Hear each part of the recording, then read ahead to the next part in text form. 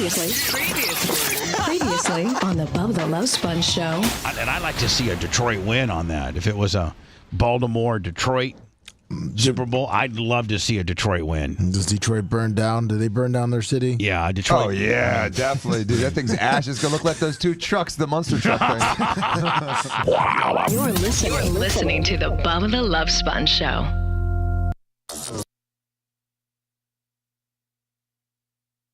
Well, we might as well just go on the air. Lummy is freaking absolutely out right now. Rhett, your microphone is on. So is the Macho Man's.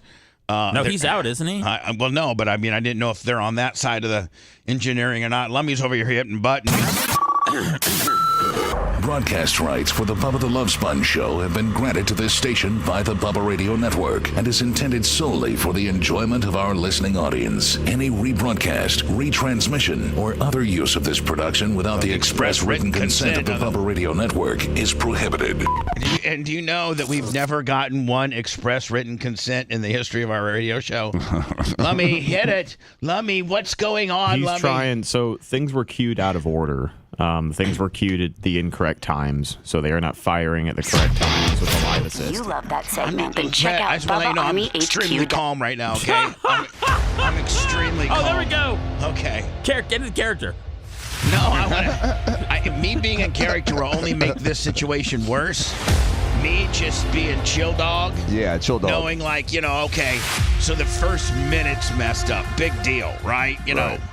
We still got 239 left to go. It'd be like if Dan was scrubbing up and the nail brush wasn't there. Although that would probably ruin Dan's day. Nah. And then don't you have like a particular nail brush that you scrub your nails with? Yes. At the scrub station? Yes. And if they don't have there's like 3 different flavors. And if they don't have my flavor of soap, I get pissed. Oh, okay. Well, they didn't have my flavor of soap today. What's your flavor? Lavender cream? No, it's just like this blue. It's complicated. Instead of betadine or something else, it's a specific type of soap that doesn't irritate my skin. So, Rhett, you being the spokesperson back there, are we live right now? Yeah, we're good. All right. Is Lummy back here yet to the studios? No, he's still in the rack room. He's back here in the rack room. I think he's got to go through and basically just like re-queue stuff on the live assist. All right, so do you need my pots up, my pots down? What do y'all need from me to be the optimal host that I can be? Just to be the optimal host that we know you can be, sir. Thank you. Now, can I turn the music down, Yeah. or do I need to leave the pots up, or? Well, it's your show, sir. Do whatever you want. All the things that now does he? But what I'm saying is, like, does he need? I'm concerned about Lummy. Does he need an open pot? No. Okay, Lummy, are you a little freaked, buddy? Yeah. Yeah. Now, is this a Macho Man situation where he didn't get it? He didn't get it queued up correctly.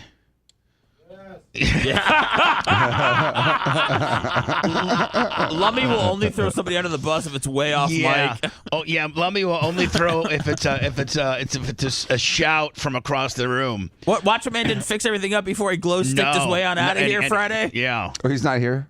No. He went to like one of the electric carnivals in Orlando where he needs like a whole week to recover. Ended on Saturday.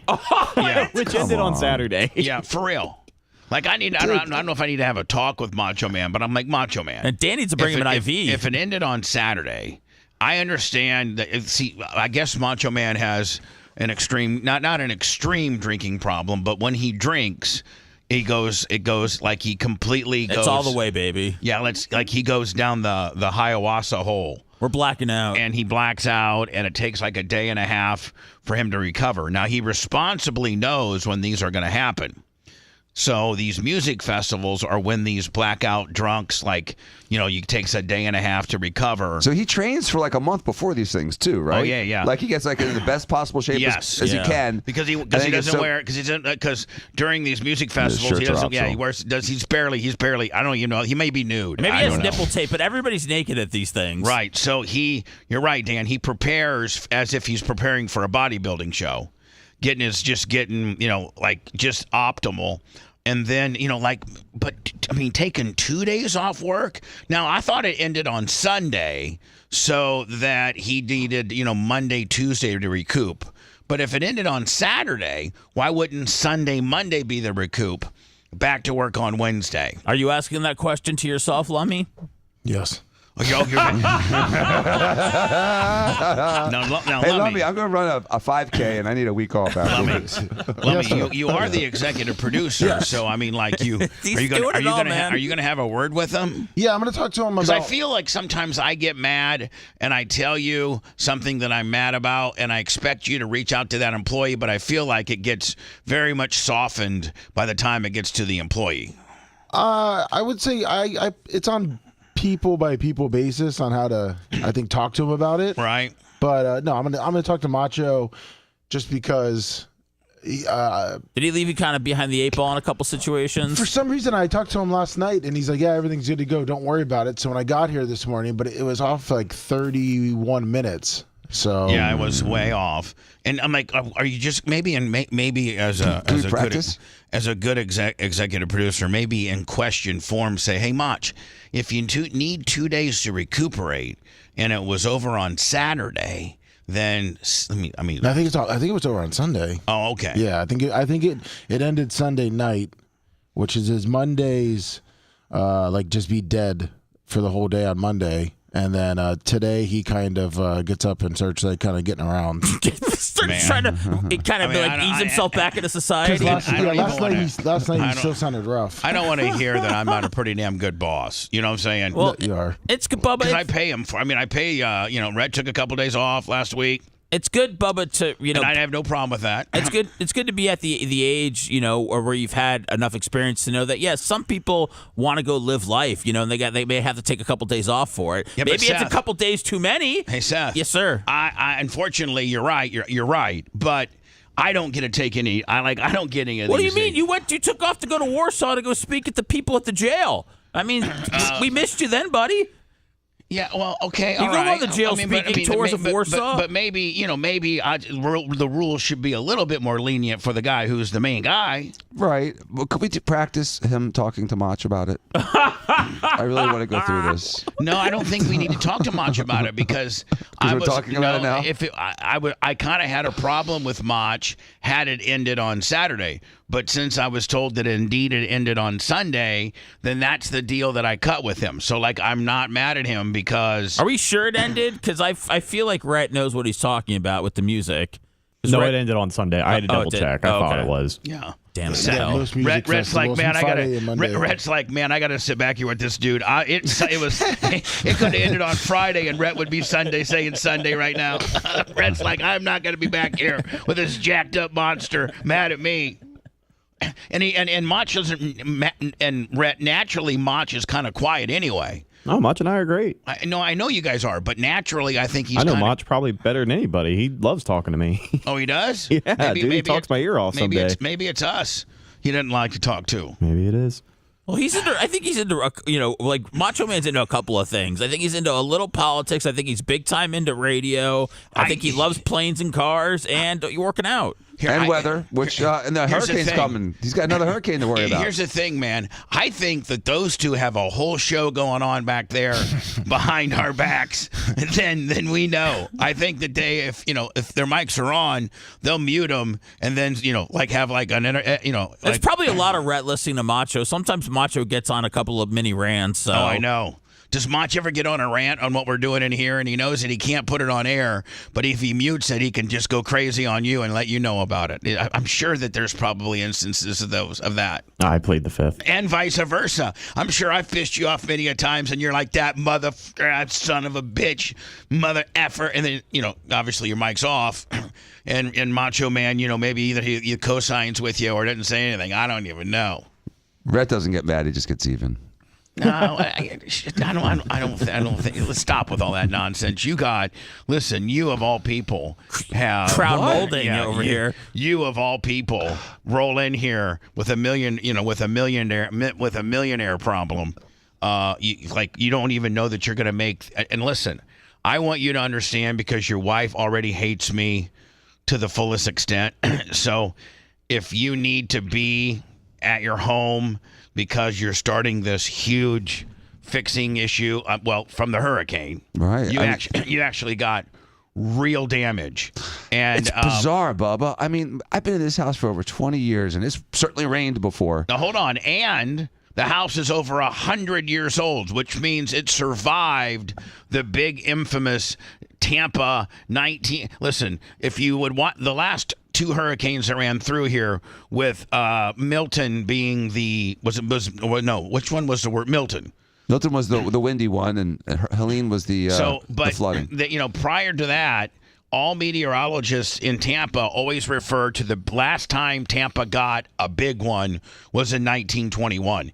Your house survived that. Correct. So, you might have one of the very few houses that actually survived the hurricane of 1921, and this Hurricane Milton really kind of messed you up, and it didn't. If you were to externally look at your home, looks fine. It looks fine. Yeah. Except for you had a couple trees over, a couple bushes that were over, a couple little things. But you drive up to my house right now, it looks like okay. Right. You know what I mean? Like now. Hold on. The day after.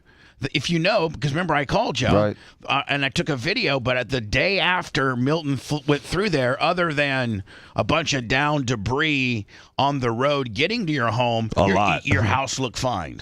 Yes. You had a lot of things to pick up and things like that. And I thought it was okay, too, because, I got in there right away. I got in there with Lummy. We had 2 rooms that had, like, a little bit of water. I'm like, whatever. I need a new mattress anyway. Big deal. I'm not going to make a claim. Water smarter. Exactly. But it keeps growing. Bubba. I keep getting it's like a cancer that you take out the cancer and it comes up in a different spot. Yankee Jeb, $10. And so it's like I keep doing cancer operations and I keep cutting off limbs and stuff like that. I'm going to be ending up with just a torso and a head. You think it's time for chemo, baby? It is time for chemo, man. It is. I don't know. I've got to Is it the main house or is it the carriage house? The carriage house got flooded during Helene, and it was only like 6 inches of water, but it was just enough to take out the Ferrari and ruin everything on the first floor. But that's okay. Now, Dan, hold on. Do you have a Ferrari claim? Yes. You do? Uh-huh. Oh, my God. No, I didn't know you had that. Oh, and Haggerty slipped some kind of BS language in there that they only cover 50% of the policy. I only had 2 cars on that damn policy, and this car is worth more than the other car. So now they're going to give me like $100,000 less than agreed value. So now I'm upside down $100,000 right there. Just hold on. Just from minute one. Oh man, Christmas presents are going to be late this year. Yeah, Dan's real freaking late. Yeah. And the people of the surgery center need to know not any bonuses this year. Envelopes late. And people like calling me up for like political contributions last month. I'm like, I'm fixing my roof ass. Santa Dan ain't coming this year. No, Claus. You need to tell the kids too, man. Your guys are at the age where you don't need to be knick-knacking me for some presents. Yeah, we're gonna do arts and craft gifts this year. Listen, those family vacations that I take you on, and Sophia, that new Louis Vuitton bag that you get every time there's a new one. And little Danny, all the sports equipment and stuff I do for you. That's Christmas, buddy. Yeah, I'm carving a squirrel out of a piece of crown molding for you. Yeah, so Dan comes in today full hot due to the fact that the big house had some ceiling damage. Roof damage. And man, now so 3rd floor, 2nd floor, 1st floor, Bubba. All 3 floors. Crown molding issues, Bubba. Now hold on. So crown molding for the real men out there. when I lived in a multi-million-dollar house, crown molding can make or break a room. You sure can have either this just real jobber ass crown molding. It's where the ceiling and the walls meet. That little area. That little right angle. Back in the day when I lived in a big mansion, I had like 18-inch real extravagant crown molding, and it was super. Well, that's what Dan's. It's expensive, right? Oh my God! I think the crown molding bill for my house was like $30,000. I bet it was more than that, Bubba. Might have been more than that. That might have been just half the house. The bigger it is, the more expensive it is. So Dan is having. Well, Dan, I'll just let you tell the story because you walked in full hot on it. I told you to save your wrath for the air. And so that's where we are right now. Now that we're finally on the air, and thank you, Lummy, by the way. And by the way, Macho Man, I'm not mad at you. Today was a day that you had scheduled off. Hope he heals. The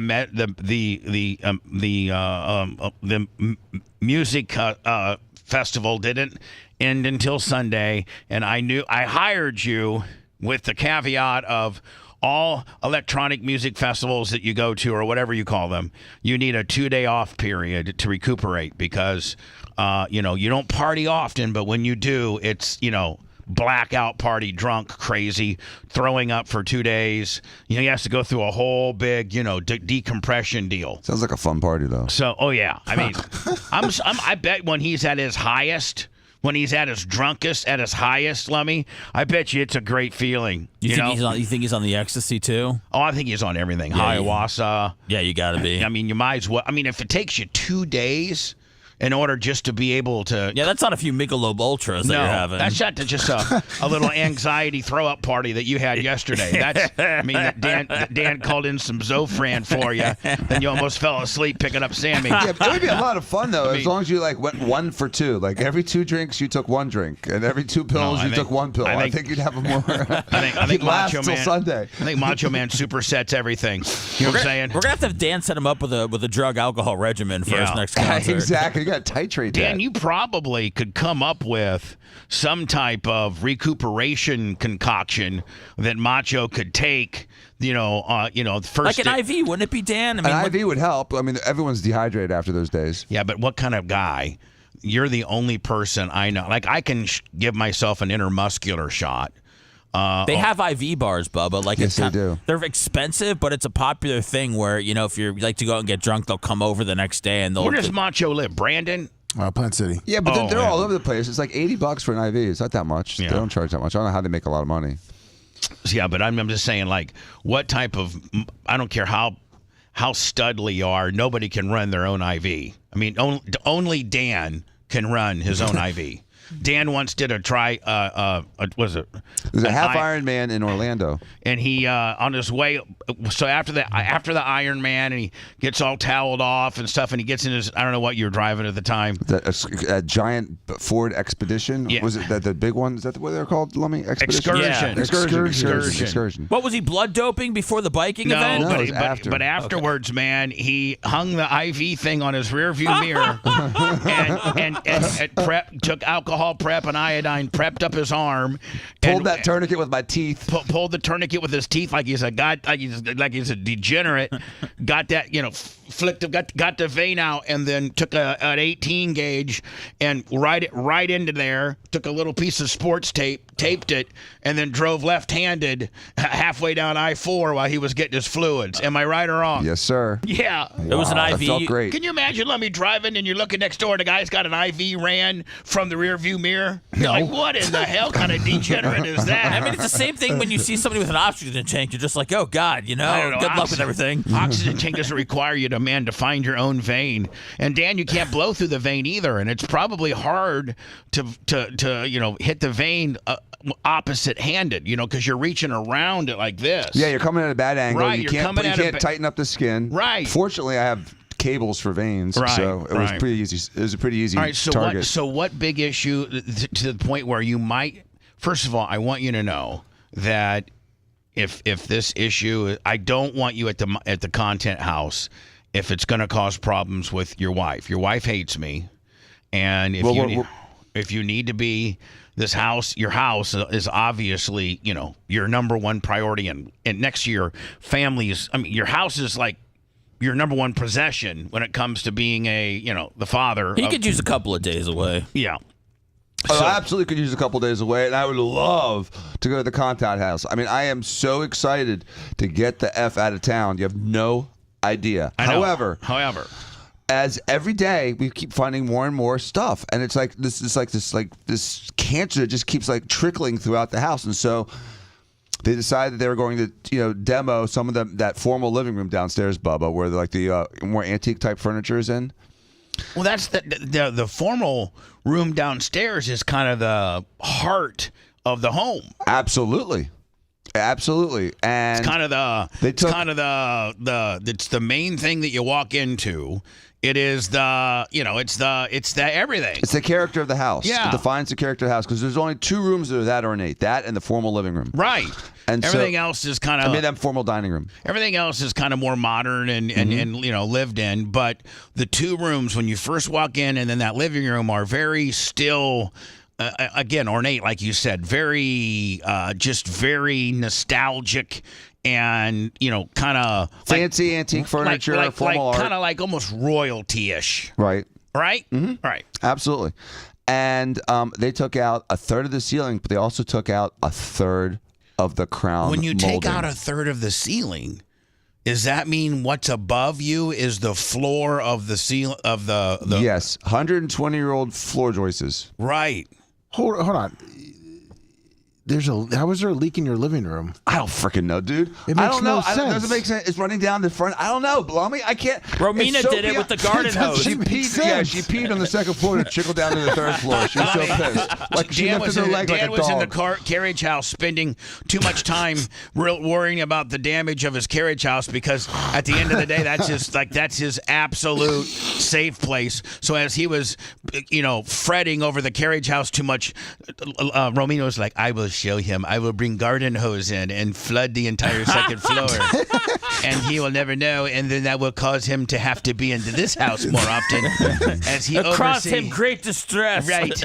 I am so tired of that carriage house. I lost my husband to a stupid carriage house that used to be for service staff only back in the turn of the century, and now my husband finds it his safe place, and so.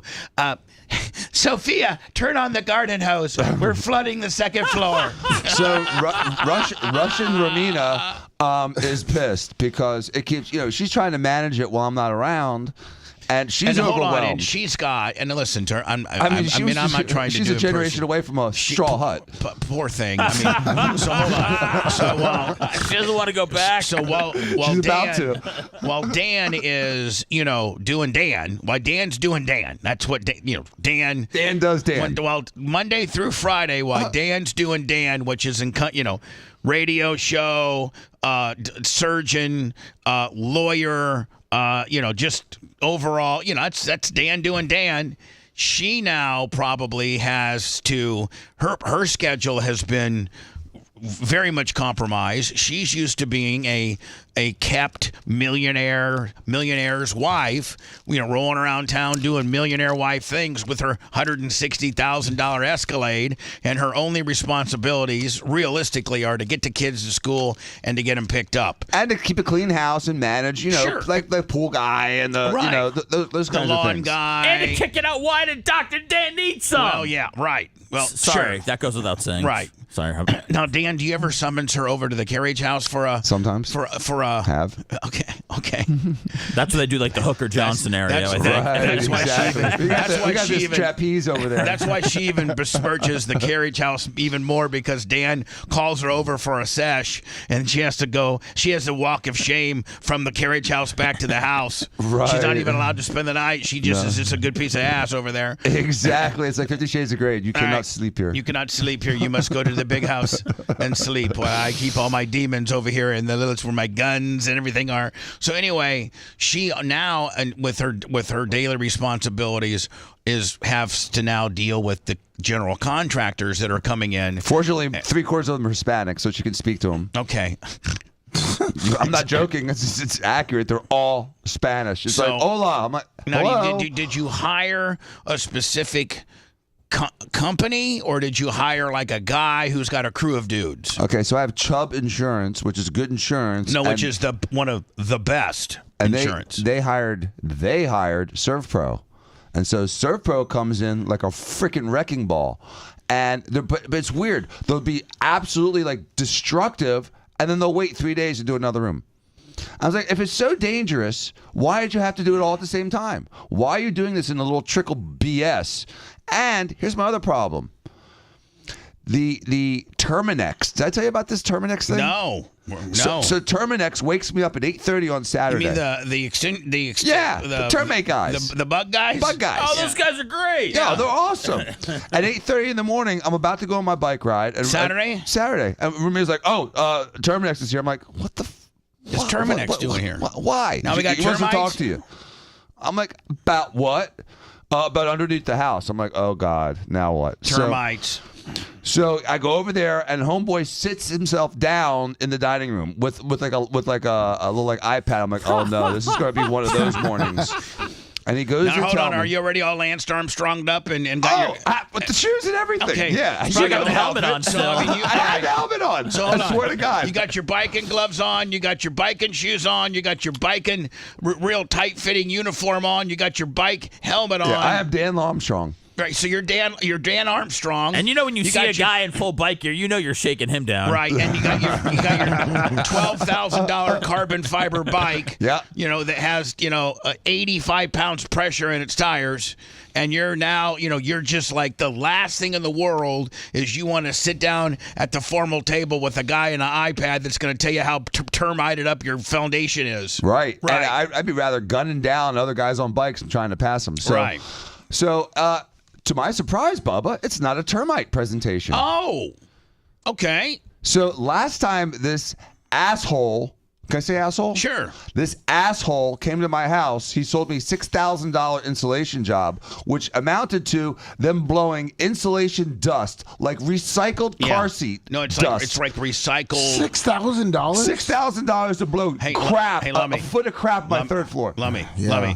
let's start a new company called Service Joe's, and we go into Dan's every couple years and just sell them More crap. Yeah, sell them some just crap. Neil Okay. Malpa's here, $50. But Service Joe's and be like, Mr. Diaco, your carriage house needs a brand new roof and some blown-in insulation, and that's going to be about $6,000. Okay, no problem. Steve's like, insulation's better. I even ran it through. Steve was like, oh, yeah, insulation. Dr. Oh, Dan, yeah. you could have gotten away with that for $500 and had a party. Listen, you could have hired. you don't understand, Lummy. You You could gotta- have. I gotta show it to you. You could have hired Big Red and Lummy and paid them each $500, and they put up like R37, Real stuff against the ceiling. Yeah, R37 all stapled in, and then with a vapor barrier, right, Lummy? Yeah. So you glue it in, or you staple it in, and then you vapor bury it, and it's the best. Like what is it? Are they making it?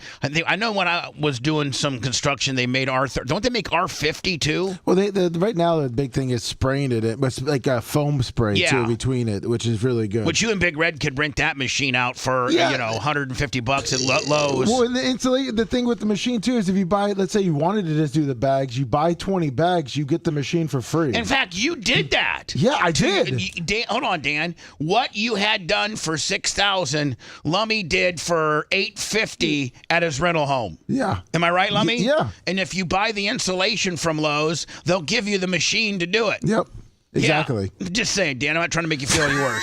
But the last time the Terminex asshole was there, he got you for $6 on an insulation Willie, right? Yep. Okay. So what's his big proposal now? By the way, Now you gotta understand, his audience is me and Romina, and he's been talking to Romina, and Romina thought she had acid reflux, and she went through like a $75,000 workup to determine that she didn't have acid reflux. she said She's a GERD. hypochondriac. She's worse than Mach. Oh yeah. Well, yeah. And so, I mean, Merch Crick will give you a run for your money. Merch Crick's a hypochondriac for herself. I'd be a hypo if Hold I had on. a husband as a doctor. Listen to this, though. yeah, but you say nothing's wrong, and I'm right. Nothing's wrong. I got a Merch Crick is a hypochondriac for herself, for her dad, for her son, and for the dog. So she's like, she represents all of them when it comes to like the dog could literally like have. Yeah, because some of us are trying to live out here, Bubba. We just know. want to make sure we're making the right steps. I hate hypochondriacs. I cannot take them. Because I mean, Dan, I'm 99% of the time, you're okay. Yeah. I we just want to hear that we're okay, Dan. We just want to know that we're going to live to see the next day. Seth, the difference is that his wife thinks Dr. Dan's a quack. Yeah. Right, exactly. So she talks to me about it, and I'm like, it's this. She goes, no, you don't know what you're talking about. You're just a plastic surgeon. Hold on. Yeah. The most disrespectful person to Dan's ability is his wife. Meanwhile, every other woman in the world that was married to Dan would be bragging that my husband is one of the best plastic surgeons and knowledge of medicine of anybody that I know. His wife thinks he's a bona fide crack. She had an ingrown fingernail, and she was ready to go to the emergency room before she let Dan touch it with a 17 blade and completely remedied it and fixed it. And she's like, oh. Dan's like, first of all, put your hand in some ice cubes to numb up your finger. Oh, okay. Now come They over don't here. have ice in Mexico. Yeah, so then now come over here. Melts. I'm all scrubbed in. I got my gloves on. Let me take a blade. Let me go ahead and free this area here. You know how you get those like your finger. What do they call, Dan? Perineal They're Paranichium. a paranechio, whatever. Dan's like, okay, it's going to hurt just a little bit while I cut. So after I cut it, all that pressure and pus is going to come out, and then I'm going to dress it with some Silvadine and get you on an antibiotic.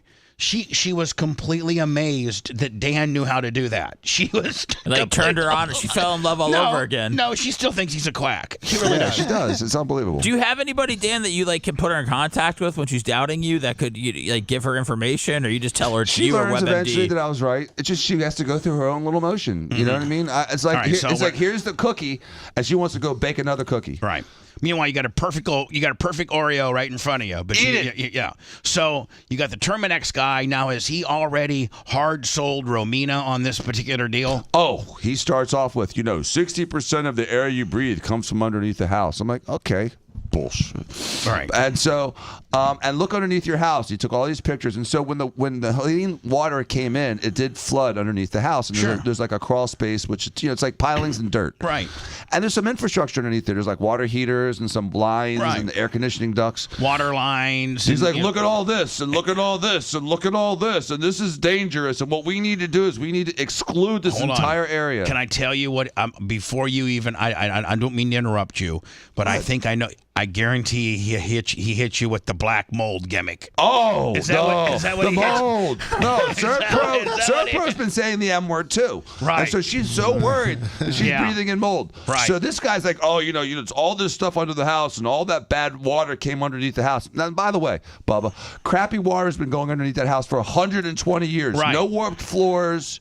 Nobody died of no black one died mold. of black mold. There was a family. I'm sorry. Steven's family lived there for 11, 12 years before your family did, and so nobody died of black mold over there. In fact, whatever it's emulating, it's making guys Nick smart as hell. The air he was breathing was smart air. Yeah, brilliant. The guy was genius. Yeah, I want more of that. Yeah, let me suck on that mold. Maybe you want to stop sleeping in this carriage house that didn't have the mold features that the big one does. Yeah, I need it. The smart mold features. I need the smart mold. So Serve Pro goes and says, okay, we got HVAC problems down there. We got water problems down there. Yeah, your HVAC lines are, your tubing or what's the conduits? The ductwork is sweating.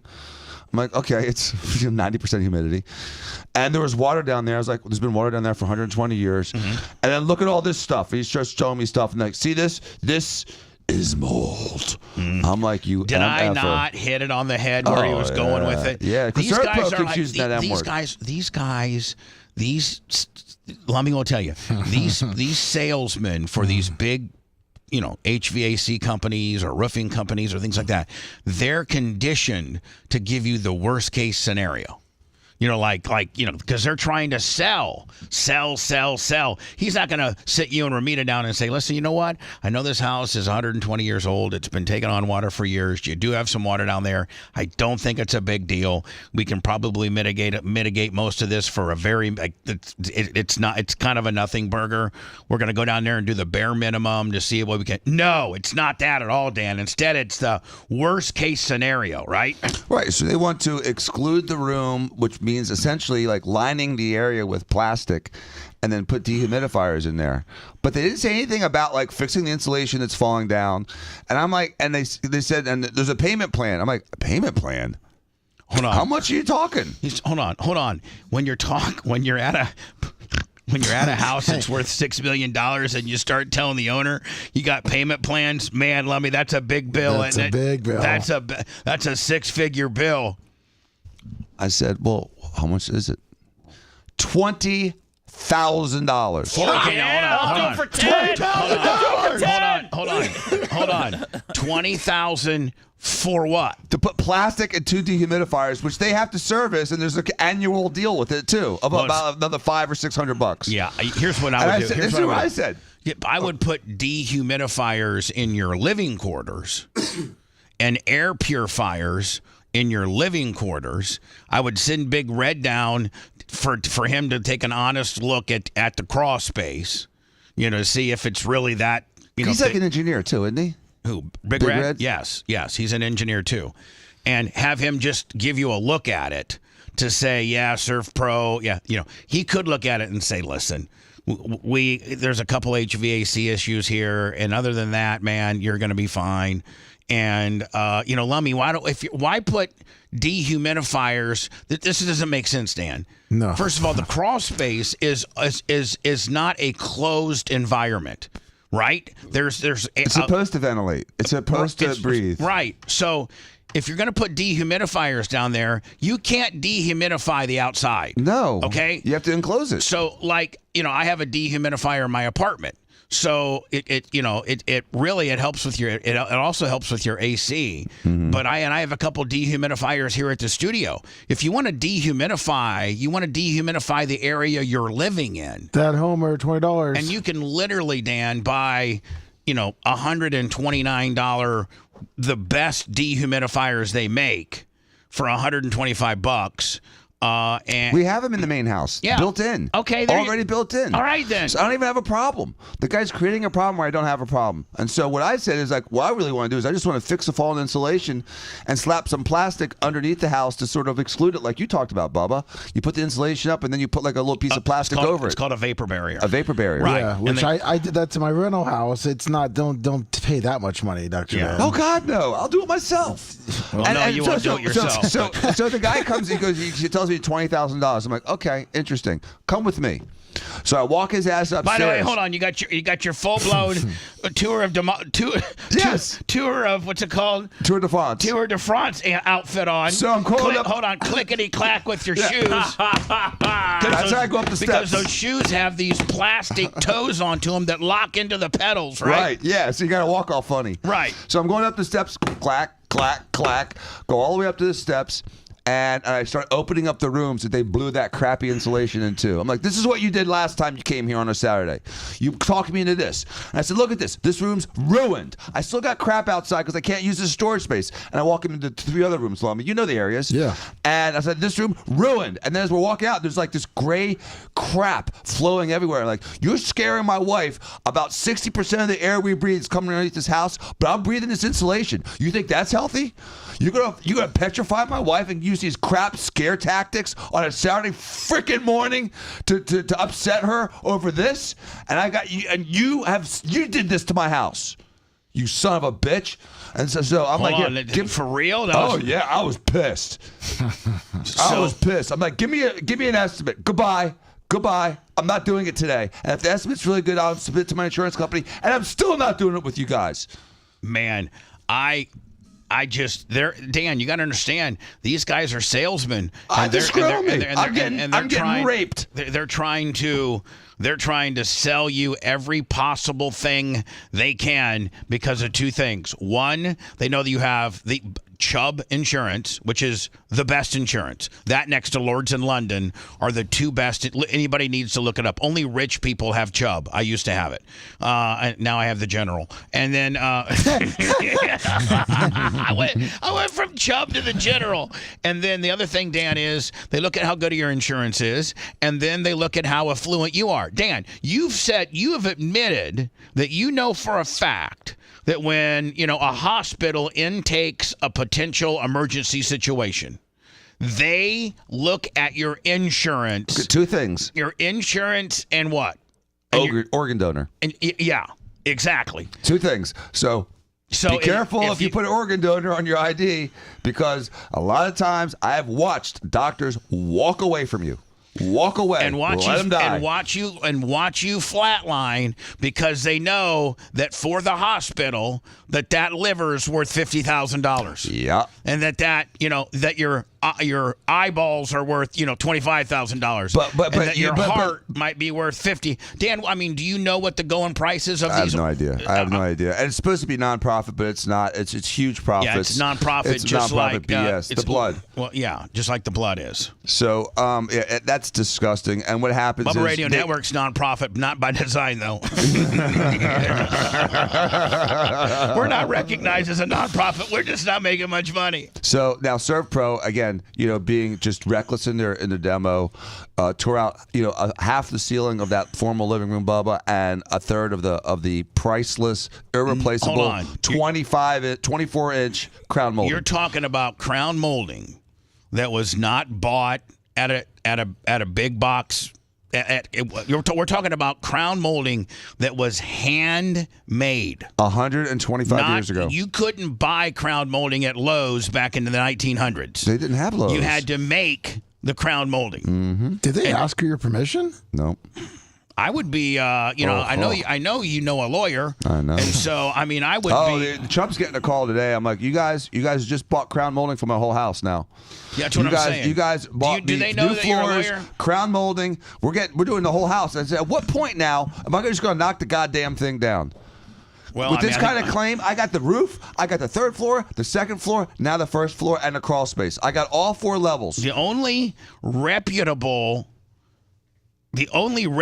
contractor you have on the scene is Handyman, and that's because the Handyman probably wouldn't have cut you a break until you called Fabrizi. I'm sure he blew a call in. Oh, absolutely. No. He called his guy, and Handyman's been wonderful. I have no complaints with them. I'm just waiting for the final bid. And Lummy, I got a call into Fabrizi. Oh, thank you. He told me to send over what I sent over, yes. so I sent it to him. Oh, thank you. And he was in a deer stand when I was talking to him. He's like, that's listen, awesome. He's like, listen, I'm actually trying to get away for a couple weeks so I can go deer hunting up here because I think it's bow season. Yep. In New York. He only hunts with a bow. He only hunts with a bow. It's just hard to do, man, because I'm too loud for that. I can't get close enough. Well, yeah. And I don't think it can even be a crossbow. No, it's a bow. It's a regular good old compound bow. Right. And so Fabrice's like, he goes, I do more business in this deer stand than I do in the office. Everybody's calling me up. So he was getting out of the deer stand about 4 o'clock yesterday, and we were going to talk today about your estimate, Lummy. Oh, thank you. So, God, I mean, think about the business. Think about the roofing business, right? I mean, everyone's getting a new no wonder he's got a $6 million home in Rochester, New York, and a $6.5 million home in St. Pete Beach. We should visit him maybe in February. You really got into that snowmobile and deal, didn't you? Yeah, I think it'll be fun. You don't understand how cool it is, man. It'll be a fun He's trip. got it all set up too. He's got snowmobile suits and helmets and gloves and boots for any person. And by the way, he did remind me yesterday. He's like, by the way, I've the 3X suit that I bought you. Nobody's worn because nobody's a 3X except you. So it's literally in its packaging. Oh, it's brand new. And so get your ass up here in January. Invite? Yeah. So I told him. I said, hey. Well, somebody from Handyman heard us talking about him, so he got a call in that Bubba was talking about his snowmobile situation. So he goes, I heard you were talking about the snowmobile and stuff. Yes, I go, yeah. And he goes, you need to get your ass up here. So I mean, yeah, and Dan, they're the fastest thing you'll ever drive. On snow. I mean, 125 on snow is like same as 200 on the asphalt. Yeah, or 70 on the water. Now, Seth, have you ever been on a jet ski? No. Ever been on a snowmobile? No. Oh, I'd like to take him for a ride on my Wave Rider at 70. He'll literally. No, Would I get to hold on to your waist? Yes, you do. Hold tight. Oh, baby. And there might be something poking. We got seatbelts, life jackets, helmets. You have a life jacket. You have a life jacket. Helmet? No helmet. Nobody rides a helmet. With a jet ski? Well, I know in case I need to float. I mean, I know how to swim, but your head's going to float. I can tread water, but not for hours at a time. You have a life jacket. Seth, you guys a shark will eat you before then. Seth, when you go jet skiing, you just jet ski around the bay around there. You don't go out, past the Gulf. You don't go out 14 miles. You just go. I thought that's where the good fishing is. No, but you're not. You're jet skiing. You're not fishing. Okay, guys, I don't know water sports. I'm just trying to hang with the bros and not get a boner. If you love that segment, then check out BubbaArmyHQ.com and do a deep dive on past shows. The Bubba the Love Sponge Show will be right back.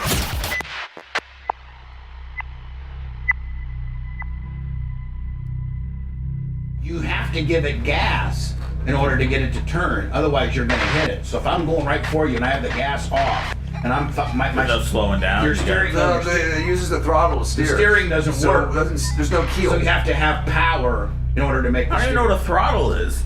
The gas. Yeah. It's sketchy. They have brakes though now. They do have brakes. What? Yeah. The left. You hit it if you squeeze it when you're going, it's a brake, and if you hit it again, it'll just go in reverse. That's what I It'll need. slow you down significantly. Was it throw out flaps? Yep, those are flap. Yeah. And it does reverse thrust like an airplane. It's a flap on the end of the Me and exhaust. Fabrizi used to fucking do jet ski wars where we would absolutely get as close as we could to each other and then kick him out and splash the other guy in his fucking face. Like almost like playing chicken. Oh yeah, like it would be.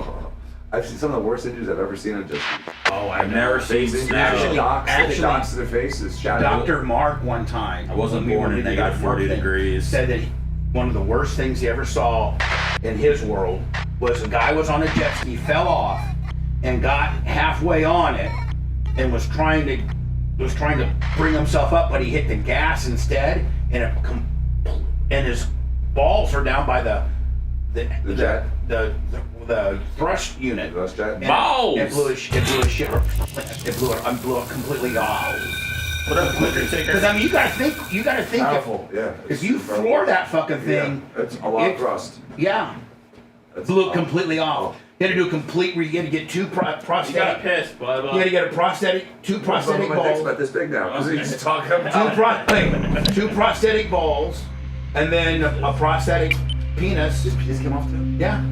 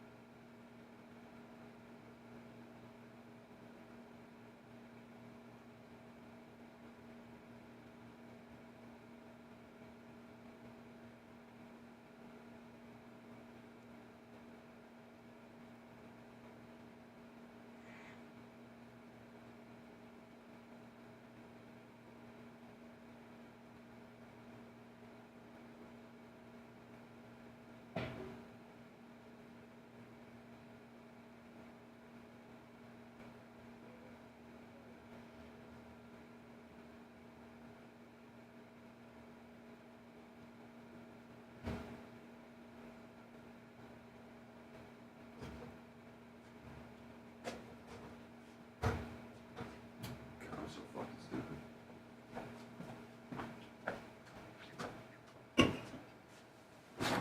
Good morning, period. I left my watch and necklace in the closet, period. Please don't let those guys steal it.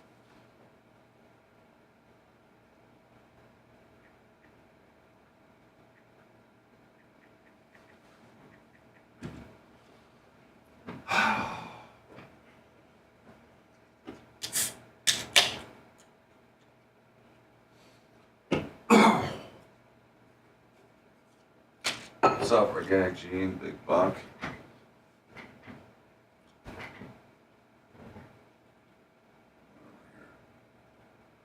Camper Scott, the old Montplaisir, before it's really.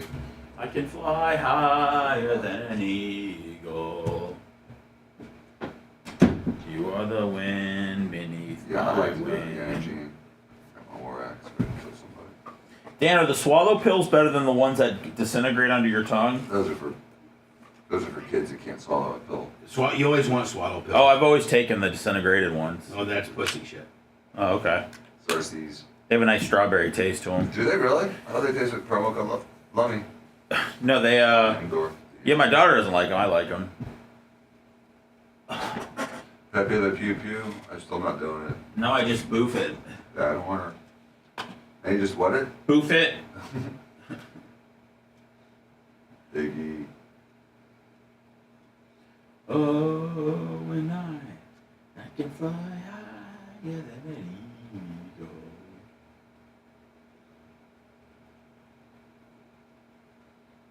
Rumble in the Bumble. Live Operation Pigmentation today at noon.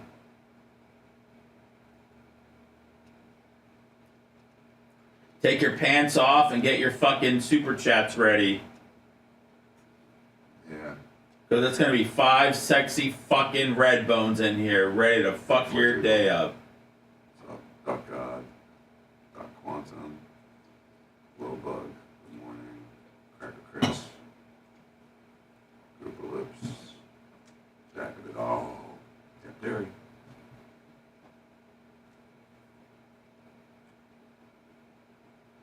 No bow hunting this weekend. I gotta work at the content house.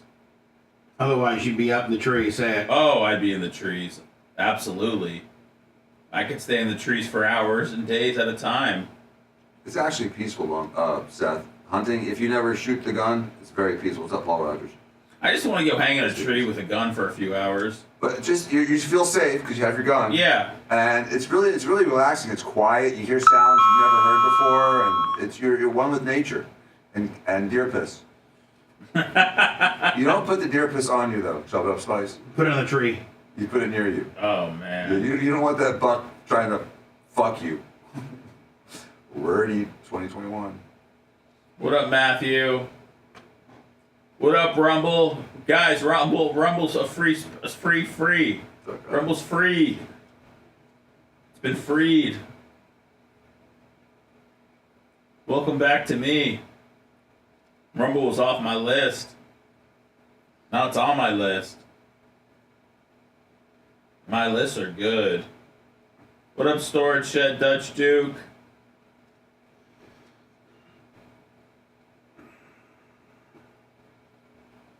So.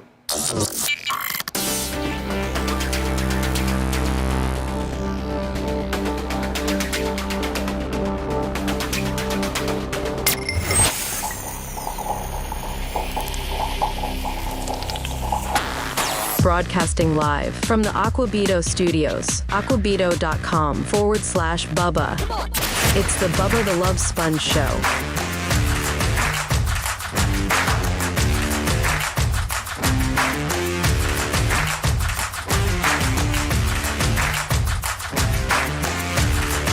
Uh, 813-90 Bubba. If you'd like to get a word in. Myself, Lummy, Dr. Dan Diaco, Esquire, Rhett, the Filthy Ginger, doing the work of three men. Seth, Zofran, Kushner. Seth asked me earlier today, he's like, Sponjo. Like, what? Should we have like a code word or something like that when I'm having an anxiety attack where I feel like I'm going to throw up? Which, by the way, Seth did have one yesterday and did throw up and did feel better after throwing up.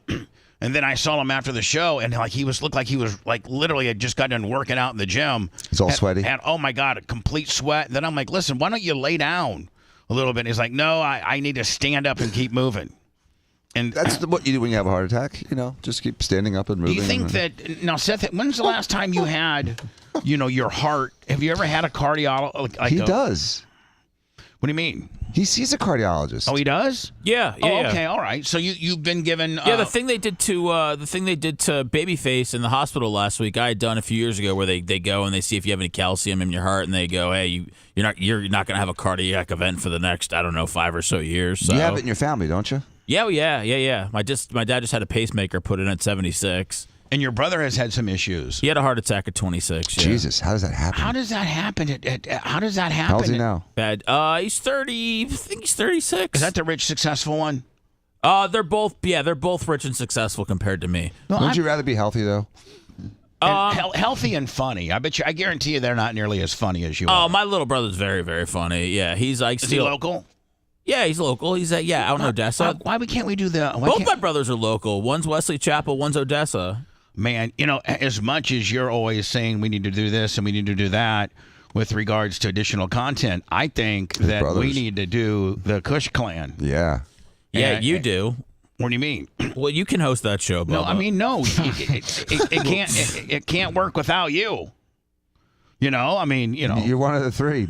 You're the guy. You're the guy that is the big in this particular. We don't have a Diaco type relationship. There's Which is not even better. Not yet. There's my middle brother who is rich and successful, and I believe looks down on his ivory tower at me. Okay. And then there's my other brother who I think is doing very well, and I don't think he judges me at all, but he's just doing better. So they both graduated college, and that's something my mom always wanted for me. and my dad, and that never happened. So, I'm a few rungs down on the rankings. But listen, there's nothing I can do to climb up, Bubba. I'm a couple rungs. First of all, I'm Miami with a weak schedule. I can't get to the top. I used to be, way higher than my sister on rungs, and then I messed it all up, and she's, now, 100 stories ahead of me. But they also don't have what you have when it comes to being on the radio or I should say, producing content. So, I think it would be a great. That's true, I think it but would be a great dynamic, just breaking down what you just said about your brothers and their opinion of what you think. But Bubba, is a 15 or 20 minute conversation. But no one is ever my family at this point. I just don't. There's no connection to really with the work that I do. It doesn't. But your mom, I think you and your mom debating. Well, first of all, you're lying too. because your mom listens to the show a lot, almost every day. No, I know this show, but they never listened to when I was hosting the block party. Like they never listened to Pigmentation or A lot of people know the Blizzard. Listen, there's a lot of people that only know you from this show. There's also people that know you from this show and Drew's show. There's also people that know you from the Chirp. There's all kinds of different, equations and different scenarios that you've hosted. No, but I'm saying my family's not even plugged into the really good things that I think that I'm doing. Well, you're going to try to tell me. You're going to try to tell me that your brothers aren't familiar, at least with this show. No, this show, yes. Yes, Bubba, that's all we need. If they're familiar with this show, and they hear you on this show, which is the majority of your heavy lifting with regards to being on the air, they don't need to have ever heard of Pigmentation. They don't need to know your whole body of work. They just need to know your main body of work. And right now, this is your main body of work. Right? And they're familiar with it. And they probably deep down have a lot more respect for your ability. Brothers don't usually compliment each other that much, and they probably really appreciate how talented you are. And I don't think Jewish family members compliment other Jewish family members that then much. Maybe it's a Jew thing. I'll put it on it. And we break it down and say, hey, listen, guys, what do you think about your brother? God, that would be. That's why I said you need to host that, Bubba. But will you participate? Bubba, I've had my family on the radio for 20 plus years, and every single time it's ended up with, them not talking to me for a couple of years. Because you didn't have a strong. Hold on. Yeah. Because you didn't have a strong. Hold on. You didn't have a alpha strong host like me that believes in you. Whoever hosted it or whatever the equation was as to who participated in what, I would be the host running the show, interviewing both of your brothers and having you there too. I'd have you right in your catbird spot, and I'd put your two brothers down there. And I don't even think we include your mother. I think it's just a brother thing because your mother will give it a different dynamic. And so I think we bring your two brothers in. They sit down there in Lummy and Dan's seat. I sit here, you sit there, and we have a Kush clan. Dude, it's gonna turn into an intervention, man. Who's intervening on who? They're gonna with that how I'm not living my life the right way. Then I won't let it. Bubba will defend you. Can I get a hold of Elise to plan this? Yes, you can do whatever. I'm just telling you. I know what's happened in my life, and I know how people feel, and I know what people say about me when I'm not around. I know, but listen, I have had the ebbs and flows that you've had in your career, maybe on a different level, because I started out on a higher level. I'm flowing right now. No, and so am I. I'm not flowing like I'd like to, and Same. I'm not. And see, you're not flowing at your largest paid peak in radio. You're not there right now. But neither am I. I'm further than you were, but we feel good about. I mean, the expression that money can't buy happiness, and that sometimes you're happier when you don't have the windfall that you used to, and you start putting credence into other things like your family. And there is no suffering without desire. So thank you, Dan. And so what I'm saying is like, listen, I live paycheck to paycheck. You know what? I don't live paycheck to paycheck because I don't get a pay. I live payroll to payroll. And so, like, I don't even really take a paycheck. Same here, Big Daddy. I'm going to be refreshing my account from here clear till Thursday night. And so you did get a little bonus there, Thank my God, friend. we need it. And so what I'm saying is, but I live payroll to payroll, and that is, can I make payroll? And I can this week, and so I have been through peaks and valleys of my career, and so I don't really know much about your brothers, so it would be kind of an interviewing them while incorporating you and then getting their opinion of your talent. This isn't about them comparing W-2s. This is about, do they recognize, first of all, you sit in here and you sit in during a show and you participate in a program being interviewed by me and you. Maybe they don't even appreciate how hard what we do is. I mean, Dan, before you got on the radio, you probably didn't realize how hard, how mentally taxing radio is. It's exhausting, and just like people think, oh, I can sing. Sing a song on stage and tell me how exhausted you are after one frickin' song, and try to do 20 minutes of an interview where you're constantly listening and trying to come up with stay ahead, and read chat and all the other stuff at the same time. It's exhausting. And so, Seth, with your permission, I'm going to try to get a hold of your two brothers from now until the end of the year, and we do an after show. Okay. Me, you, and your two brothers. What's your two brothers' first names? Doug and Dan? Brett and Micah. Brett and Micah. Close. Brett and Micah. Micah, now, that's a guy's name? It's a Jewish guy's name, Micah. Yeah, I can go both ways. What Jewish character was he named after? Micah, the bodybuilder. in the Bible. There's a Micah in the Bible? Yeah. I hope I'm some. No, there is. Yeah. Seth's from the Bible too. Yeah. So that's right. Hold on, Danny. I thought you knew the Bible pretty well, Dan. I did. I just don't remember a Micah. It's a deep chapter. It's a B-side. It's not. He was a prophet. It's a secondary story. With regards to Larry and Elisa's children, is it just you three guys? I mean, you don't have a sister, do you? No. All right, so it's just you three boys. Yeah. And then what's oldest to youngest? I'm the oldest. Seth? 42. Micah's 41, and I think Brett's like 35 or 36. All right, so it's Seth, Micah, Brett. Yeah. Okay, cool. And you guys moved down here when you were 4 from Chicago? 2. From 2. Yeah. So they probably don't even know. They probably were born here.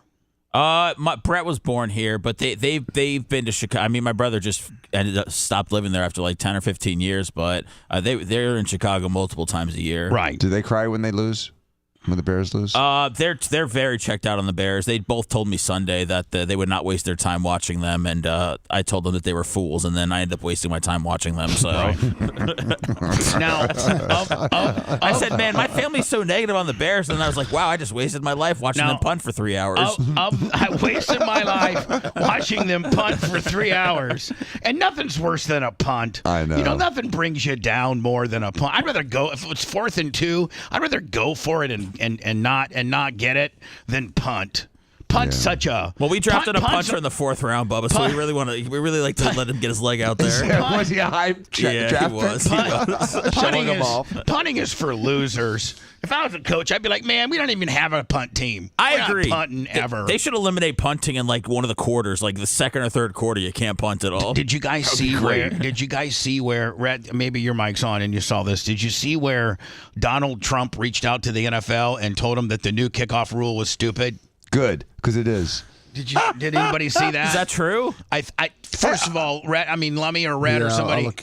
I think I might have retweeted it on our X, but somebody said that. It seems like he's too busy to notice that's happening. I just want to let you know right now, I'm watching football for the first time. I've been very busy up until now. You just noticed this weekend. Hold on, Red. You got it for me? Yeah, so he posted on True Social Sunday to voice his concerns. And, will you read it for me, bud? Yeah, quote, The NFL should get rid of the ridiculous new kickoff rule. The dynamic kickoff rule is absolutely ridiculous. It is laughable. Let me find the full statement because they chopped it up here. But by the way, I got to be honest with you. I hated seeing what the NFL did with the kickoff return. Saw it tonight at the Steelers-Jets game. When you have something that works, you don't tinker with it. You may end up with nothing at all. Ask Kamala. I can't believe the NFL is effectively getting rid of the always exciting kickoff return. Such an exciting part of football. What are they doing? This is the beginning of the end. Yeah, I'm just saying, like, and listen, you know what? And we listen. He We also all said that when Kaepernick took a knee. We all. Oh, he expressed he was pissed on the Kaepernick deal. Oh yeah. But anyway, man, I mean, listen, we all have different political affiliations. But I got to tell you, man, I don't know anybody, any football fan at all that thinks or likes the new kickoff rule. It's stupid. Like it's the dumbest, stupidest. Have they had any returns at all? They had a couple long ones. I mean, I'm saying, like, what's the return rate this year compared to last year? I don't. Slightly higher. And I understand they're trying to cut down on injuries, but then just put the ball at the 20-yard line and just let them start from there. Exactly. Let's eliminate kickoff. They're kicking it off. Guys aren't moving at all. I mean, it's just like it's stupid. Right. And you're 5 yards in front of the guy, and he's going to hold you. And like, I mean, you got to. I get it. Look, it puts a little more importance on the kicker and where you do that. But I mean, come on, this isn't real football here. And kickers. The importance for kickers are extra points and field goals. Exactly. So let's let them continue. Let's let them worry about that, and let's just the ball starts on the 20. Period. Fine. And that's just now you don't have to have kickoff or kickoff return, and maybe you can have less players. You know what I'm saying? I mean, because there's some guys are just special team players, but they're usually the second and third string cornerbacks and linebackers. You still need special teams. You just Right. aren't going to have. You just would eliminate the kickoff. And then the onside kick. You can only onside kick in the fourth quarter, and you got to tell the team, hey, we're onside kicking. I think it's zero. Has anybody in the NFL yet to have recovered an onside kick? Yeah, a couple times the Cowboys did against the Ravens, and the Bucs did. Kickoffs are up 29% compared to 17% last year. I know, but I'm just saying, like, I mean, it's and they're gonna die on that mountain citing that statistic. Yeah. That's the problem, Bubba. They've neutered the most exciting game in football. It's a catastrophe. Two things. There's two things they need to do. Three things. One, put onside back to where it was. No, I guess there is no onside kicks. Because the ball always starts back at the 20. So, you don't have that. No onside kicks, no kickoff. Ball starts at the 20, and then you have the Bucs got screwed on this. When the Bucs played the Niners and it went into overtime, they never had a chance to get the ball. Like, luck shouldn't play into who wins the game. What's crazy is that they changed the overtime rules for the postseason. They can't be bothered to do it for the regular season. Right, exactly. So, here's the deal. Luck should have nothing to do with who wins overtime. Agreed. So you flip the coin. At that point, the team has the decision to get the ball or defer. And then the team goes down and does. Now, right now it is if the first team who touches the ball scores a touchdown, then the other team never even gets a chance. Game's over. If the other team goes down and doesn't score or kicks a field goal, then the other team, the defending team, now gets the ball, and if they and they get an opportunity to do something, kick a field goal, score a touchdown, whatever. If they score a touchdown, it's over. So, but both teams should. I really like college overtime. Yeah. And myself. Yep. And they got it down. That's all the NFL's. But it seems like to me the NFL feels like it's so blue-blooded and upper crust that God forbid that they emulate or accept anything from the college level. It's beneath them. Bubba, I think one of the issues, though, is also time and time slots for TV. And they don't want these 2 hour and 55-minute games to go to 3.5 hours because the college template would lead to an extended overtime. I don't think so. Injuries, I think it could go on forever. No, I mean, they could just change it to where the first touchdown you got to go for 2 every time. You got to, because the college, I think it's after the 3rd overtime. Then you got to start Here's going the deal. for 2. You know, Why don't they do a skills competition and throw a ball through a freaking tire? I mean, I'll take anything. Let's just flip a coin and I'll let the take. winner win. Hold on. I'll take. Yeah, there you go. Flip a coin and the guy who wins. I'd rather do. Hold on, Seth. You know what I'd rather do? I'd rather do like a shootout type deal with the field goal kicker. And the field goal kicker, you line it up at the 45. And keep moving it back. And he gets a shot to nail it. Then the other team comes out and they get a shot at the 45 to nail it. Then you move it back, 5 yards. The other team comes out. He gets that would be exciting. That's true. Yeah, that'd be a good way to end it. And if you think about it, man, realistically, there's not a lot of injuries on field goals. You're really close together. The linemen on the offensive side, they interlock their legs, and then the guys, really just the guys that are diving, they make tweaked a little bit. No one's getting carted off the field on a field goal. I can't even tell you the last time a guy got carted off the field on the field goal. Make it like a shootout. Like in hockey. What do? They go after overtime, after the 5-minute 3-on-3, then they go to a straight shootout. And nothing's more. I mean, what if all of a sudden now you got the kickers back at 65 yards and, they're that's what they should do. That sounds fun, Bubba. And they'd kick it to the same field goal post, too. So they have the same amount of wins. Like it's fast. I like it, man. I'm all about it. You're right, Dan. It's going the same direction for both teams. Right. Like, you pick. Right. You know what? The team that wins the toss, they get the opportunity to go either first or second, right? Right. We want to kick first or second, and the other team picks the goalpost. The other team gets to pick the direction. You know what I'm saying? Okay. And that's because why not? Yeah. So try that, and you start at 45. You start because that's a decent field goal. Mm-hmm. First guy goes out and makes it. Second guy goes out and squibs it. First team wins. First guy goes out and makes it. Second guy goes out and make it. Now we're going to move it back to 50. Right, because the new kickoff rules don't encourage or really reward the guy with the big leg. No, you can't kick it as hard as you want to kick it. You have to kick it into a little tiny little cubicle. Yeah, that's stupid. That in itself would be the best overtime ever. I think so. I think people would agree to that too, and that way, it becomes, like you said, it's not an injury problem. No, it's not a real time extensive problem. It's very much a skill set too, though. And it's fair. It gives both teams the same opportunity. Right. Having to lose a coin toss when both of those sides of those coins may have been heads. And eventually, man, one guy is going to nail a 65-yarder, and the next guy is going to squib it. It's going to get exciting. And then if both guys miss it, you just keep going. You try again. But you don't move it back. I mean, that puts a major importance on kickers. Oh, my God. Where you don't need them necessarily to pin a guy on a kickoff. Right, but so since you're taking their responsibility away from kickoffs. You could even carry 2 kickers at that point. Yeah, well. You're long. Maybe, your long guy and then your longer guy. Yeah, exactly. Guy that can handle the pressure. God, and I've never even heard anybody come up with that idea. It's a great idea. But I remember when Obama was running, he was pissed that commercials got loud, and he made a little change while he was in office to try to limit the amount of volume changes a commercial can do. Here's the deal: people don't realize that the FCC actually, me being an expert of the FCC, that the FCC actually has a DB rule where that the commercial cannot be X amount of dBs louder than the programming that it's breaking from. But one of the little underwritten iggies within commercial land is after, let's say you're watching, the game, the commercial is like noticeably louder. And the networks do that on purpose. Well, a long time ago, there is an actual rule where it's not. It's supposed to be within a certain amount of dBs, which is what decibels are measured in dBs. I've never known anybody to get a violation of that.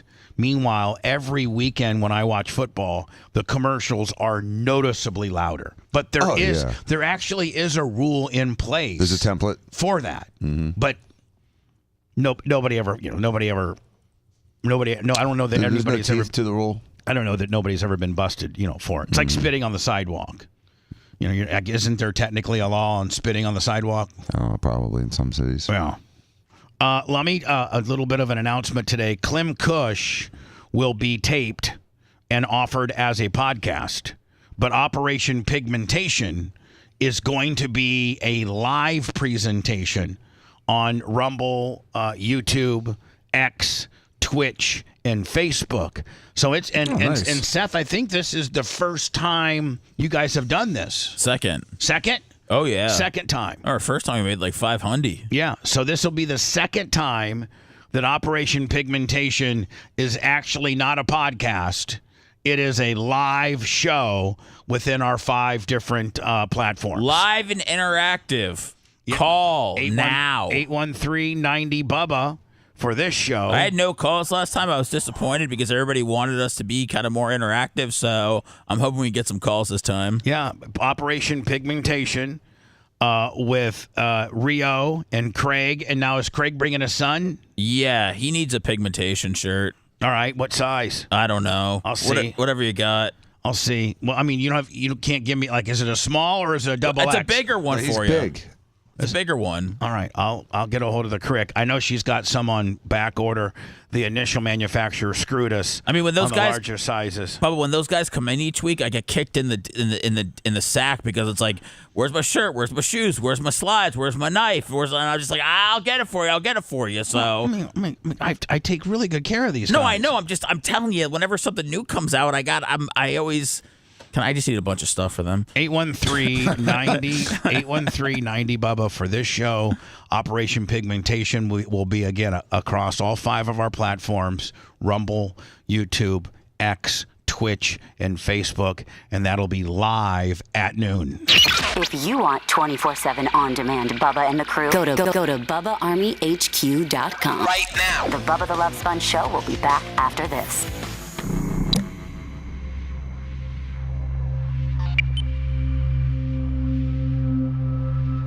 Rich or Danny.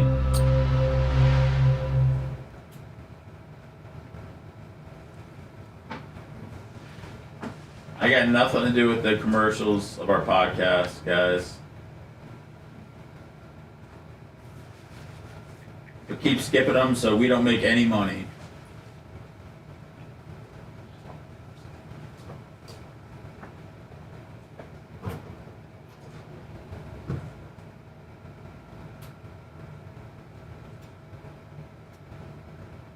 What up, Iggy? What up, Primetime?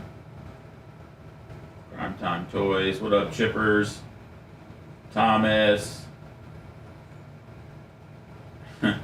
Passion, patience, and drive. That's a podcast listener for you. What up, Paul?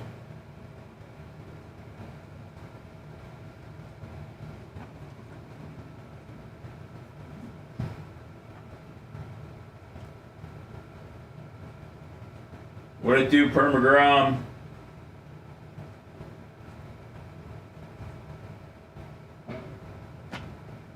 See you there, Jason.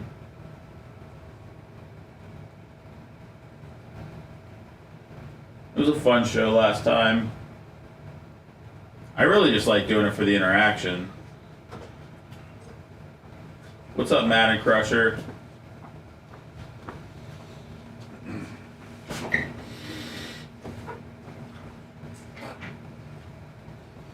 But I can't get these guys to promote a podcast unless it's on YouTube, so.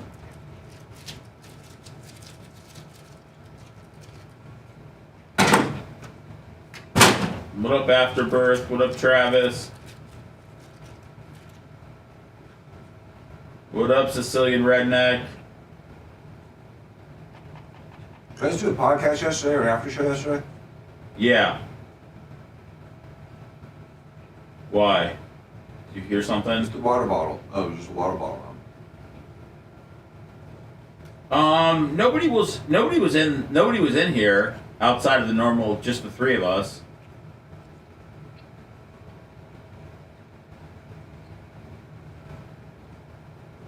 What's up, XXL Gaming? Rom. What up, Troy? B-Fuck? B-Puck? Chip Jones. Permagrom? Yes, Craig's son did learn baseball from Fabrizi. Thomas Gilson. Really? Fabrizi taught their kids baseball? Yeah. Fabrizi was a coach. Yeah. Oh, really? Fabrizi out of high school got drafted by the Cardinals. Really? He was a good baseball player? And he was in went to double. Really? And then got in a fight and got kicked off the team. Gotta go fuck out. Yep. DK, go ask some members. Fabrizi's the kind of guy that when you throw the ball at him, when you're playing catch with him, what's up, Thad? he has such the right fluid fucking, the way baseball players know how to leverage, that's what that's what sets him apart from the average just recreational thrower. You could be from here to the stage from Richard, and he'll fucking throw it, and I mean it fucking makes your fucking mitt just fucking. And he's not trying to throw it hard, but he's just got the right fucking every time. And that's just like the difference between a guy who knows how to play ball. Right. It gives me an erection. He was a big time coach, and Michael His kid? was getting recruited and then discovered pussy. Ruined so many people.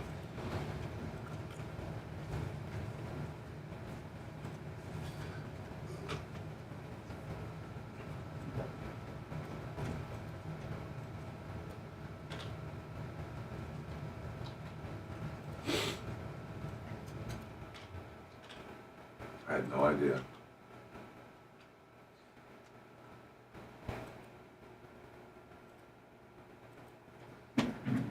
I don't do this the same redneck knees.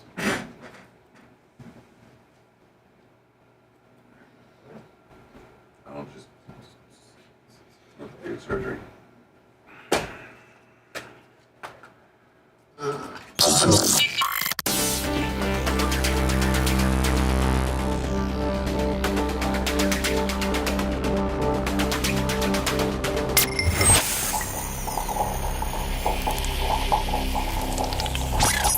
Broadcasting live from the Aquabito studios.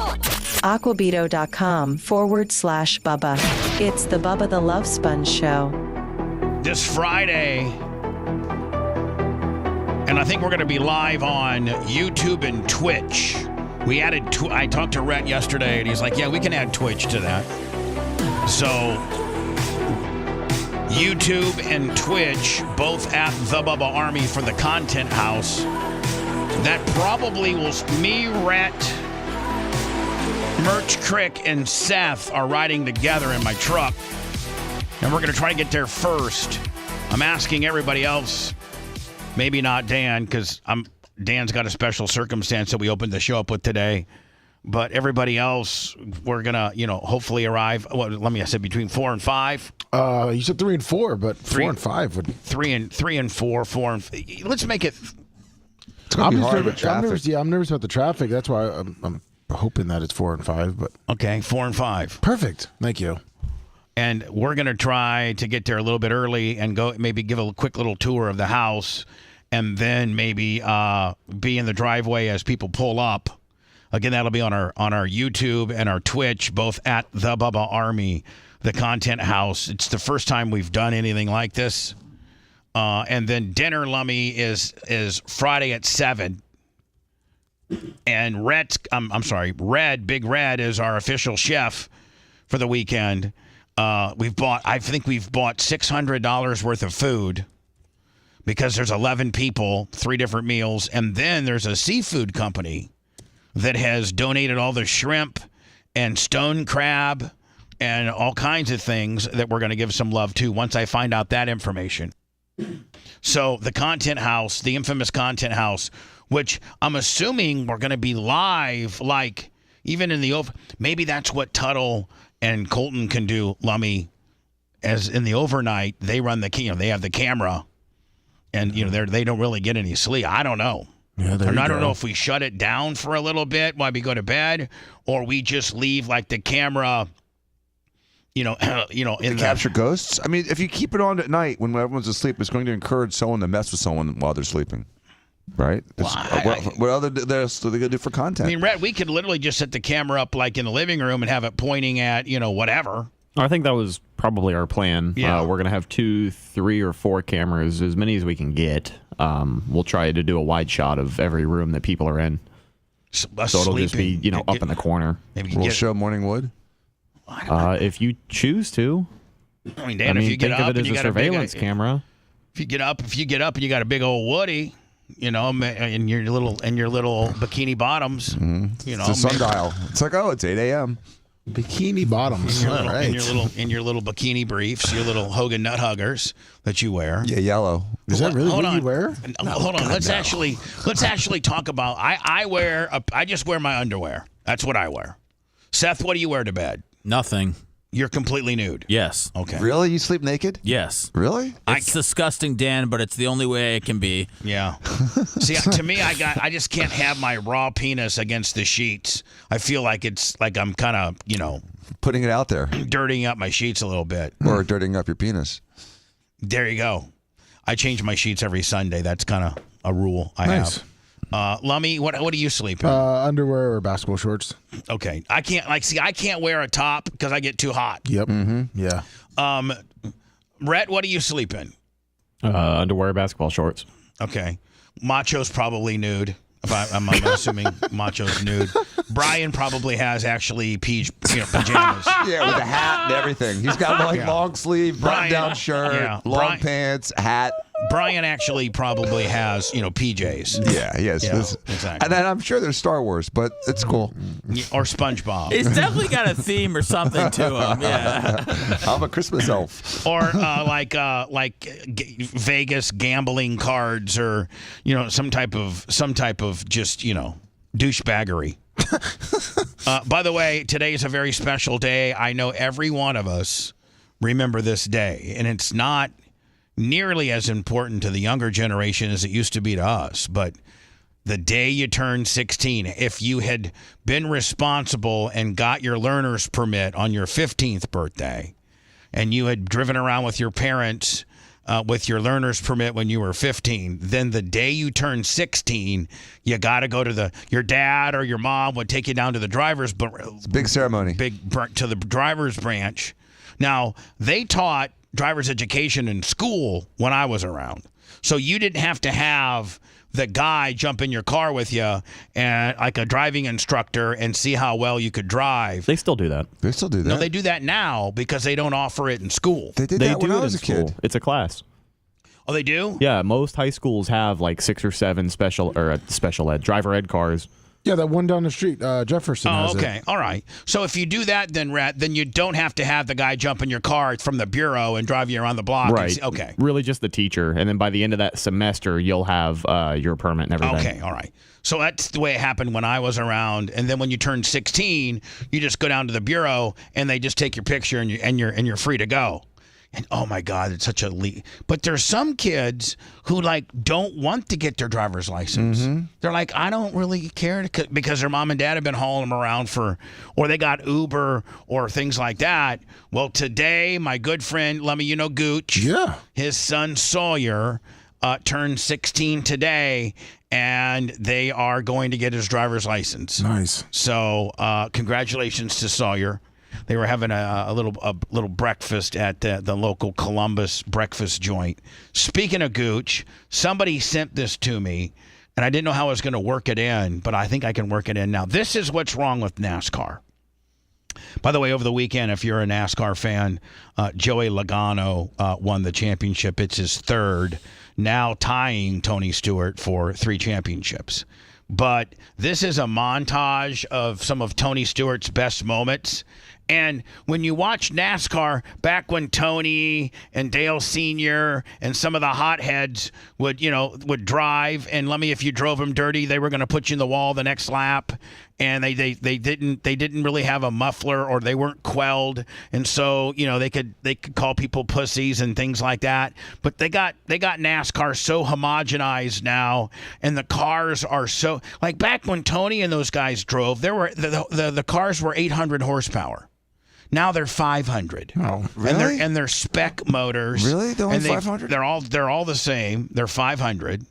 And so, like Camrys Tony, have 500 horsepower. Like Tony used to say, I can make a tight car free. I can free up a tight car just with my right foot by going in, giving it a little gas, breaking the wheels loose a little bit. And that's why in NASCAR, for the longest time, Jeff Gordon, Tony Stewart, the best drivers were guys that came from dirt because they weren't afraid to be loose. And loose, Dan will tell you, loose is fast. Usually, yes. Now, loose can also be catastrophic.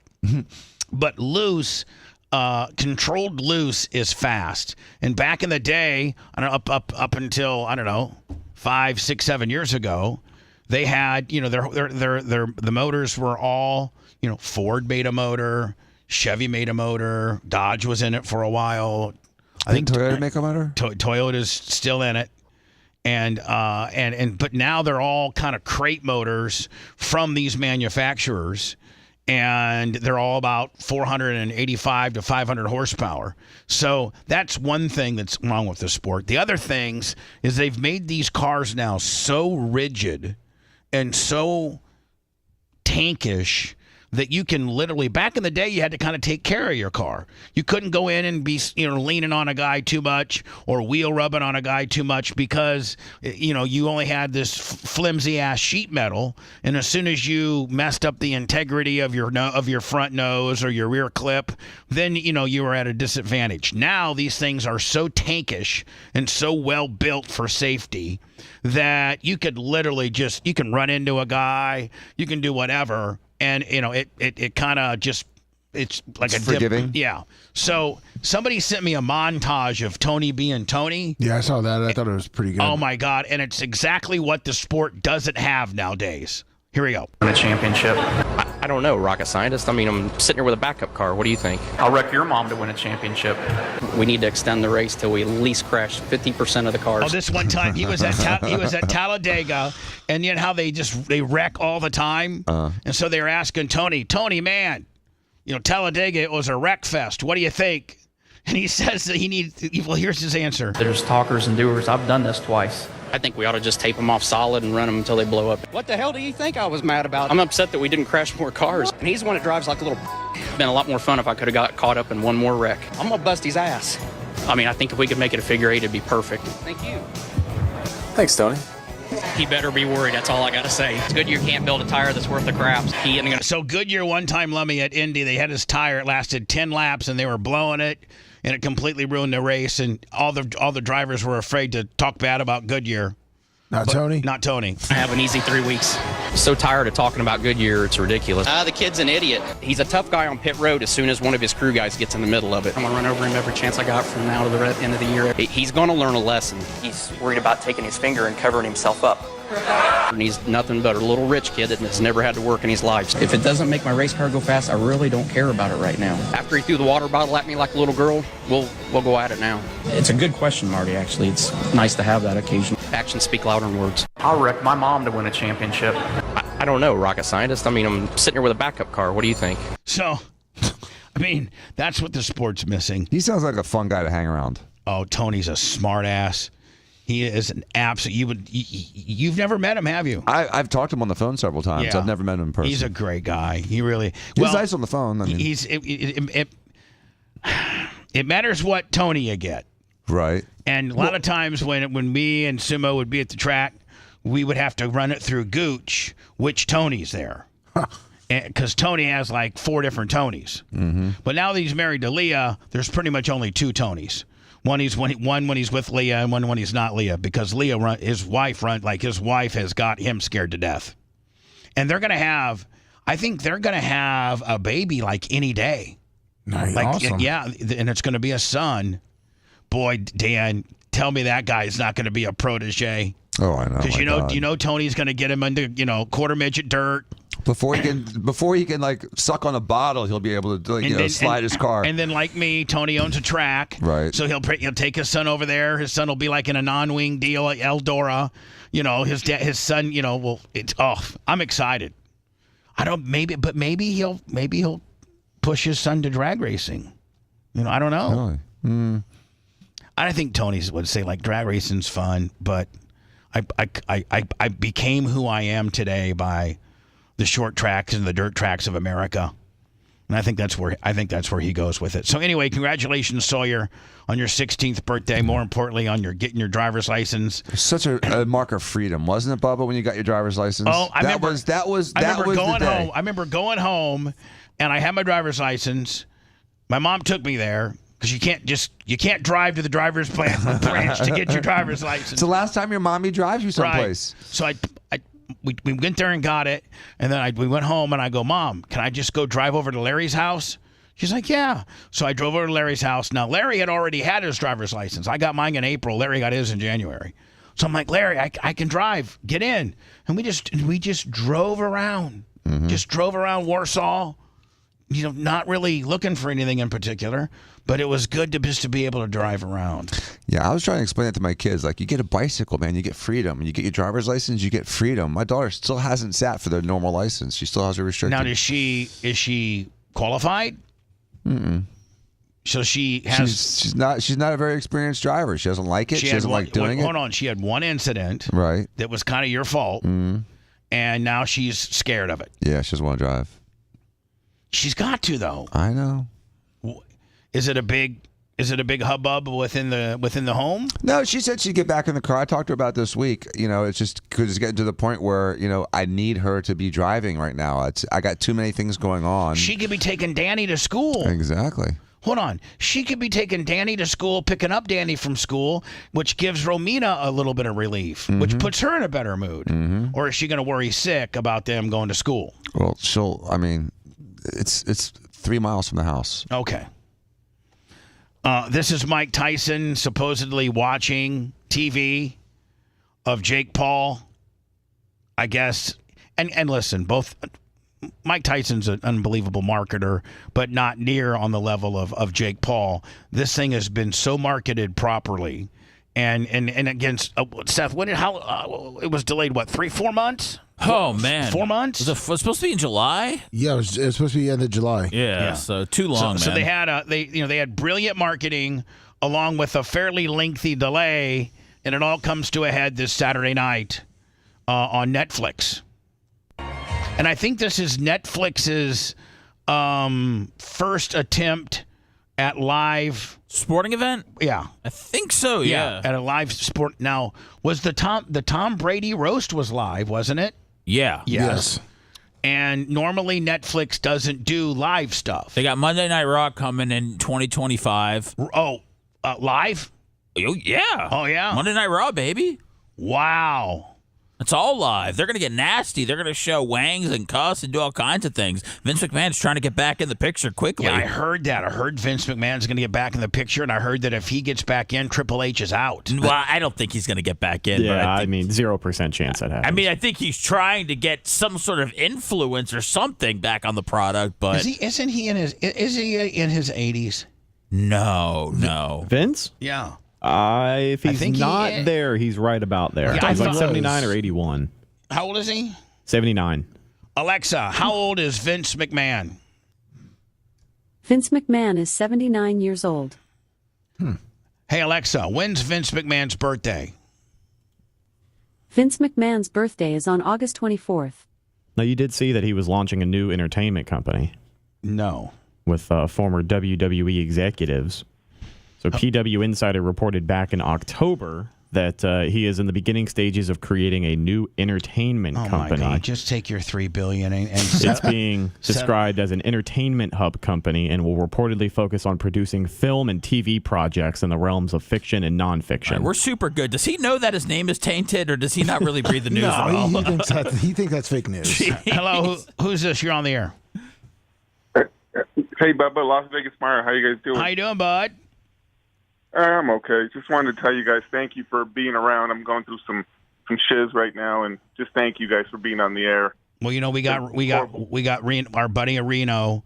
I think his name's Mario too. Is I believe so. Yeah, it is. Yeah, Reno Mario. He just went through that trial of the guy who killed his daughter, and he went through hell, and he turned to the show a lot. And I know that now this Mario needs us. Neo Mount Plaisir went through some tough stuff, And now you're going through some tough stuff. And so we don't know necessarily what you're going through. It's probably none of our business, but just know that baby mama issues and just it's been horrible last 3 days. I just want to say thank you guys. You guys are a constant. And now, are thank you guys. with regards to baby? I don't want to pry too much, so tell me to shut up if I get too, But I've been down this road a few times. Is it you and baby mama? Are you and baby mama together? No. Okay. All right. I mean, I go over there and help out and do some stuff, but I don't know. I think she tried to feel like she was being axed out with, my son, clinging to me, and I don't know. I wasn't trying to do that, so just kind of haven't seen him in a couple days. So hold on. So the issue might be that she feels your son, how old is your son? 3. And she feels as if your son maybe is bonding with you more so than her? Yeah, and he's 3. I don't understand it. He just wants me to bathe him or me to read to him, and I'm like, okay, I'll read to him. This is a cold-hearted woman right here. I'm telling you. I don't even have to know her to know that. I know. But let me tell you something. There was this woman named Nancy Harris. She was the Regina Hunter before Regina Hunter. She's since retired. And in the court's eyes, this is something that I had to memorize. Nancy Harris was my first attorney before I got Gina Harris. And she's old school. She represented Ron Diaz and just, she was the it factor, Dan, family law before Regina came in. Gotcha. And within the court's eyes, do you think that you guys are headed for a court battle? I don't know. She told me to get an attorney, but I'm like, I don't know. We've been cordial, but okay. I don't know. When she's mad at me. I know, first of all, you have to understand that you're dealing with a woman who is completely wired. Now, I'm not saying this disrespectfully to any women, but women just naturally are not wired the way us men are. We're wired differently. We are. Remember that one really popular book way back in the day, Men Are From Mars and Women Are From Venus? Mm-hmm. We are just fundamentally different. So, and we're often hard-headed, and we're often prideful, and we're often, a lot of different things that they can't understand. But at this particular situation, you got to really dumb it down, and you got to really kind of kiss her ass, because she can either make this a very, very difficult and expensive situation, or if you can learn how to play the game a little bit better, you can make this an amicable situation where you guys can agree in principle and get this all wrapped up if you guys aren't going to be together, with just one attorney, and establish some parameters and child support and things like that. But if you get if you get into a fight, if she makes this a battle where she's saying to you, lawyer up, Dan's a lawyer, and he's telling you that some of the most expensive emotional law is family law. Yeah. Because they absolutely they prey on your emotions, and they use a child as a pawn. Mm-hmm. And so it's getting to the point where I just want to stay away and just not come around anymore, because it just screws your son. Something stupid happened Friday, and it just was really dumb. After I got a text saying that, like, hey, I want to spend more time with him, I feel like I'm being axed, she has the gall to text me and go, hey, can you come and watch the kid? I'm going to go out with my friends. And I'm like, well, wait a minute. Listen, listen, Mario, you cannot wrap your head around what she's spewing. We got to remove her from the equation, Bubba, and that might cost 10 to 15 grand. But I think we know some people in Vegas that can take care of it. Think Fabrizi or Lasker can blow a call? I mean, somebody can take care of this on the strip, Tupac style. How about that? So Mario, listen, you have to let her think, because she's a mother and she's got motherly instincts. You got to let her think that she's in charge. Now, that goes against every ounce of fiber that us men normally, are wired. But you have to let her think. That's her baby. She carried it. And if she feels that baby is getting closer to you, she naturally is going to be upset. And so you have to make sure that doesn't happen. You have to make sure that maybe you have to remove yourself out of the situation a couple days. Yeah, but I don't want to be a deadbeat dad. No, hold on. You didn't. Just save everything. Document everything. You didn't let me finish, Mario. Sorry, I said maybe for a few days at a time. You let her have the baby 100%, and then a few days, maybe you have the baby. Now, are you guys at a situation where do you guys live together still? No. I moved out, and like I said, I was coming over and like hanging out and just trying to be around my son because it was just That's great. Will she release him too? That's exactly what. Yeah. I think. Okay, so would she, since you have your own place, would she, if you came up with a schedule, just presented it to her, and said, what's her first name? Jamie. So you want Jamie. Listen, let's sit down and be responsible about this. And I know that you feel a certain way, and so let's work on that. And so let's make sure we'll just, I don't want to expose your son's name, but we'll just call him Little Johnny. His name's Nolan. Okay, Nolan. I was going to call him Little Johnny, but Nolan. So, listen, on these particular days, like 3 days in a row, Monday, Tuesday, Wednesday, you have Nolan. I'll have him for a couple days, and then we can alternate weekends so that we can learn how to parent together but yet separate. And and if she flips out and doesn't want to do that, then you're like, well, okay, I'm up for anything. But the minute that you get lawyers involved, you have and listen, if you make more money in the state of Florida, I don't know what it's like in Nevada, but in the state of Florida, if you earn more than her, then you're responsible not only for your legal bill, but for hers as well. So I don't think Vegas has it. Okay. But still, But I do make more than her. Okay. Well, I'm just saying, you're looking at child custody, your payments, you're looking at, child support, you're looking at child support, you're looking at, you just want to organically be as nice as you can and make her feel comfortable. I get what you're saying. And even if you have to eat a little crow, even if you have to say and do some things that you don't fundamentally, think are very manly or very cool, you got to put your tail between your legs and let her think that this baby is that little Nolan, is that his name, Nolan? Nolan, yes, sir. That Nolan is that she is just important to Nolan's world as Nolan feels you are to his world. You have to do that. I've seen so many of these. I've gone through this. I, for years, had Gina on the air every other Thursday to talk about child law. So where are you right now?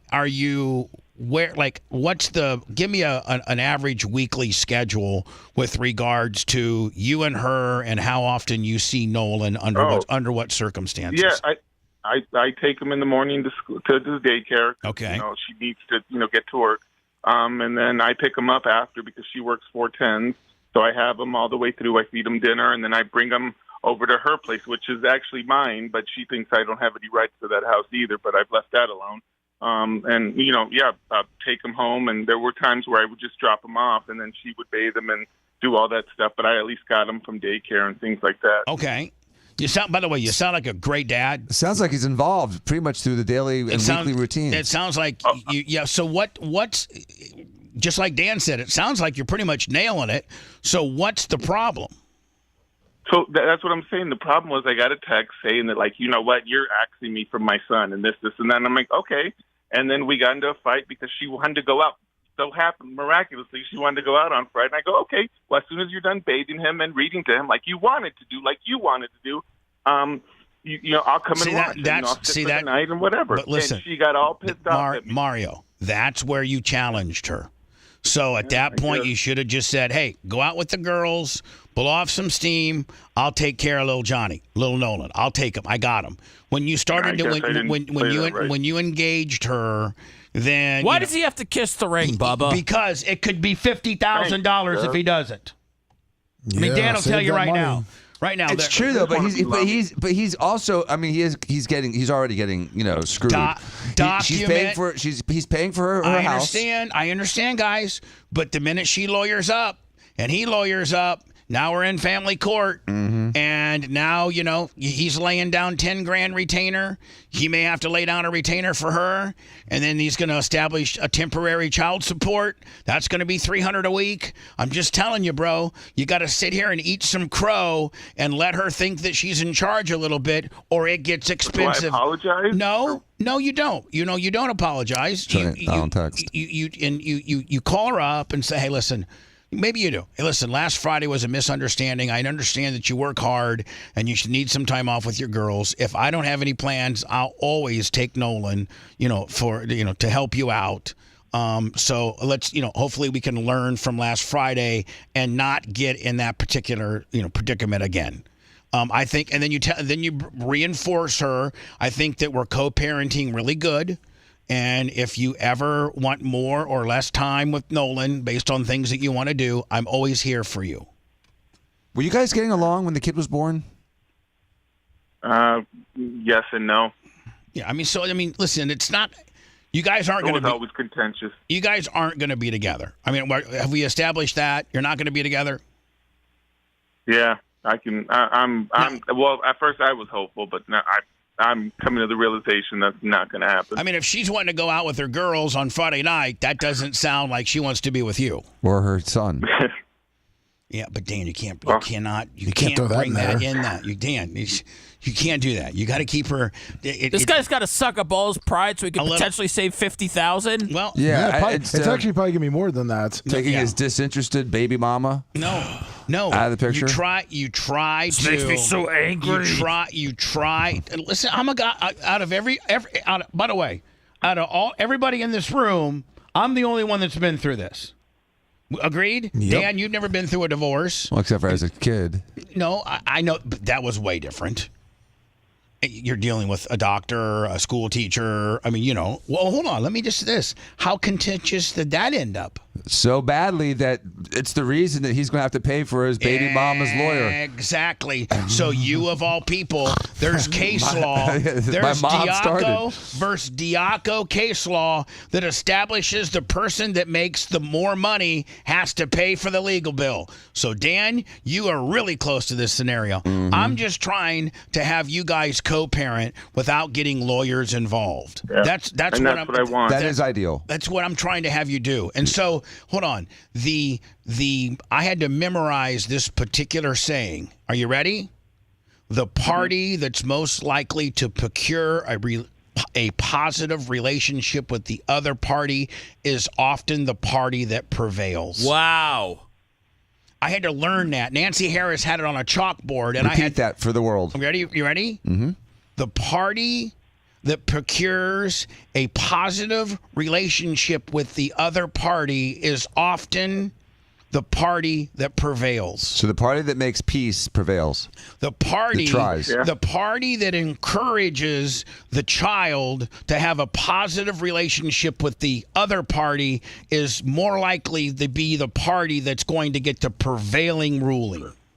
So you need to be, you understand what I'm saying, right? The party that procures a positive relationship with the other party is the party that prevails. So there's a lot of alliteration here. It is. But Dan, is it not 20 some years later, I still remember it because I've had to say it so many times. Often because we're dealing with a child that you created, lawyers prey on that. And you get she turns into Mama Bear and you turn into Papa Bear and money's no object. I'm going to fight for my son or I'm going to fight for my daughter or I'm going to fight this bitch because she's crazy and she's asking for too much. And that's when lawyers, they got you. They sunk the hook and now they're reeling you in, my friend. And the more that you can do organically with just you and her, and if that requires you eating a little bit of crow here and there, you're setting that and keep copious notes when you pick them up, when you take them home. A diary. A journal. A journal. A journal. Yeah. You should have a Nolan journal. Picked up Nolan today from the house at 7:15. Dropped off Nolan to pre-care at 7:30. And a journal that is made a journal that is made in real time is considered real evidence. Right. So that's absolutely admissible in a court when they're talking about what you guys have done over the last 6 months. So when you guys end up in court and Your Honor says, well, who's been taking care of the baby here?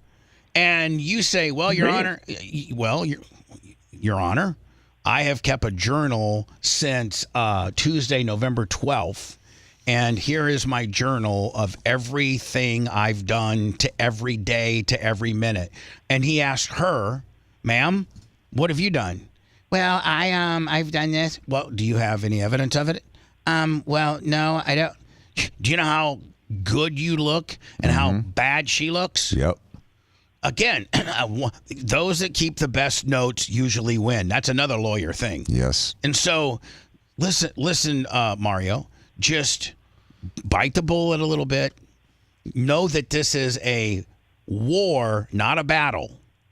And I wouldn't say set her up for failure, but set yourself up for success. Win the war before the fight.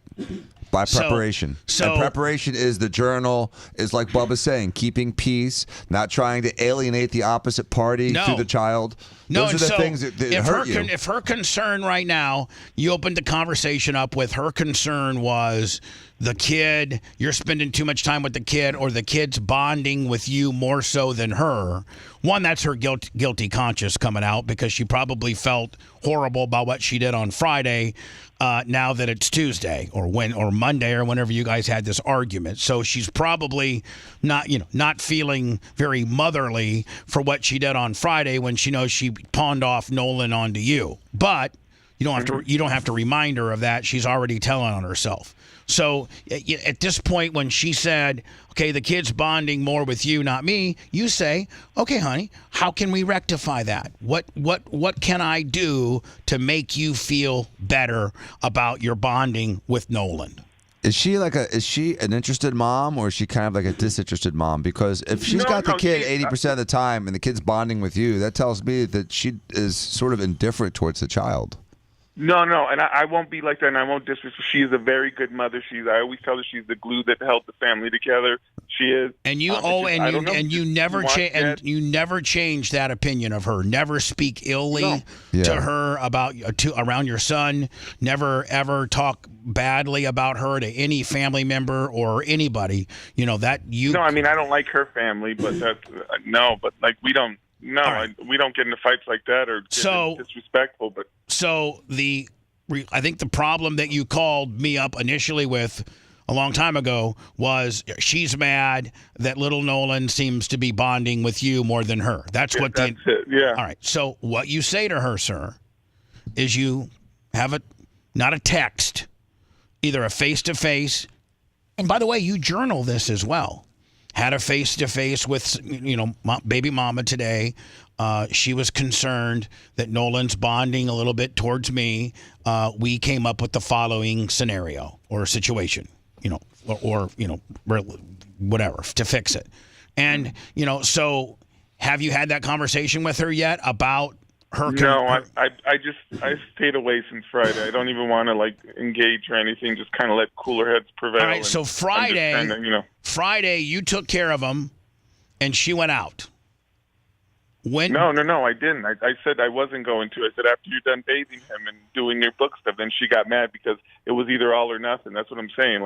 She wanted to go out, and I'm like, well, you just texted me Thursday saying you wanted to spend more time with him, but now Friday you want to go out. And I said, okay, Mario. And I probably did it to stick it to her, but Mario, you just answered your own question. I probably did it to stick it to her. Are you trying to win this fight, or are you trying to lose it? Because I want to win it. Because had you said, okay, I understand you want to go out. Let me come pick up Nolan. You go out. What time would you like me to drop him off Saturday? Do you know how much better that looks in your journal for the judge? Yeah, especially when you have in your journal entry November 8th. I take care of the child while baby mama is out, whoring it up with her friends until 2 in the morning. I wouldn't say whoring it up, but it'd say Dateline. You put that in the journal. Hold on, Dateline, November 8th. Got an unexpected call from baby mama. She wanted to go out with her girlfriends. and didn't and asked me to watch Nolan. I was concerned because she had just, emphasized to me that she wanted to spend more time with him, but I went and got Nolan, fed him his dinner, gave him his bath, put him to bed, returned Nolan fully fed, fully dressed, bathed Clean. to her on Saturday morning. Do you know how good that looks in your journal? That someday this journal's going to be... I guarantee you she's not keeping a journal. Nope. And then you can say, I dropped him off at baby mama's house at 11, and she was still in bed. Well, I mean, whatever the situation may or may not be. With her uncle. Dan, you're not helping me. Yeah. Okay, quit trying to be funny. I'm trying to get through this. So you need to have a conversation with her. Don't bring up Friday, Mario. Don't bring it up.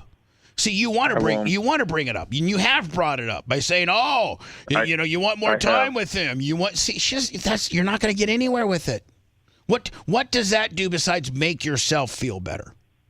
What does it do? What does it do? Got me more in trouble. What it got you more in trouble? What's it do for Nolan? Doesn't do anything for Nolan.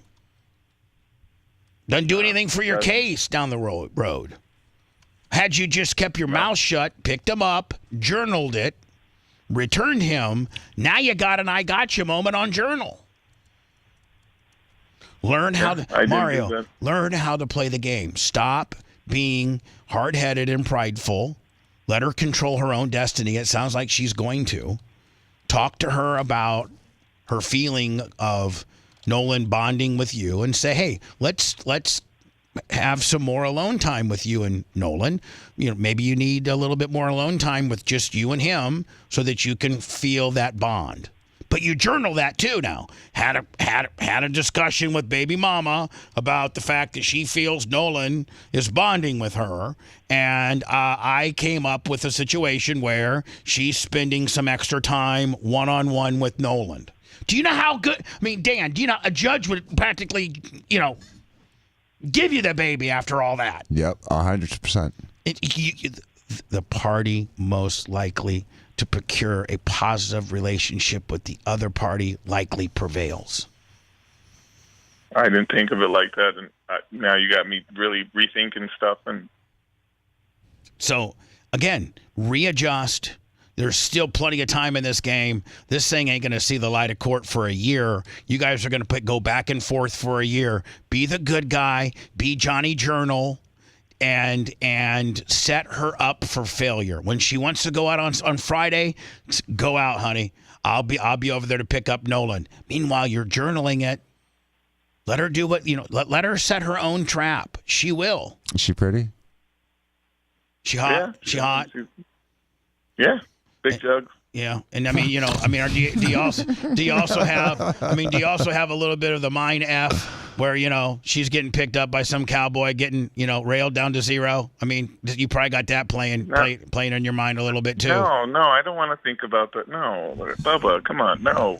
That doesn't turn everybody on, Bubba. That doesn't turn me on. I'm saying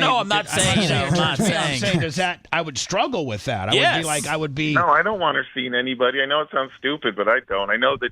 No, I know. What I'm saying is, I know you don't want her seeing it, but knowing that she's going out with her girlfriends, that sort of stuff happens, and that would be making me sad.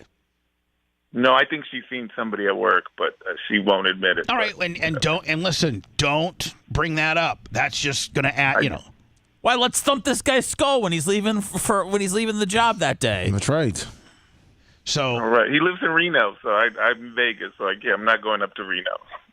So anyway, I hope that you have a different outlook on this, and you really, honest to God, Mario, are in the driver's seat, because if you do the things I told you to do, your app when this thing finally goes to court, you likely could be granted primary custody. Mm-hmm. Primary custody, meaning you have him more than her because you are the parent that has shown the most responsibility with regards to his care. And you're going to be able to show... In Florida, he'd have a good argument for it. I don't know if the law is in Vegas, but in Florida, he'd absolutely have a good argument, especially if he follows the path you just outlined for him. So, if you have zero in one fiscal year. You have 0 times when you had Nolan that you asked her to come pick him up so that you could go out with the boys, but you had 5 times where she did that to you to come pick up Nolan so that she can be with the girls. You journaled it. You know how do you know what light that puts you? That puts you in such a great light. And the court will absolutely look at that journal. It's made by a party of the suit in real time. It's evidence. If someone said that's not evidence, it would be in family court. Absolutely. And so 100%. meanwhile, and so the judge is going to ask, and so he said, "Okay, sir, thank you for your journal. Now, baby mama, do you have a journal? Do you have any record of any of this?" "No, I don't." Do you know how stupid that makes her look? Yeah, she can only produce like a box of used condom wrappers. And he says, you know, ma'am, did indeed you go out in the last year 5 or 6 times with your girlfriend? "Yes, I did." Did Mario come and pick up Nolan? "Yes, he did." Bam, buddy. Bam. Thank you, guys. I really appreciate it. And I didn't mean to be a downer on the show, and I'm glad the show. I'm glad we are. I really do think we helped you. You did, and like I said, thank you. You guys have always been a constant in my life, and I always listen to you guys when I need to be picked up, and I just wanted to say thank you guys, and again, didn't want to bring the show down, but I just needed some help. Listen, you didn't bring the show down. I'm so happy the show's there for you every day like it is for a lot of people that are going through a tough time. And more importantly, I've been through what you've been through. Now, listen, I did see somebody, a smart ass, say, "Why would you take any woman and or relationship advice from Bubba? Look at what has happened to him and his son." I'm talking about a baby here, okay? I'm talking about an infant and a baby. And no, I'm not.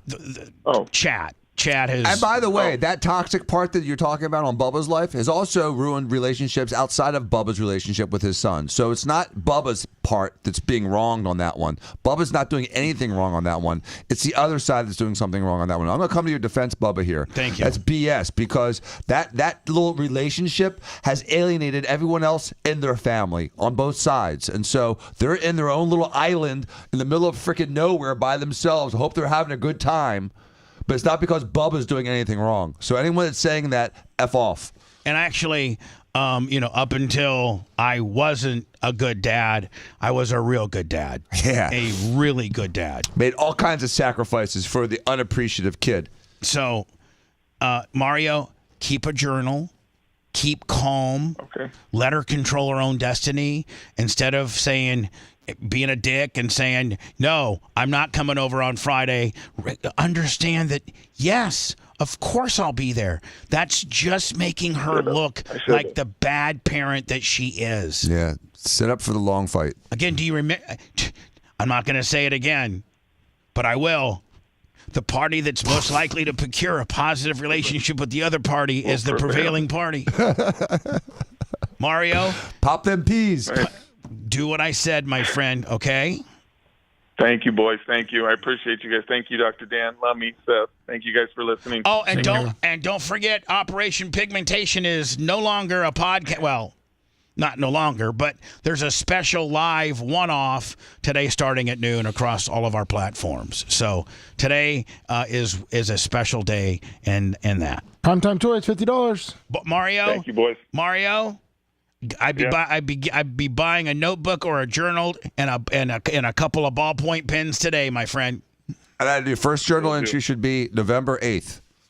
Yeah, you should start on November 8th. Rehash that in your first page of your journal and then go forward with it in real time. And it is absolutely ammunition if this becomes legal. And I'm talking about, Mario, even the smallest of things. November 13th.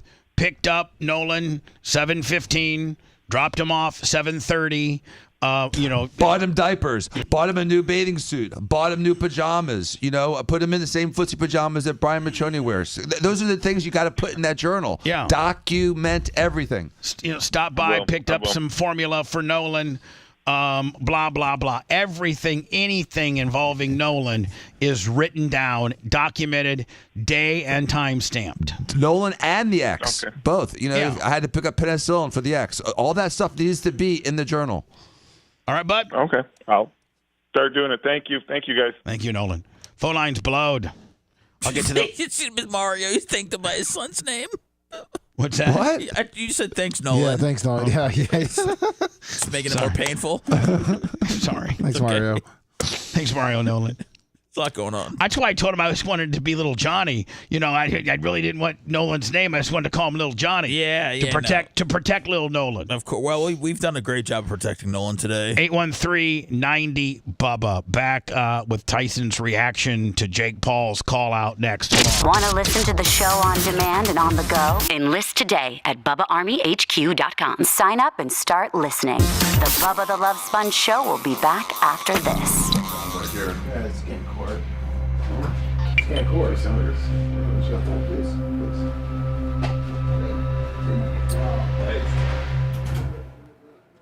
I'm texting you something. Okay.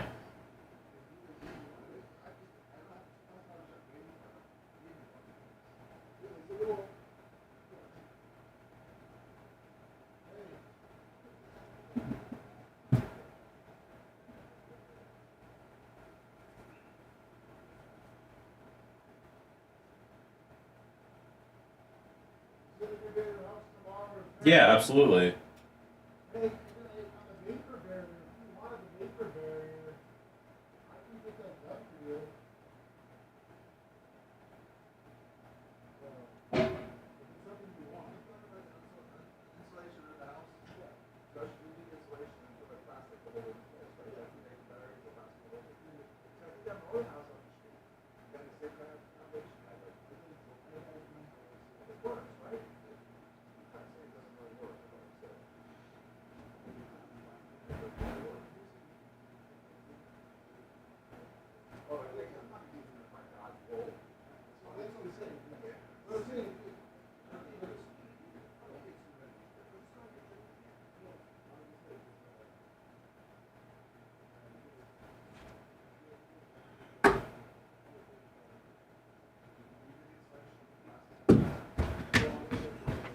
And Cantrell needs to make that a standalone. You know what I'm saying? Yeah. Oh, man. There's lots to unpack, as they say. Yeah. Do you feel better than you did yesterday? Yeah. What does that... Is that a nausea medicine? Yeah, I'm not on it right now. No, but I mean, is it so that as soon as you take it, does it start giving you immediate relief? Pretty much, yeah. Pretty much. I just didn't have it yesterday, so it took me a little longer. No, I know, but now that you got a script for it. Yeah. I'm back to business. I'm Superman.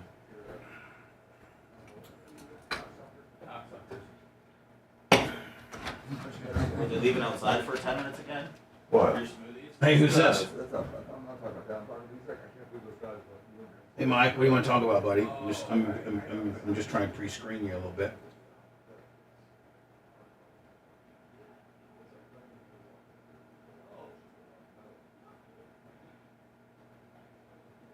All right, yeah. That's a great call. So just we're going to be back in about 2 minutes and 40 seconds. So I'll come right to you with that, okay, bud? All right. No. I'd like for you to, exactly what you just told me. Just open up with, okay, bud? All right, man. Hold on. Thanks.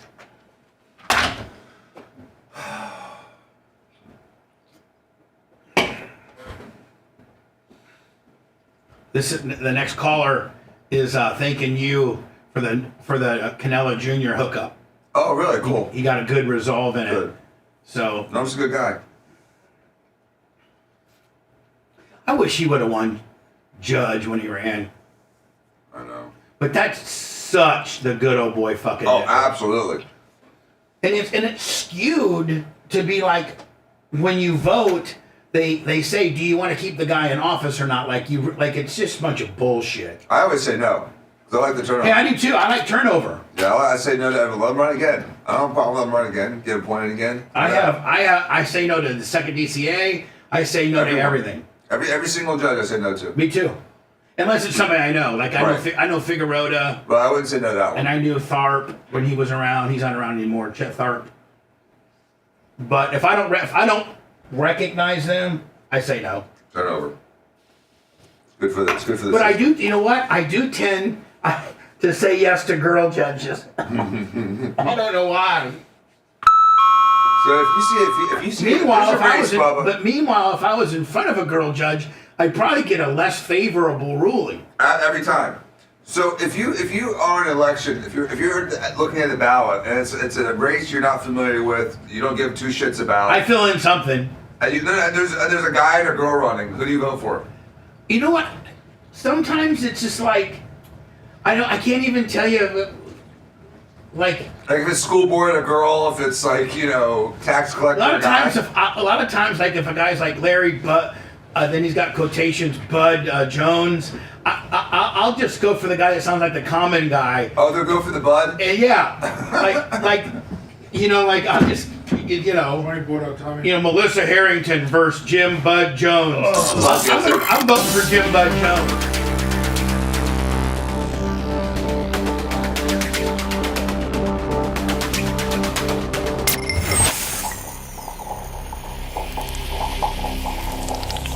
Broadcasting live from the Aquabeto studios. Aquabeto.com/Bubba. It's the Bubba the Love Sponge Show. Got some phone call activity today. One of the very shows that you can call in, participate. And the number's really easy. 813-90-BUBBA. 813-90-BUBBA. Clem Cush. Seth, how about I skip my massage chair today? No.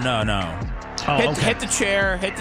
I'll do some prep for OP, and then we'll do a 30-minute Clement Cush, so we can get set up for OP. So we'll call Clement Cush 10:30, 5-ish. Yeah, perfect.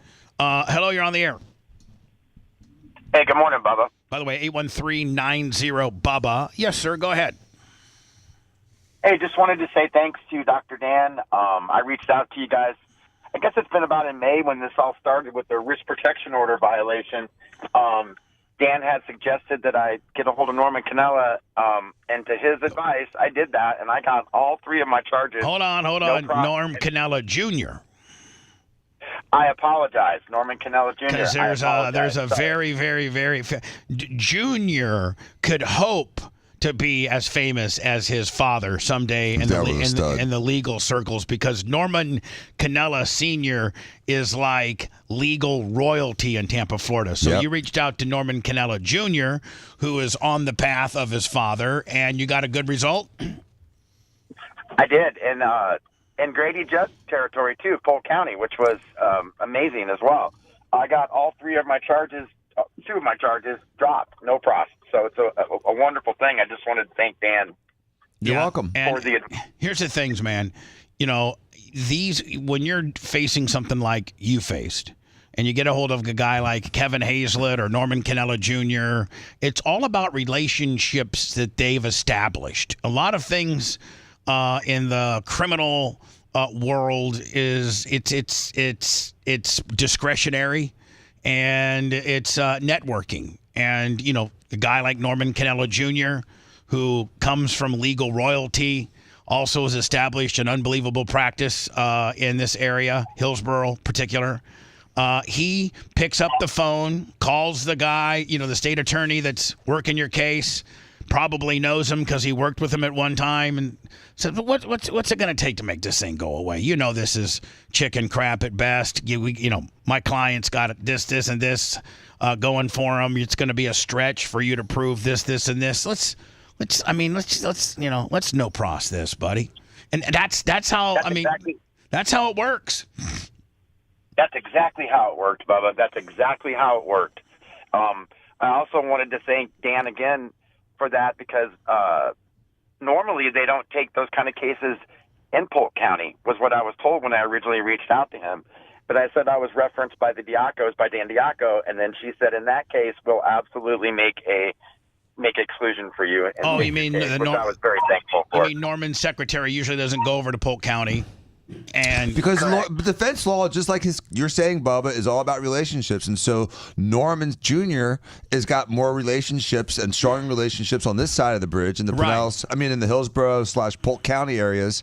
Right. Whereas Kevin Hazlett's got amazing relationships in the Pinellas County area. And then listen, we got a Fed guy too. His name's Todd Foster. And that's a real scary phone call. Yeah, expensive too. Hopefully we don't need that. No. This was very important. This was very important to me as well because my employment, we do a lot of work at MacDill Air Force Base. We do a lot of work for local school boards. There's Jessica Lumsford badging. There's several badging processes that actually I kind of became a problem with my work until I got this taken care of. So it has been a big blessing, and I just want to be very thankful to Dan and the show. Just like with Mario on the phone call before with Nolan, I don't think he'll listen to anything you said. He sounds like he's a beaten man. No, I actually think you're wrong. I think Mario is going to listen. I think he's going to start his journal, and I think that Mario will listen. I really do. I really do think so. Good luck to Mario. Thanks again, Dan, and Bubba, Seth, everybody. Appreciate the opportunity to come on the show and give you guys good light for a change. Appreciate it, man. Thank you, buddy. Yeah, we need good light. Nice to hear. We don't ever get good light or credit for anything that we do. 813-90-BUBBA if you want to call in with your nonsense. Here's Tyson watching like a little bit of I think he's no wrinkles. Oh, by the way, speaking of wrinkles, and I'm so not trying to kick somebody when they're down. I'm just not. I'm not. And Who's if down? and if Donald Trump or Melania, this is about Kamala. Yes, and do you know what it's going to be about? Her gobbler. How did you know? Because we were talking about wrinkles, and then Oh my God! Can you find me the footage? They were doing a thing in front of the unknown soldier yesterday, where Joe Biden put a wreath on the unknown soldier. Which, by the way, Joe Biden just had his hand. Joe Biden's so frail that he couldn't pick up the wreath and actually set it on the wreath stand. Come on. No. That's a heavy wreath, Bubba. Come on. Listen to me. He just put his hand on it, and then the soldier put it on the wreath stand. But I don't know if this is the feed that all news networks used, but I forget what news network I was watching, but it was shooting as if you were looking at Kamala's right side. So it was Joe, Kamala, and then the dignitaries. And can you try to find it for me, Lummy? I'm looking for it right now. Oh my God! I'm like, I mean, in all the footage that I've seen of her, and I'm trying to find the video, but here's a picture. I don't know if I'm at the right spot. I mean, what are you supposed to do? What do you mean? You can't do anything. But I never knew it was this. I mean, you go turtleneck the rest of your life. I don't know. No, Dan, Lummy, it was a little bit. It was kind of this. That looks sharper. I mean, she's got the looseness. You know, Biden's had a couple facelifts, or at least one. Lummy, I wish I hope you can find me the video of it. I know it exists. She's gonna get surgery in this off season. She's got to. She will. Hello. Bubba, it's Snook Slayer. Yeah. Hey, buddy, I want to apologize, man. I was wrong. You know what? I overreacted. I went back and listened to the show, and, you know, you're right. I don't know if the Republicans may have cheated. Maybe the Democrats cheated in 2020. If you listen to what I said every election has got some effery involved on both sides of the fence. I wasn't being anti-MAGA. I wasn't saying that Donald Trump cheated. I wasn't saying that Kamala cheated. I said this election seemed to be fairer than 2020, but probably within this election, there was some effery involved. I mean, there was effery involved when I ran for school president at Warsaw High. And for you to threaten me because, you feel I'm, one way or the other, that's not fair that I can't give both sides of a particular issue.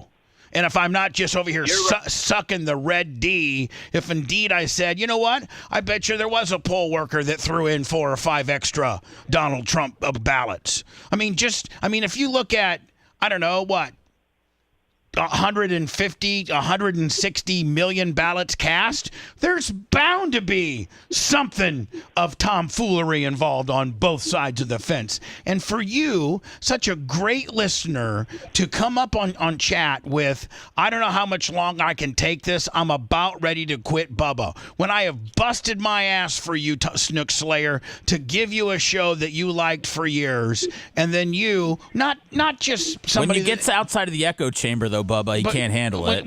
Not from somebody that I don't know, but somebody that's, I've seen around for years that have been such a great listener. And for you to say that, I mean, it breaks my heart. You know what, Seth? You're right, man. I've almost become something that I don't like. So you're all right. And the other thing I noticed, Bubba, is I'll get so hyper-focused on making comments that I don't hear everything that's being said on the show. Chat is great in some instances, but it's also one of the worst things ever to happen to the show. It really is. I mean, it's an immediate tether for you guys into us, and we choose to read it or not, whether it's, Rumble, YouTube, Twitch. What if we just turned it off? Well, I don't think that's an answer either, necessarily. I think people, but it's such a negative breeding ground, because people feel that they can say anything and be negative to the show, and I mean, hell, that you should see some of the anti-Semitic stuff that comes across here sometimes directed to Seth, and Seth doesn't want to see that. I mean, I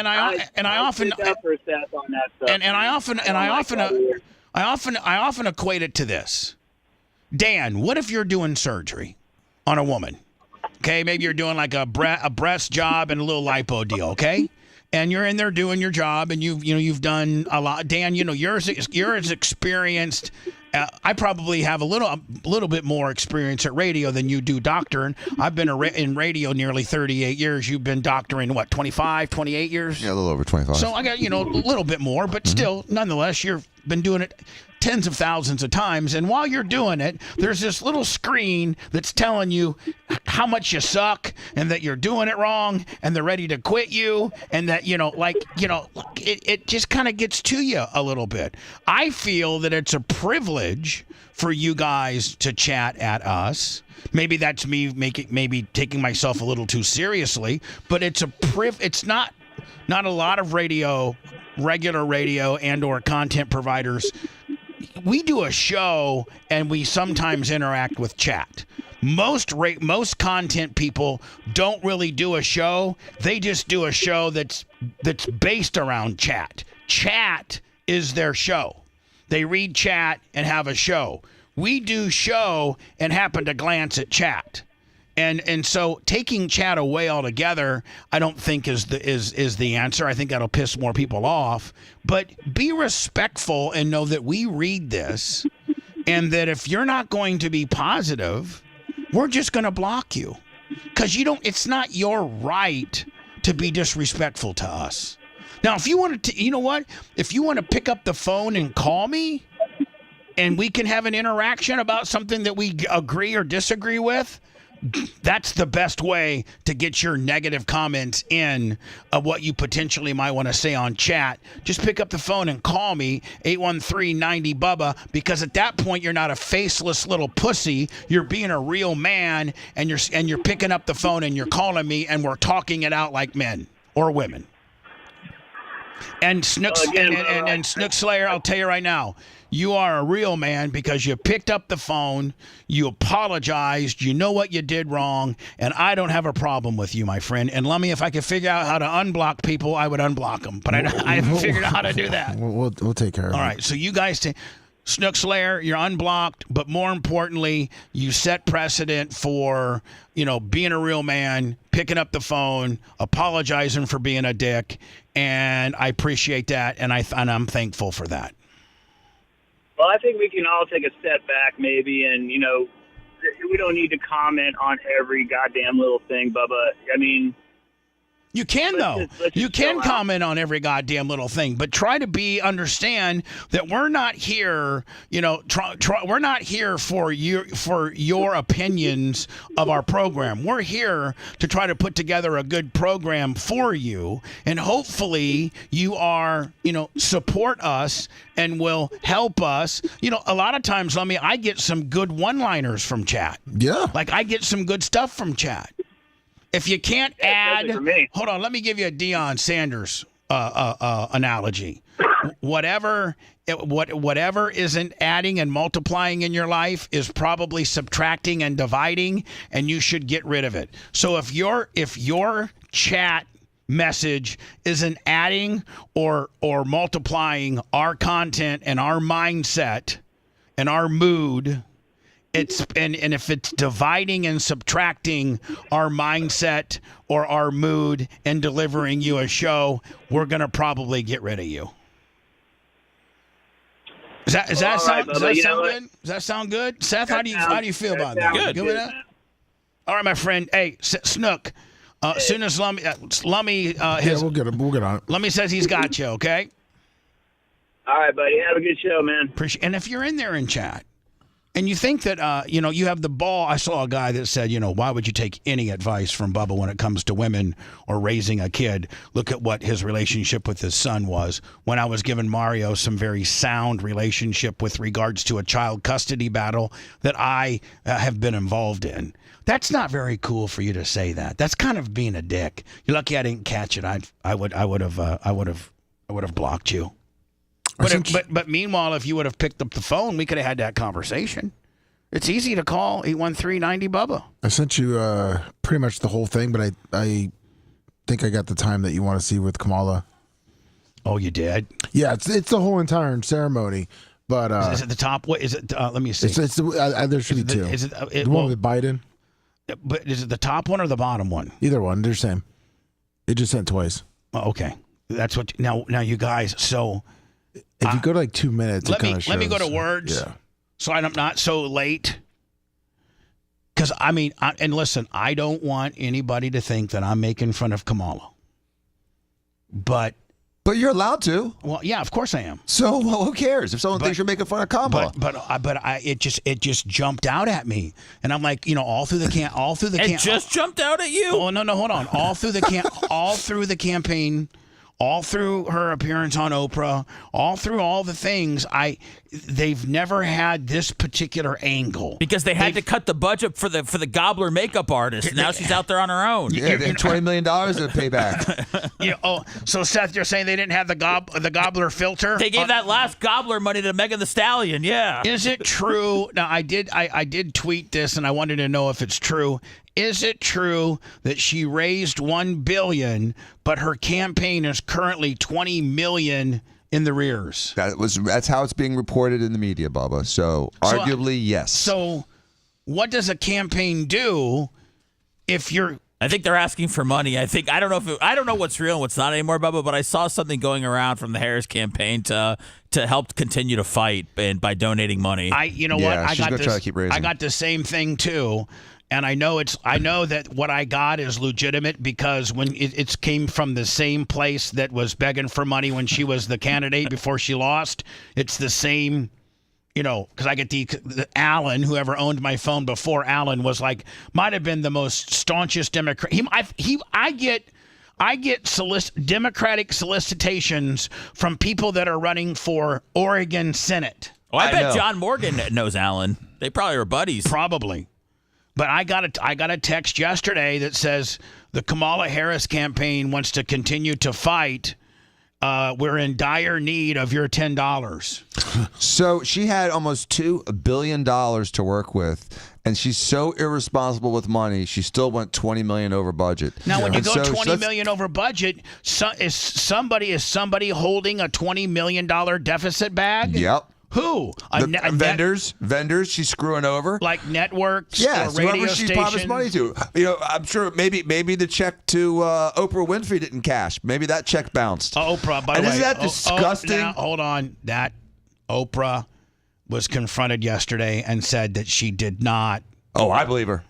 Well, but I believe her. Her production company, Harpo Productions, because you have to say who the money went to. Oh, it was $1 million to Harpo Production, That's which to Oprah her. owns. That's to her, Bubba. And she's trying to split hairs. I'm not disagreeing with you. I didn't know the She's a Harpo. liar. I didn't know the Harpo deal. Yeah, she's a big fat liar. We've been trying to trust her for 20 years. She's full of it. So, is this the first time that during a presidential election, a candidate got this far into debt? I mean, I've never known. Listen, I was a political candidate when I ran for sheriff in Pinellas County, and that was like a big time violation for you to have an overdrawn budget. Maybe you try to keep it on the DL and maybe let the private sector maybe square you up. I don't know if you would start start hitting up all the Americans who just voted for you to lose for another 5 to 10. Maybe you hit Soros up before that. Yeah, I mean, I'm hitting up doing the private sector before I do a GoFundMe. If you liked that segment, then you'll definitely like the new redesigned BubbaArmyHQ.com. We'll be back to the Bubba the Love Sponge show after this. Do you think it was really that much? Yeah, That's it was almost $2 billion. She got almost That's a $2 billion. shitload of money for the 100 days that she was fucking up for fucking president. She spent $1 billion over 90 days. I don't even know where that goes. The people that are getting TV screwed and are influencers. the vendors. It says the vendors and staff aren't being paid. Okay, well. She's fucking everybody.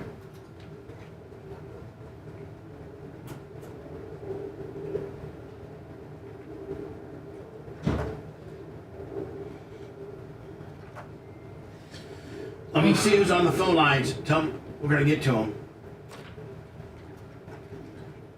Seth, phones are fucking blowed up. Phones are on fire, baby.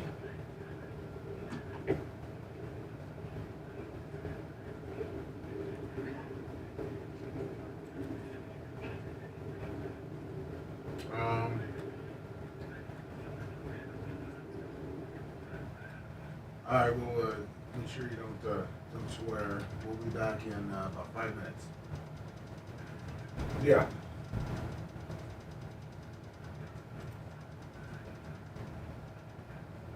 Next time.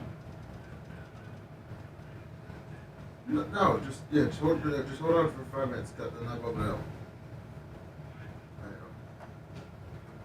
Good morning, Bubba Show. Yep.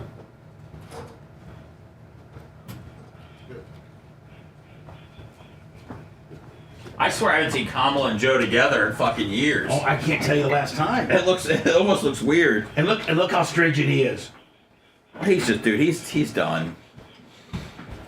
I mean, he stopped taking the go-go juice. He doesn't give a fuck. He's ready to just go to Delaware or Vermont or wherever the fuck. I'm amazed that he thought he could do 4 more years of this. I know, man. I wonder if he realizes that he couldn't now. I think he does now. I think the whole world does now. But you know, you're a conspiracy theorist if you said that 6 months ago. But he wouldn't have made it through the campaign, through the rigors of that cycle. I mean, that needs He could have made it through the campaign. Mario I needs just to be don't a think he made it another 4 years. No, God, no. I think he could have made it. And probably Snook Slayer phone call. Yeah. Snook Slayer apologized. Thank you, Snook Slayer. Thank you, buddy. Kamala's Turkey Gobbler is a new chat name.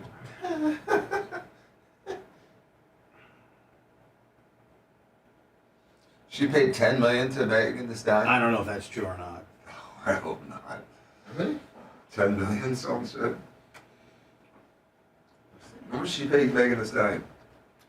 How much does she pay influencers and media people in general? That would be. You know, I think that campaign stuff is public record. Most of it is. And so. Attack the Dog said $5 million to Megan Thee Stallion. Well, I mean, people promoting her because they're getting paid is disgusting. Disgusting. It's like the people that got paid to promote the shot. How about the 6-figure building? Like John Legend. Yeah. How much they pay that motherfucker? Well, she said she paid $500,000 to build the set for Call Her Daddy. I thought it was 100. This thing says with all in with the I guess travel and everything. $100,000 set still. It was just like 2 things on the wall. It was a $5,000 set. You know, I mean, it's unbelievable. Beyonce before they got 10 million? Football only got $1 million. She should be pissed. Wait. She found out how much everyone else is making. That's what she's mad. Yeah, that billionaire needs another $1 million.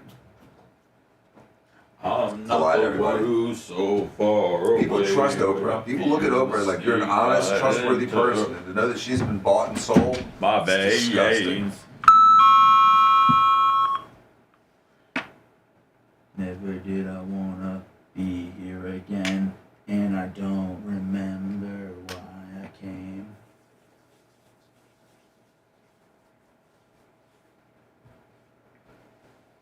49th president or the 49th vice president? Oh, man. So Trump had 380 million to her billion. Well, somebody said that Trump has an excess, and I know this is fucking completely not true, that he was going to give her his excess. I hope he does not do that. He did make a statement that he would look about trying to help her out. Yeah. Coming together with unity. They're all for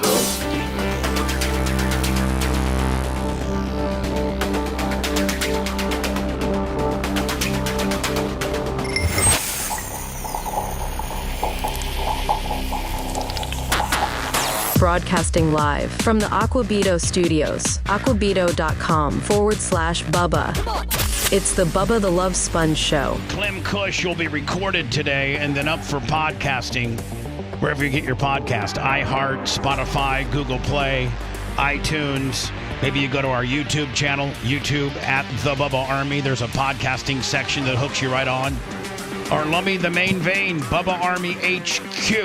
Yes. Lummy, any update on the app?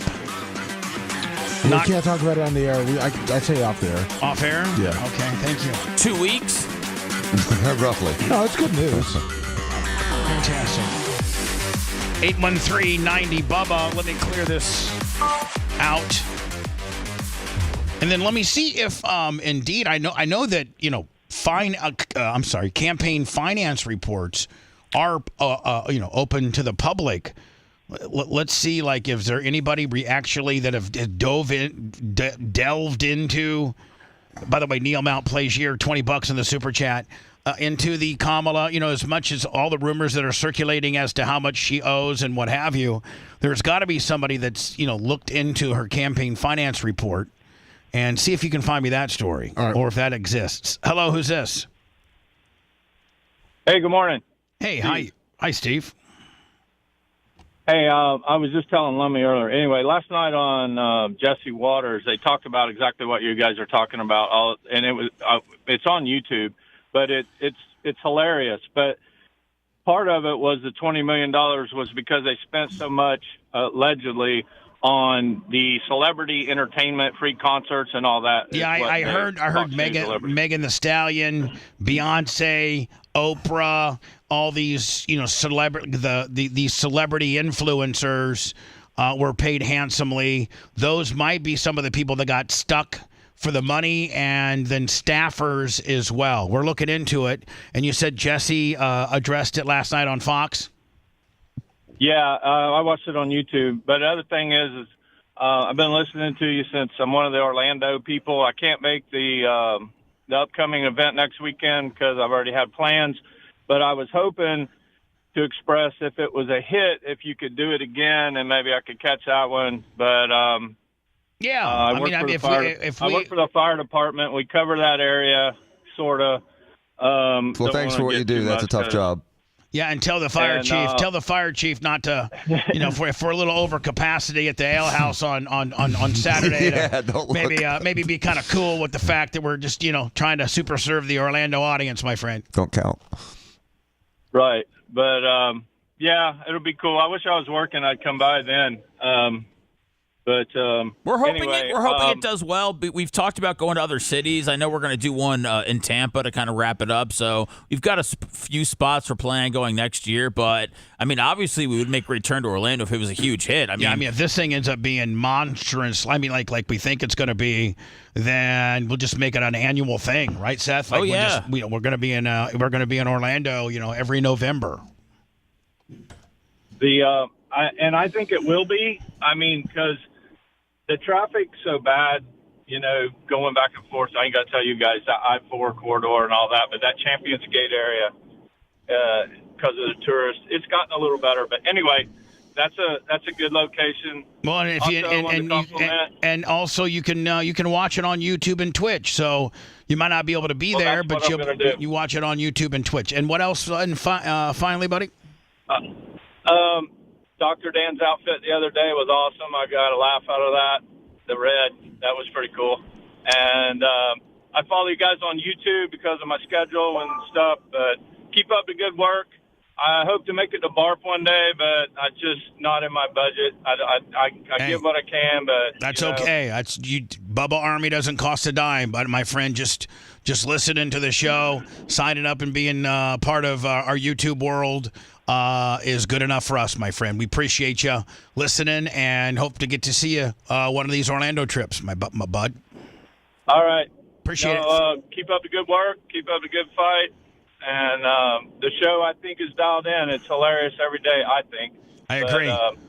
And even and we now even have protocol when Seth gets anxiety, ready, starts puking, ready to pop a Zofran, right? In fact, Dan might write me a script where I can just pop one in Seth's mouth right away, like a Pez dispenser, and he doesn't even miss a beat. Everybody wanted one after I said the Zofran yesterday. I had no idea that it was such a popular drug. Anyway, bud, gotta go. Love you. Thank you, Orlando. Appreciate you. Orlando Content House starts at about 4 o'clock Friday, live on Twitch and YouTube.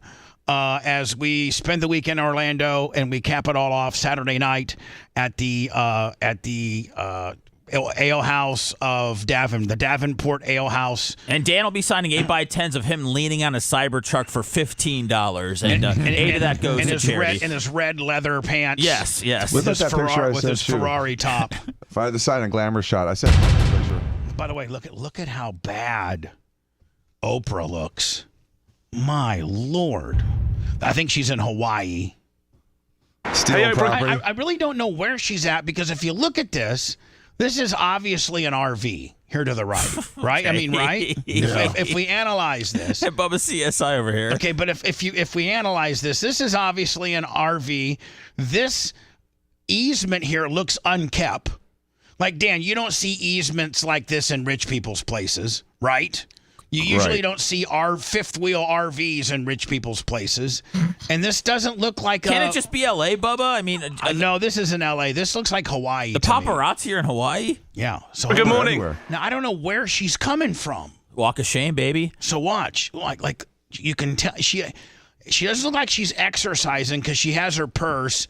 And most women that exercise don't wear this type of outfit. Bubba, she just got turned out. How are you, darling? Shots. Here we go. You're looking very good. How do you think the election went? Not talking about the election. Thank you very much. Oh, is it true that they paid you $1 million? Man, I mean, she looks horrible. Yeah, she does look really bad. She looks really bad. Looks like an 85-year-old crippled grandma. Yeah. I don't think she's had any children. But she's lost some weight, I think, though, which is good. Dollars for the endorsement for Kamala?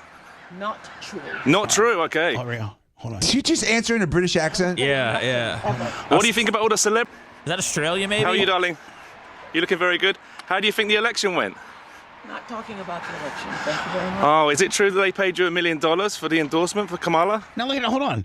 What's this? Somebody, Bubba, what do you think? She should only be surrounded by gold? I don't know that if you're worth $3 or $4 billion, it's just a neighborhood, man. No, hold on. If you're worth $3 or $4 billion, it's a property, Dan. That you're walking around the streets without security. This woman is a very much important person that probably has her own security detail. I bet she takes that walk a few times a week. I mean, that looks like a neighborhood. That looks like a California neighborhood. Why? You're looking very good. To me, it looks like Hawaii. California? It looks like Hawaii. To me, it looks like Hawaii. I don't know. People are saying in chat that Hawaii requires a front license plate. Yeah. Okay, so it's California. It's California.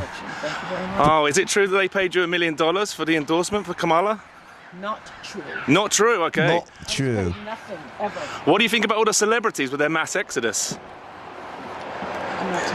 Do you think Prince Harry's gonna lose his visa now that Trump's president? And she's driving herself. What? She was at a workout in Santa Barbara. Hey! She was coming from a workout.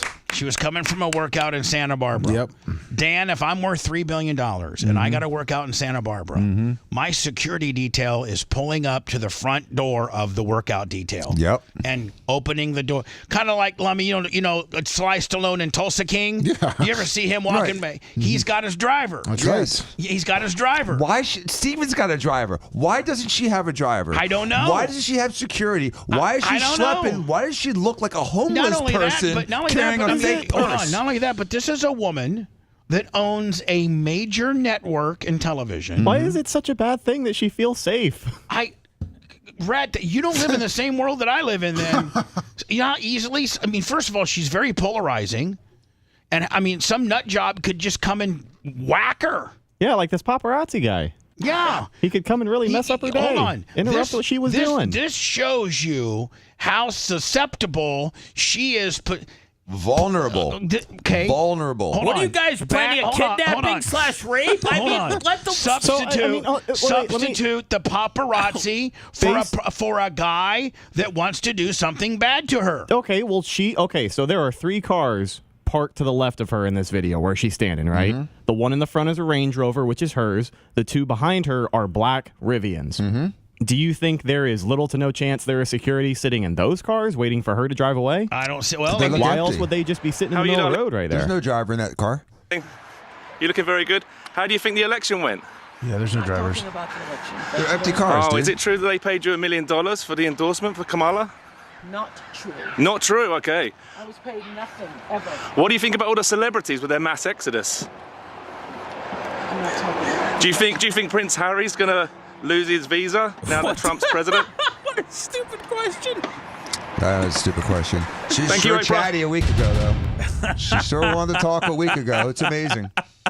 So, I mean, here's the thing. Do you need security 24/7, Bubba? Listen, like that's the thing. Listen, I'm trying as much as I'm trying to say how bad she looks and what have you. I'm trying to look out for her by saying she is a very, very powerful person. And polarizing. She is a very important person. Yep.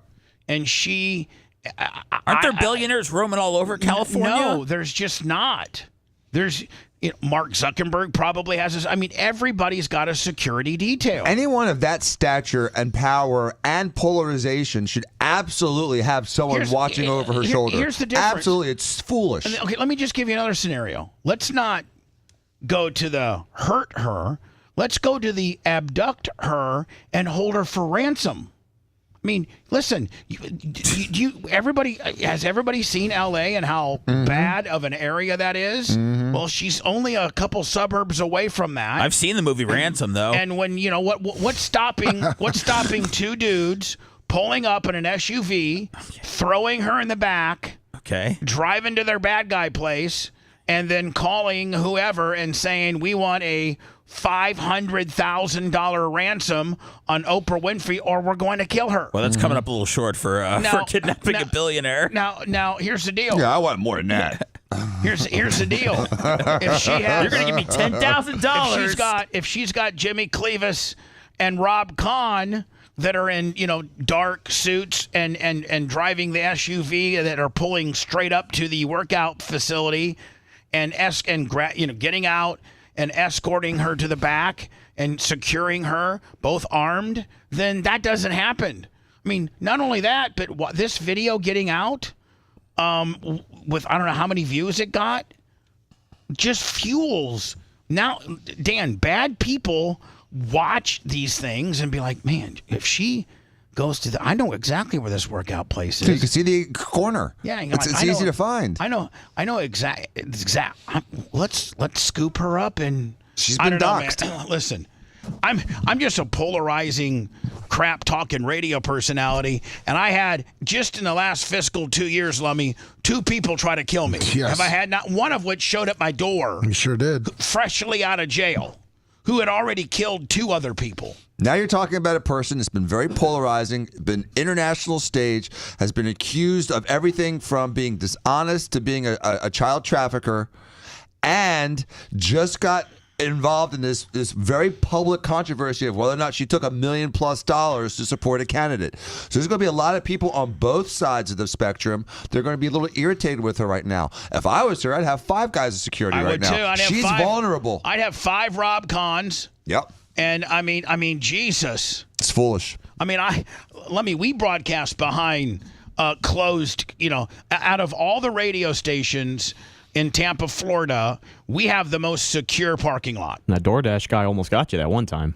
Yeah, we had a guy walk in this studio right The here. doors are locked now. The door was broken that day. Yeah, well, we have fixed. We have fortified it better. All right, so I watched this yesterday, and I turned to Sumo and I go, was her gobbler that noticeable when she was running? And he's like, well, goddamn, I don't think they were using the same camera, or they must have had like rules where they could only shoot her like straight on or stuff, because they did have rules. They must have had like how she could be filmed or shot, not shot, but filmed rules when they were doing, because nobody saw this. Let me hold on here.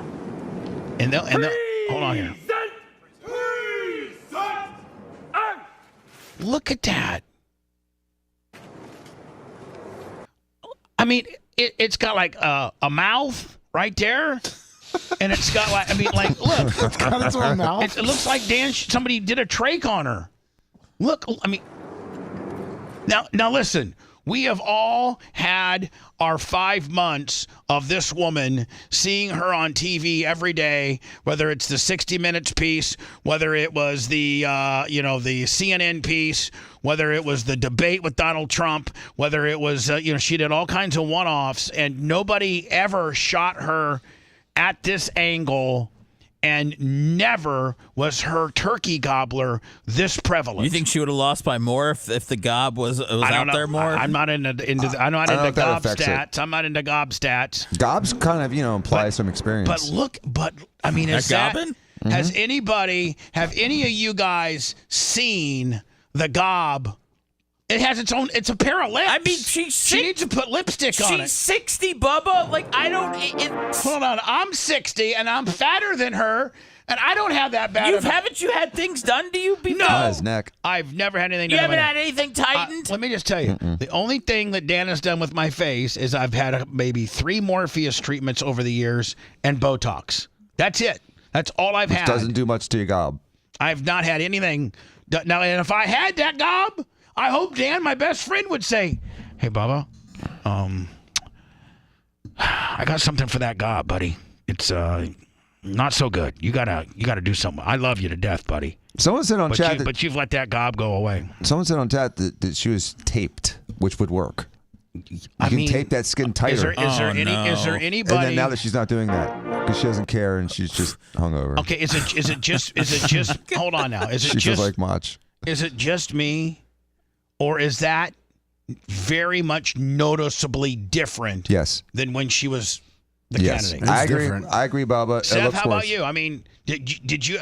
It looks like a pair of lips. Maybe Daddy Joe likes the gob that way, so she's letting it grow out a little bit for him now that she's home. I was like, it looks like another face. What about this guy next to her? He doesn't even look well. I mean, this guy looks very unwell. Hold on. First of all, you can't.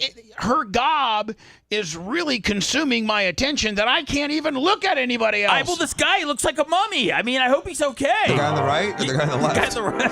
It's like bad all around. All right, hold on. Now she maybe she's realizing the gob is kind of wrinkly, and now it looks like she tries to raise her head up a little bit. Man, it's got a sword being a woman.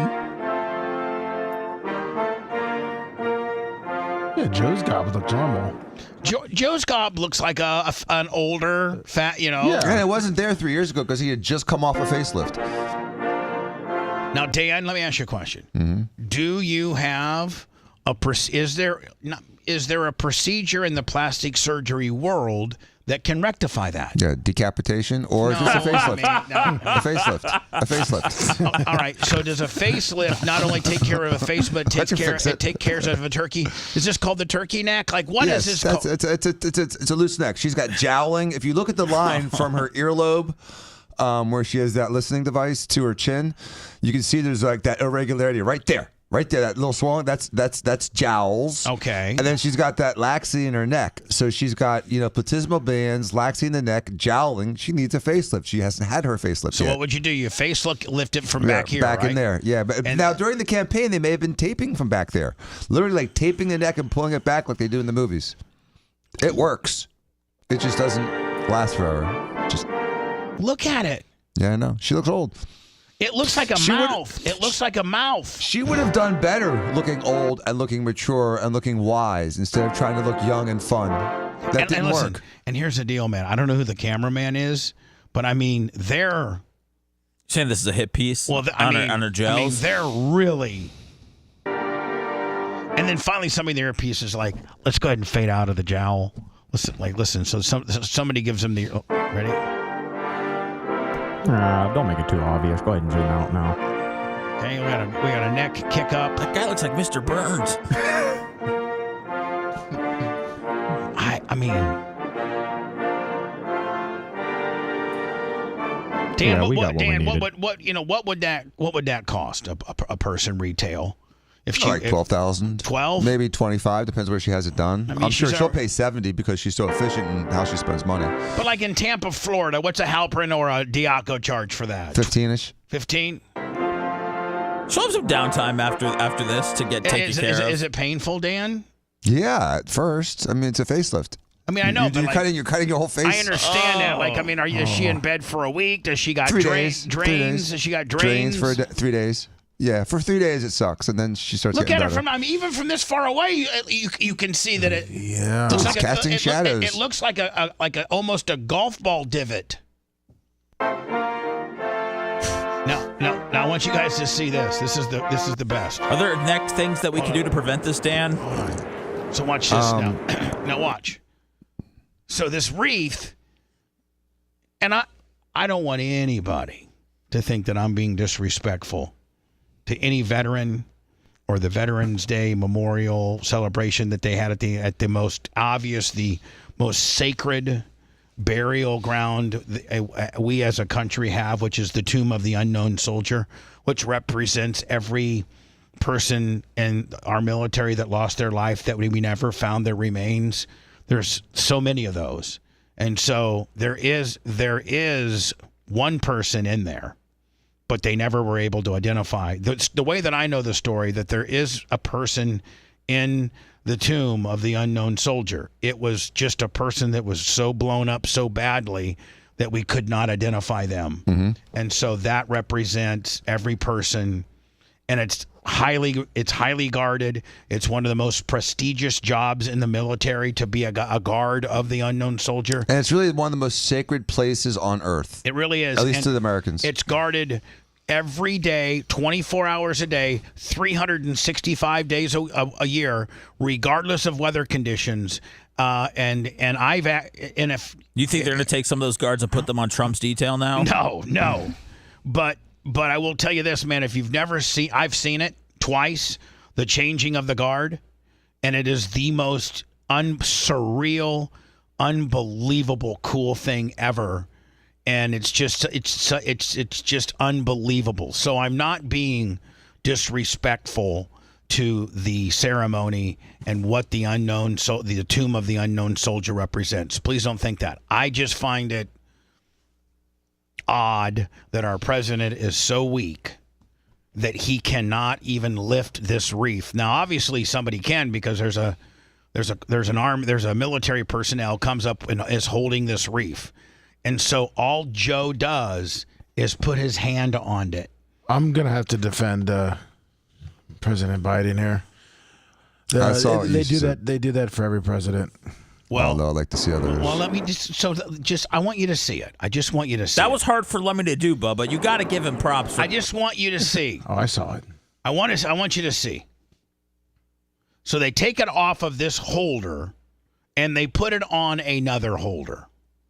And this wreath, as an able-bodied president, from Clinton to probably even Reagan, I don't think Jimmy Carter can do much nowadays, but I'm just saying, like, I mean, if I was a president, I'd be like, procedurally, I appreciate what you're going to put it on, but I'd like to grab the wreath, tell me where to grab it from, and I'd like to put it on the hook. I'm the commander-in-chief.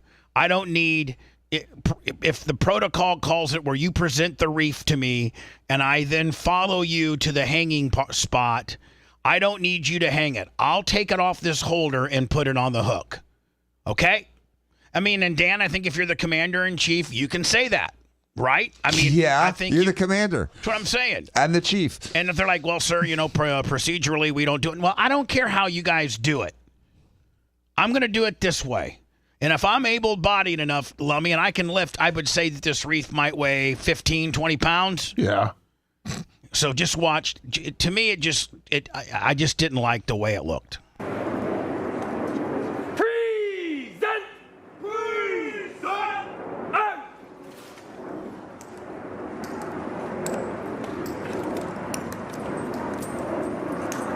Now you guys can see the stand that has the hook on it, right? Yes. So the wreath is initially presented to the president on another stand that has two like little handles in the back where the guy, the gentleman, is presenting the wreath to the president, and now they're walking it to the permanent stand where it's going to be displayed in front of the unknown soldier. So watch what happens. We John Madden the weirdest stuff every day. We do. Watch. So.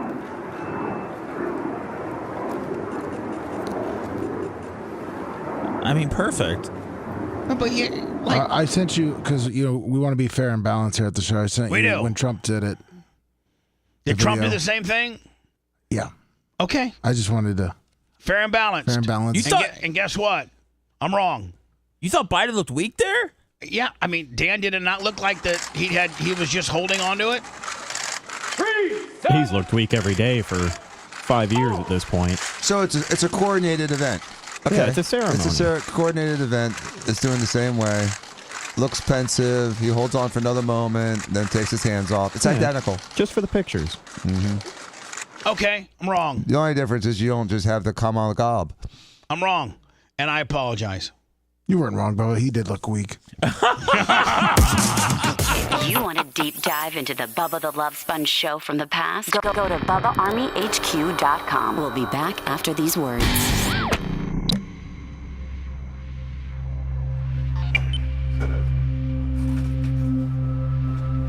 Signing that picture.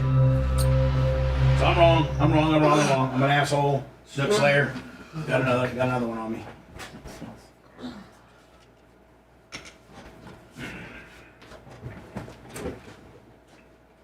All right, guys. Have a wonderful day. Bye, Daniel. See you, Dan. See ya. Thanks for the Zofran. Oh, you're welcome. Maybe you can have maybe next week we can mark at a Kamala Harris de-goblin. For who? Her? You can do a GoFundMe for it. No, for any woman. All right, fellas. See you, Dan.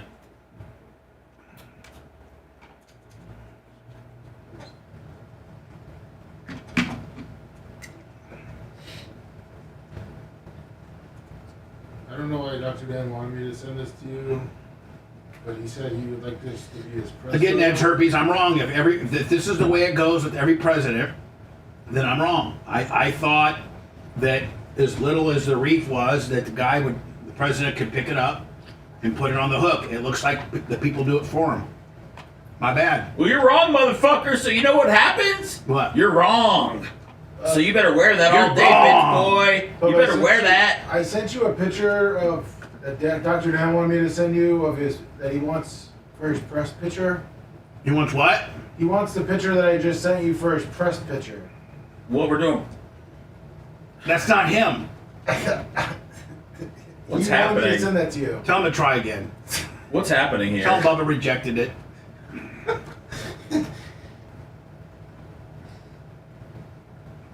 Nobody has to back me up. I'm wrong. If procedurally that's the way they do it, I'm a dickhead.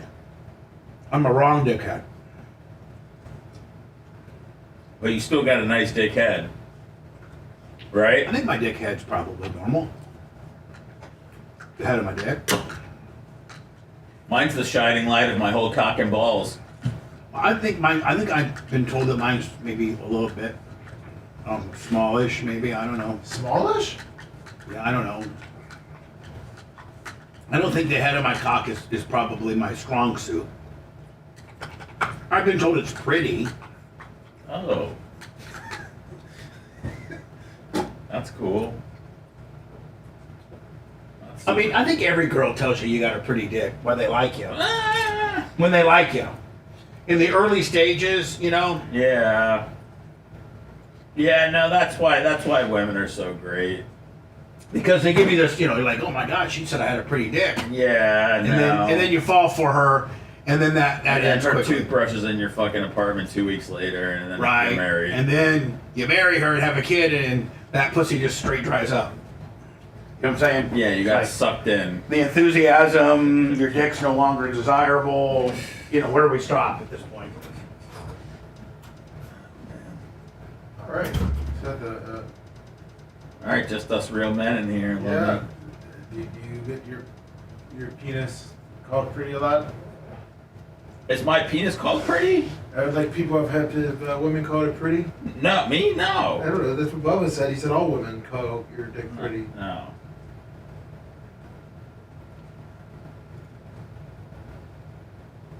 I don't know how they're going to do the Savannah Banana game at fucking Raymond James. I don't know. It's a whole fucking circus anyways. I know, but the stadium's not built. It's not built big enough for a baseball field. They'll make it work for anything if the money's right. Yeah, that's true. What up, Pause?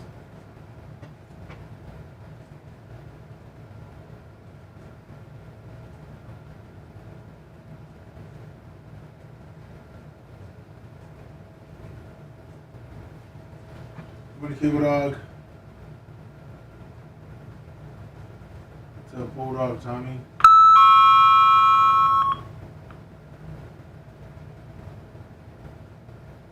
Oh, fuck yeah. Bears fired. Thank you. Was that Rat? Thank you. What's up, 843? Oh, that guy was great. Breaking news. Got to get to my family. Thank you. Hey, Long. Yes, sir. Can you see if we can get a hold of Alex to see if we can get Alex Jones on now that he's kind of topical and they're getting ready to take all his shit? Yeah. If we could just, I'd love to have him on. Can we look into that? Yep. Put him in the message now. It must have been something you said. I should have walked away. I just died in your arms tonight, Cutting Crew, 1987. Should have walked away.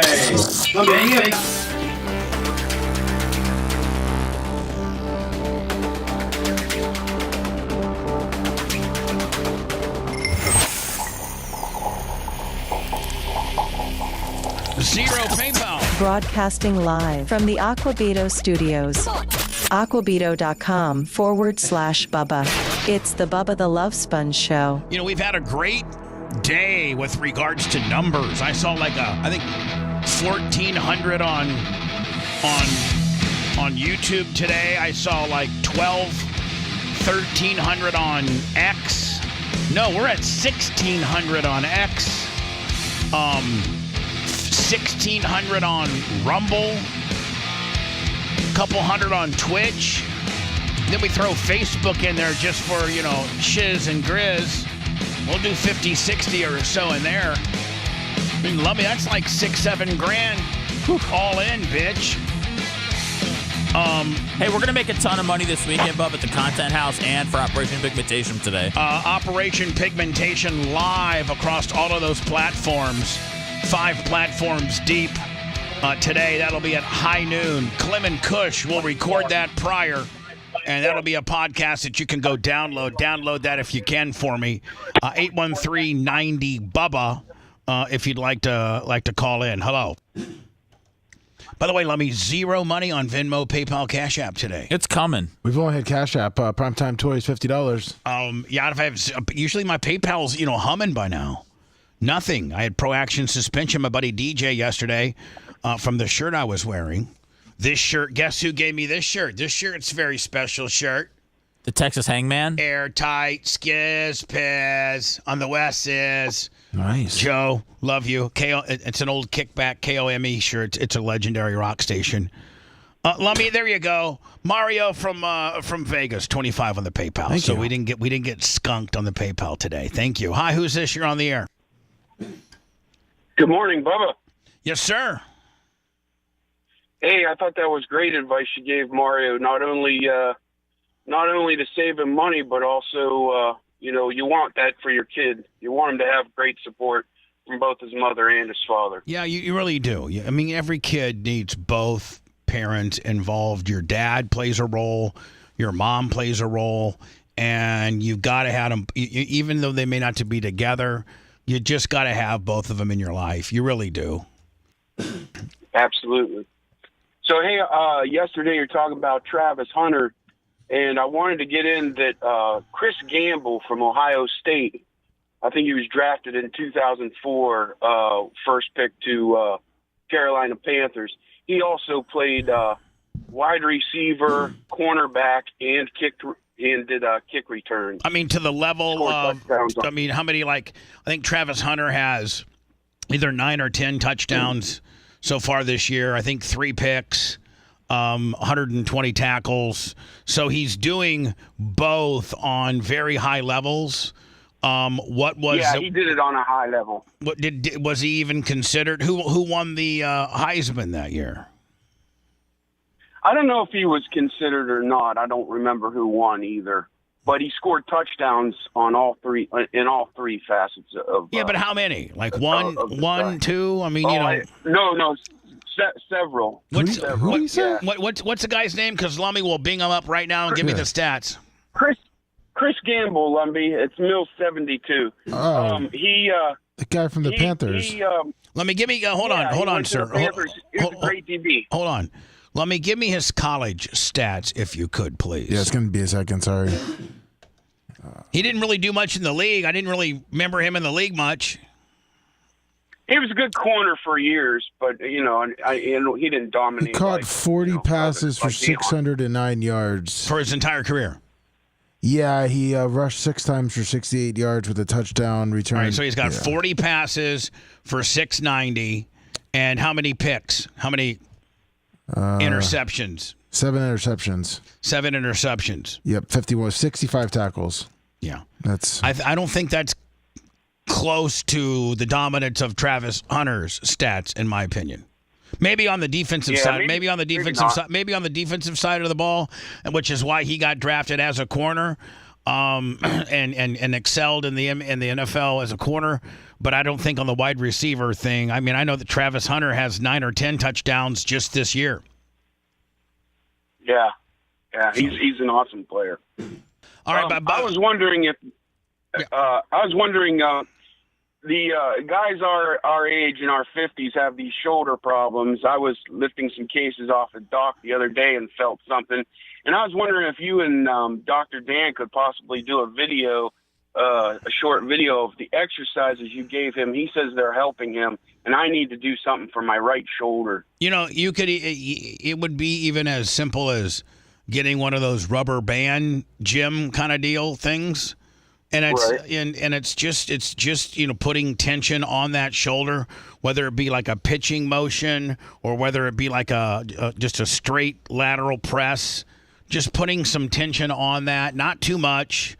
Anything the amount of weight that you do should be, you should be able to do 10 to 15 of them, and just building the muscles around your shoulder. You can Google it probably better than I could give you an instructional video. And that is just, how do I rehab a bad shoulder? All right. Lummy, will you Google that for me to see if there's anything like that out there? Because I'm sure that there's some stud on YouTube that would be far more accredited than my stupid ass. So anyway, sir. Is the ale house Miller's Ale House that you're going to be at? No, it's just Davenport's Ale House. Davenport Ale House in Davenport. I Googled Florida. that and I didn't get any. I didn't get a Davenport.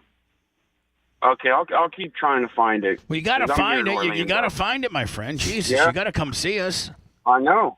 Exactly. Yeah, I mean, Google Davenport Ale House once and see what that says, okay? Aren't all ale house Miller's Ale House? No, they're okay. not. All right. And it's I'm looking at it right now, davenportsalehouse.com.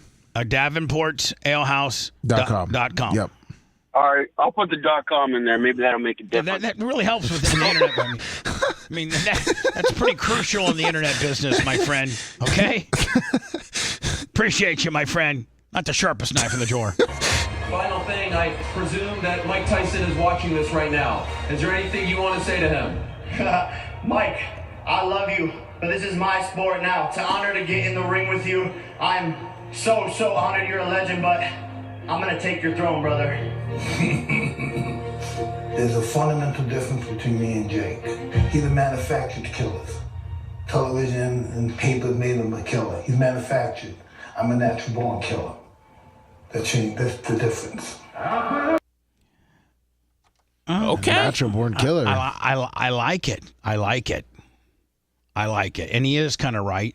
You know, Mike Tyson was a custom auto project when he was 9 or 10. I think we talked about this a few days ago. We feel as if maybe Mike Tyson was orphaned or abandoned, was sent to the Catskills of the New York mountains and trained under this old timer. He had nothing to live. He went to school and came home and trained. Like, that's it. That's all he had. It's the only life he knew.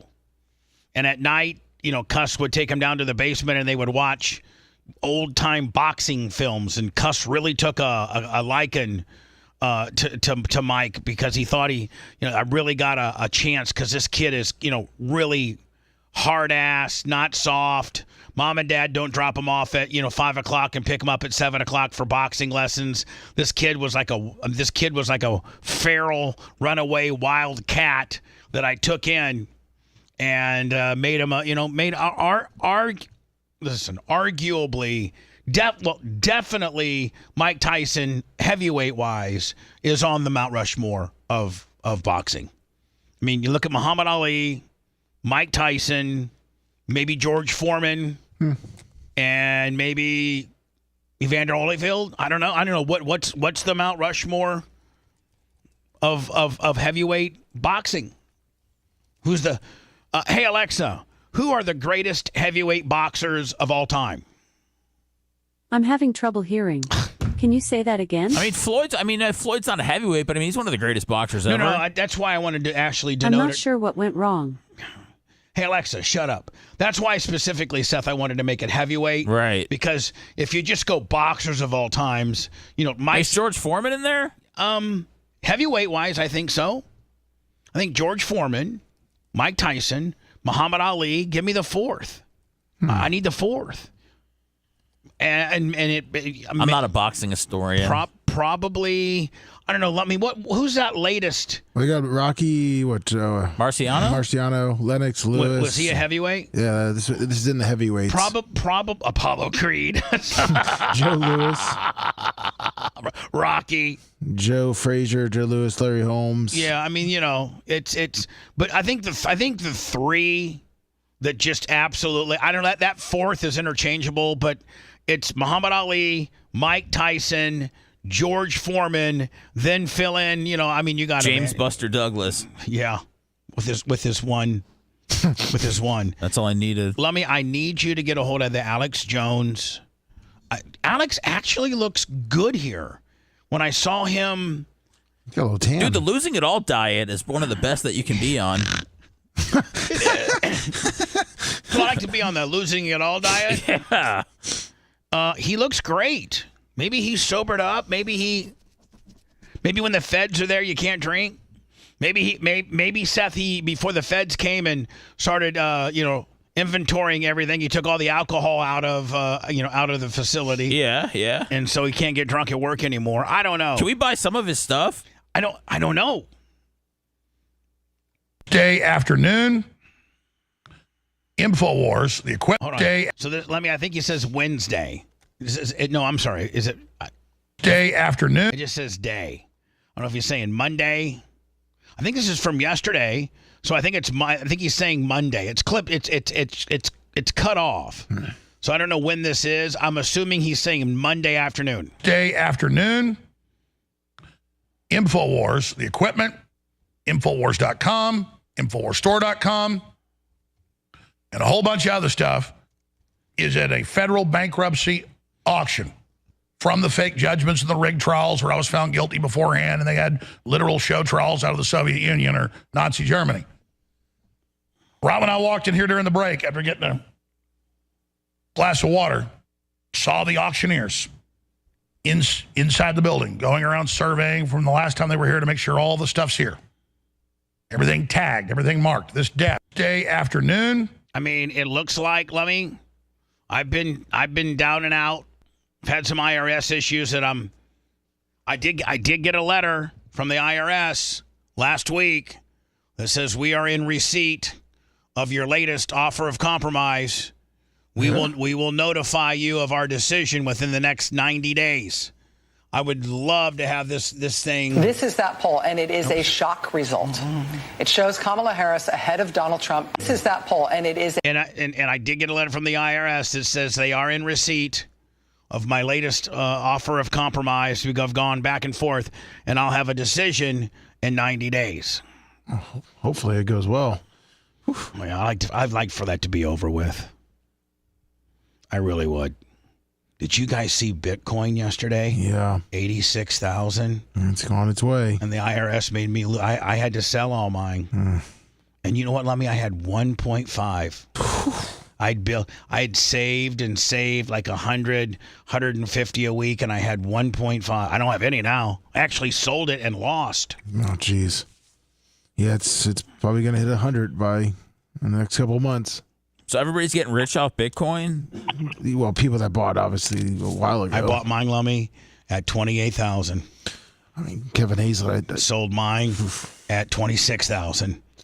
Ouch. Lost like 3,400. Wait, you spent 28,000 on a Bitcoin? New York Congresswoman Elise Stefanik. She is the chairwoman of the House. I, over the years of saving, had accumulated 1.5 Bitcoins. That was your goal for the longest, was having enough to save up to have one Bitcoin. And I had 1.5, and I've been doing it for like 4 years. And Lummy, when the feds came, Jesus Christ, Fox, chill out. I'd find, like Seth, I'd save like 100 or 150 bucks a month, and I'd just keep chipping away for like 4 years. And I'd accumulated 1.5, but my average cost per Bitcoin was like 28,000.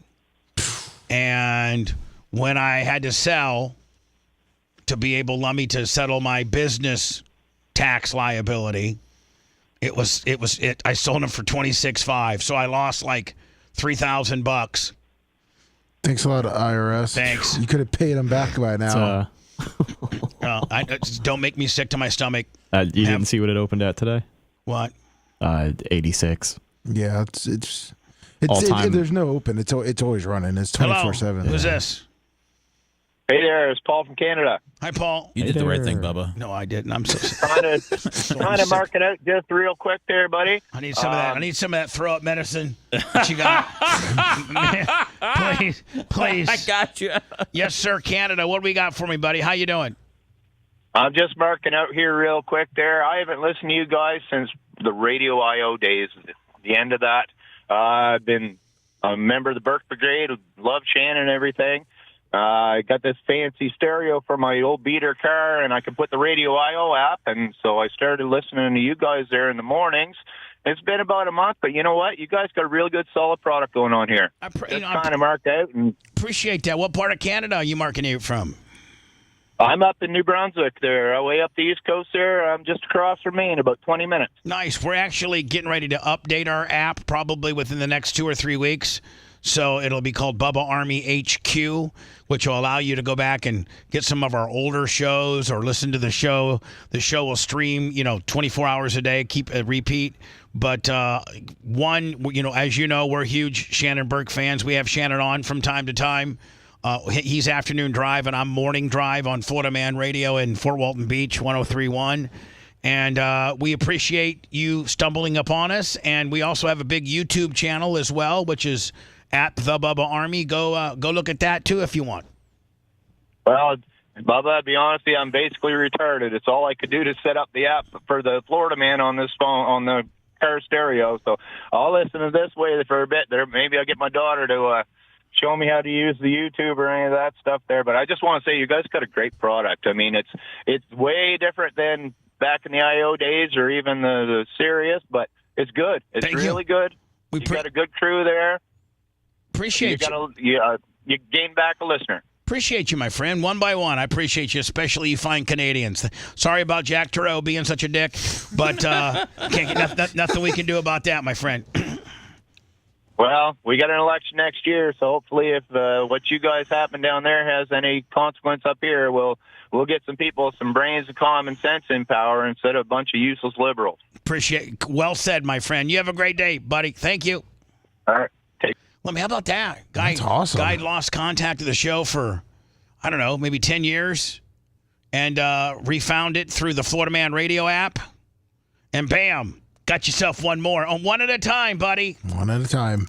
As we're zipping at 1,207 people on YouTube. Thank you. News from the Dominican Republic is not good for Rays fans. Yeah, I think he's done. I think he's done in baseball. He's done. I think he might be done in life. Yeah, well, good. News from the Dominican Republic. Wander Franco was arrested today in the Dominican Republic after an altercation during which guns were drawn. He was out on bail as he awaits a trial for charges related to sexually abusing a 14-year-old. Details to follow this incident. Then Fox 13 reported it as well.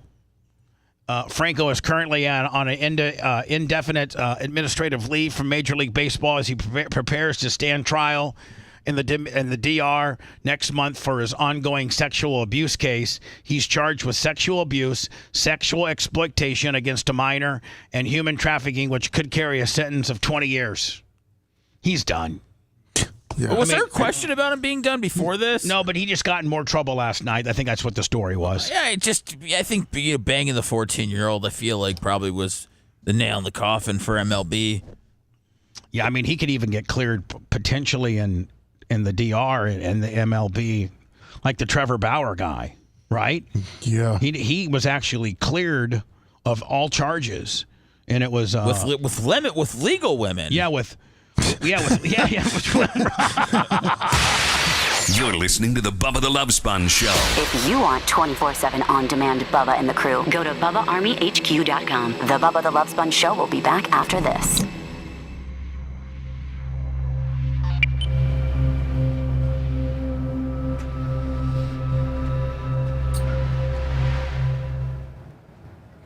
He got into a fight over a fucking woman. God, he is a dumbass.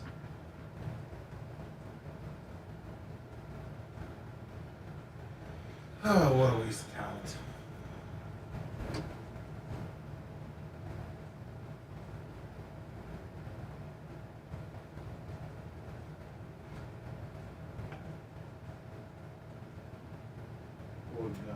Thank you, Mario.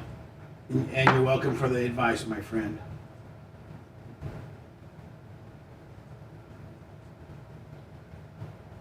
Yeah. What's that? Eat Marco's Law.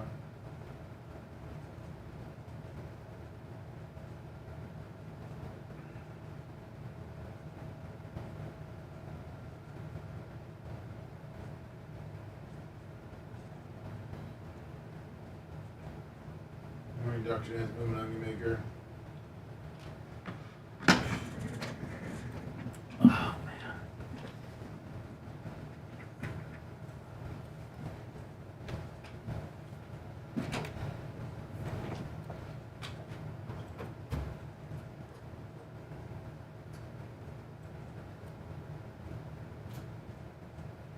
Yes, it is. Bubba was the worst. Bubba was the defense lawyer.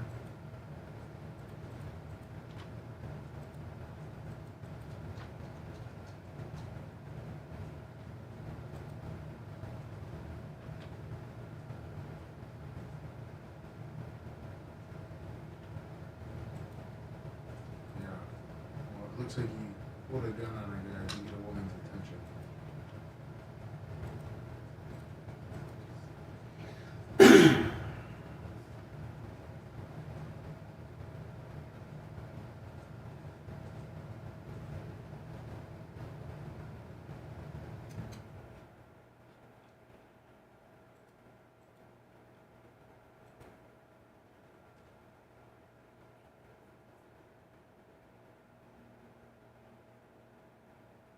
Trade Dave Rock 69.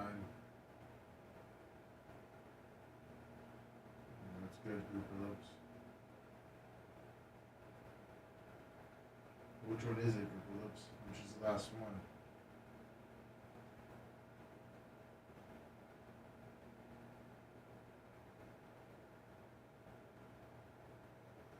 What's up, Nancy Surf?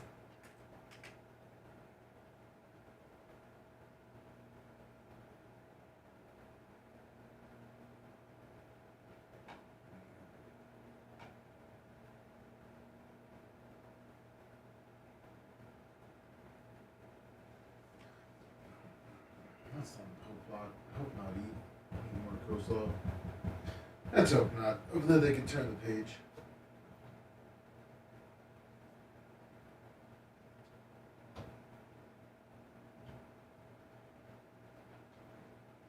The astronauts are still stuck in space. How long did they go there? Look like they're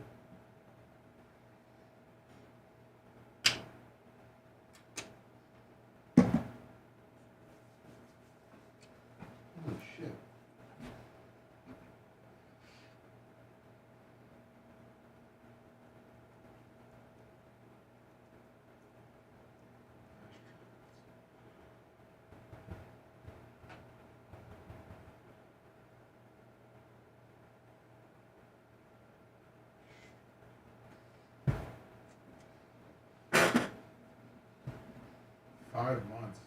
Holy shit. I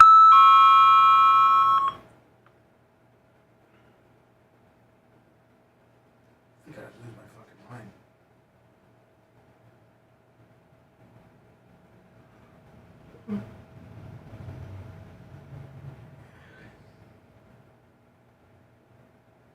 I understand why they can't bring him back.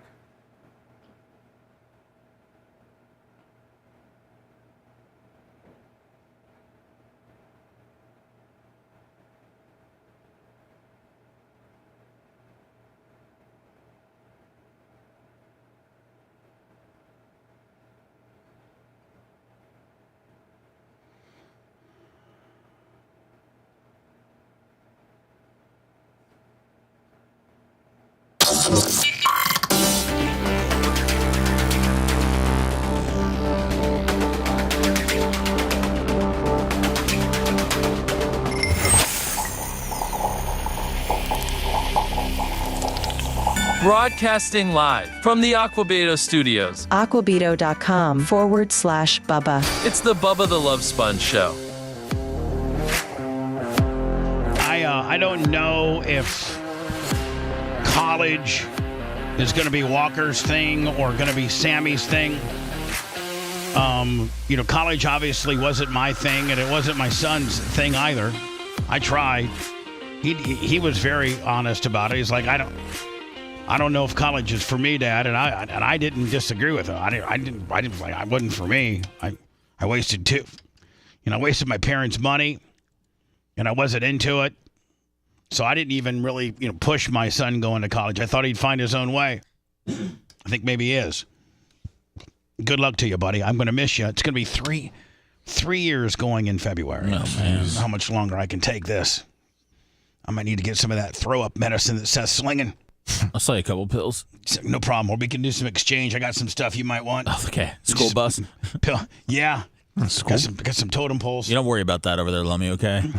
Don't worry about our school bus exchanges. It's enough to take down a Lummy. That's all you need to worry about. Man, one school bus and you're junked for like 2 days. But man, it'll put you down like a Marlon Perkins dart in the neck. I don't know what that means, but it makes me feel very relaxed. It strips all the horrible negative thoughts out of my head. One school bus, man, and it's like Dexter just shot you in the neck. You're out, man. One school bus, man, and Dexter could have his way with you. So anyway, I don't. If I was sending my kid to college, and I get this news piece, and I identify that it's one of my kids that's doing this at Columbia, which, by the way, is a very expensive and very prestigious university. and you are protesting Veterans Day. Oh. We stand here to honor all our martyrs, those who resisted, whether violently or non-violently. Masked students at Columbia protesting against Veterans Day on campus. Really sad, reprehensible behavior. Regardless if you're pro-Hamas, pro-Israel, pro-Ukraine, pro-Russia, pro-Jew, pro-white guy, pro-Hispanic, Republican, Democrat, it doesn't matter what your bag of goods are. For you to fundamentally pay homage to martyrs that refuse to serve our country, and to basically protest Veterans Day. I don't know how time consuming this would be, Bubba, but I would find out who they all are, and then I would just stand there and call every single one of their parents and just see if they're okay with what their kid's doing or not. I'd be videotaping and videotape like this girl, like this person right here in the orange. I'd walk right up to them and I'd say, "Can you take your mask off? I need to see who you are." And I'd videotape them, but then I'd say, and I'd call Mr. and Mrs. McGillicuddy up and say, "Do you know that your kid that you're spending, $52,000 a year to send to Columbia is sitting on is protesting in the middle of campus against Veterans Day?" Yes, protesting the men and women that served our country. We stand here to honor all our martyrs, those who resisted, whether violently or non-violently. If this makes you uneasy, ask yourself why. Oh. That explains a lot. I mean, I mean, can you just be any more pathetic in life if this makes you feel good? And this is a good thing to protest. Isn't Trump sending in the National Guard to remove these people with tanks? No, we need to send in. Hold on, we need to send in the new border czar. Have you seen that dude? Yeah, that guy. We stand here to honor That guy all hasn't our had a martyrs. day of fun in his whole life. Oh yeah, he's gonna have some fun when he's under knocking some heads in. We stand here to honor all our martyrs, those who resisted, whether violently or non-violently. Beautiful campus. If this makes you uneasy, Yeah, I mean, realistic. Okay, if you just turn the sound down and you just look at like how beautiful this campus we is. stand here to First of all, look how beautiful this building is, and then that ties into that really big building. I'm assuming those are all dorm rooms. honor all our martyrs, those who resisted, whether violently or non-violently. If this makes Look at Those are so nice. Those are beautiful. you uneasy, Seth, what are those things called? What is what? Shababs? Those things that ask they have on their yourself head? Those things they have on their head. Oh, I'm not sure. Habibs? Habibs? No, I forget. Is it all our martyrs, Kifa? those who resisted. And they're all Kifa? And aren't they all Hezbollah or Palestinian? Isn't that the Palestinian colors? Whether violently That or hold on, non-violently. this right here isn't. Hold on, If this makes you uneasy, ask yourself. right there. Isn't that kind of the show for support of Palestine? Yes. This get up right here. Yes, sir. Yeah, that's the Palestinian I think that's, support scarf. If this makes you uneasy, ask yourself why. I wish that Iggy could grab the mic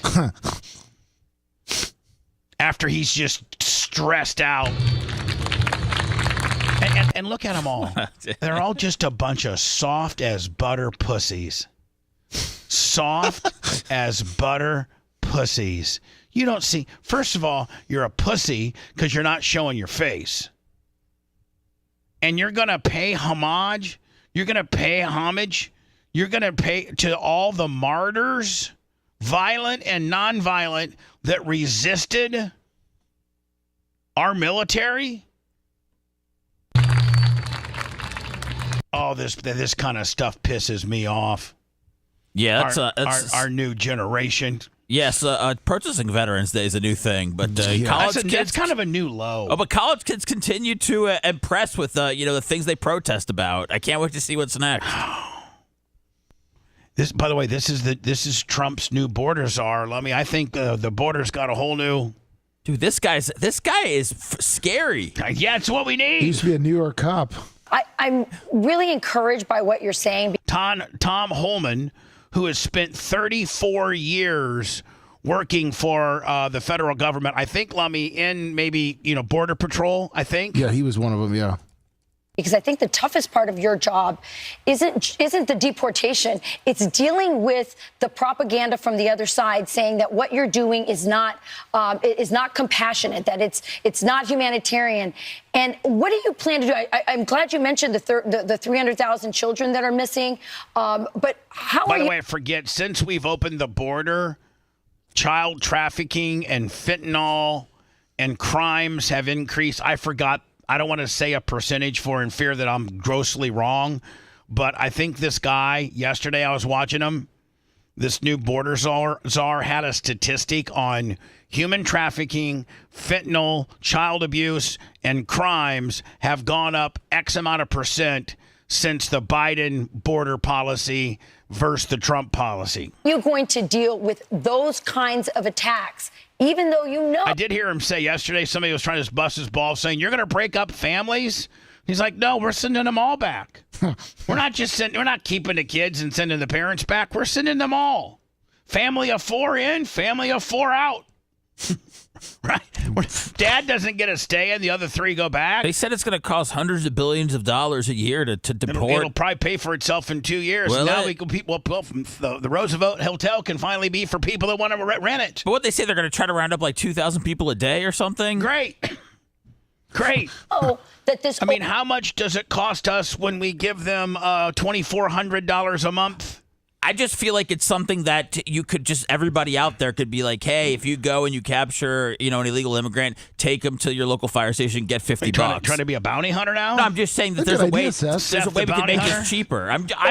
Seth, they just don't jump in your car when you tell them to. Well, sometimes you can.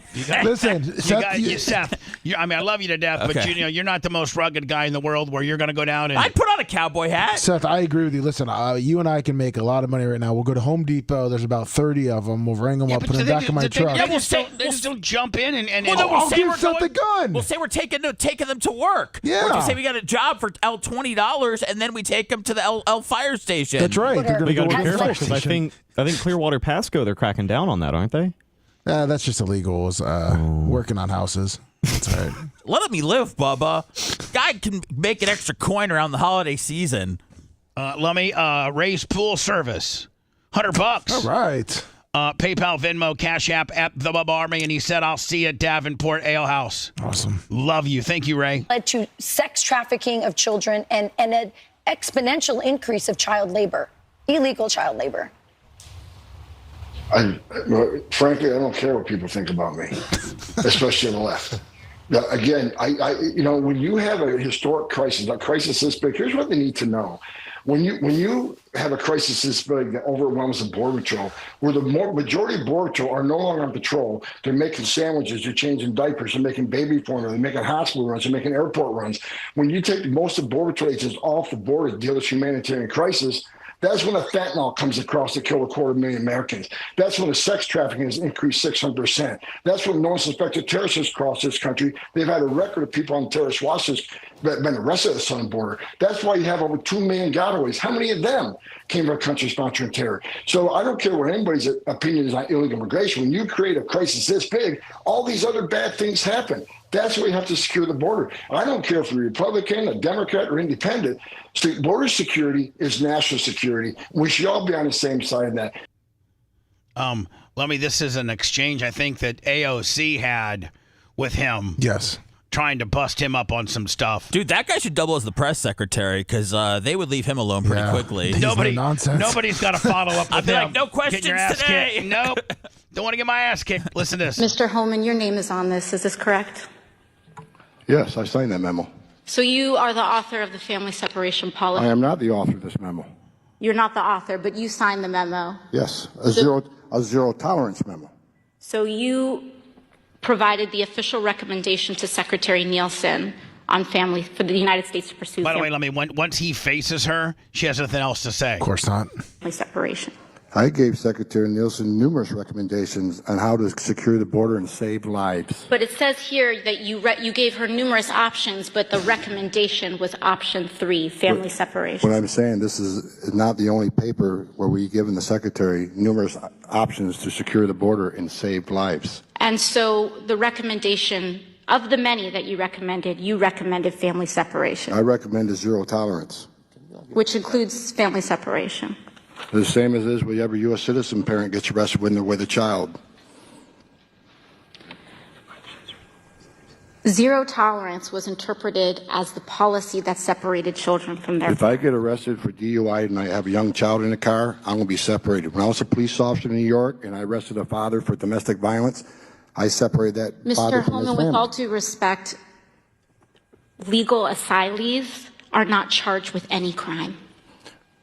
When you're in the country illegally, it's violation 8 United States Code 1325. Seeking asylum is legal. If you want to seek asylum, you go through the port of entry, do it the legal way. Boom. If you want to seek asylum, go through the port of entry the legal way. That's it. If you and we want you to. We want you to come in the legal way. You're seeking political asylum. That's a big deal. You feel that you're not safe in your country because of political violence and whatever. So you're seeking political asylum. Then come through a recognized port of entry the legal way. And here you go, sir, or family. Come on in. Seeking asylum is legal. If you want to seek asylum, you go through the port of entry, do it the legal way. The Attorney General of the United States has made that clear. Okay. Boom. I mean, that's the official statement. That's the new borders are. Not coming in the middle of the night on a broken fence, not coming in illegally and not being documented, but instead... Feels like this guy wants to be hands-on down there at the border. He does. No kidding. I think he wants to be... He does. Boots on the ground, baby. Which is refreshing. Let's have somebody there.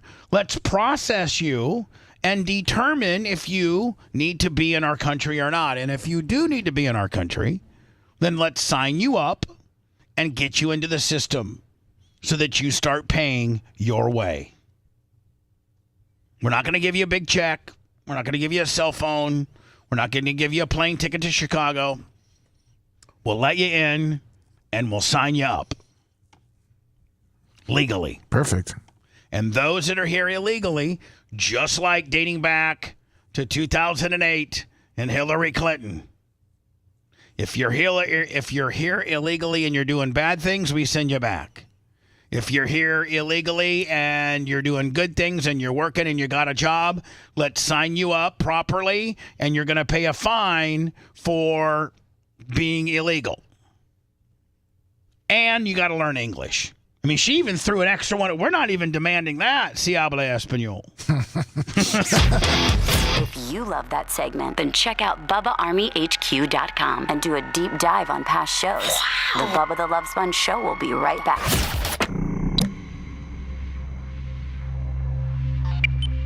Vito was named one of the top sexiest bald men ever. What? That's... Yeah. Oh, it's true. For real? Danny DeVito? Not like The Rock or fucking... The Rock's number 2.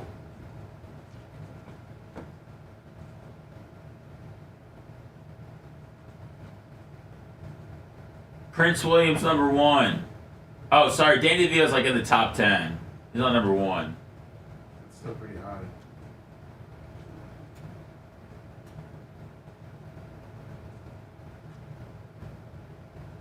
Shaquille O'Neal, Vin Diesel, The Rock.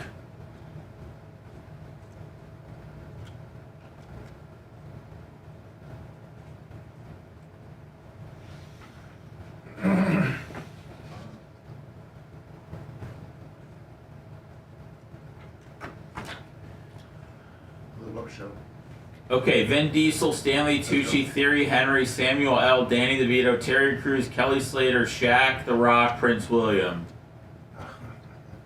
A little bit, yeah. I can see that.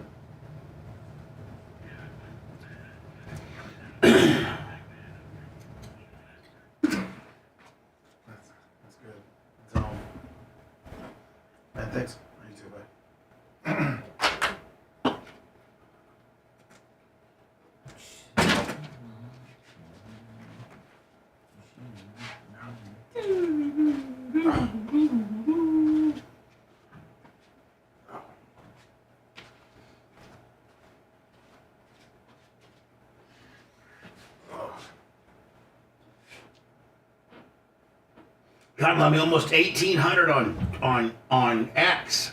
Woo. I love that X.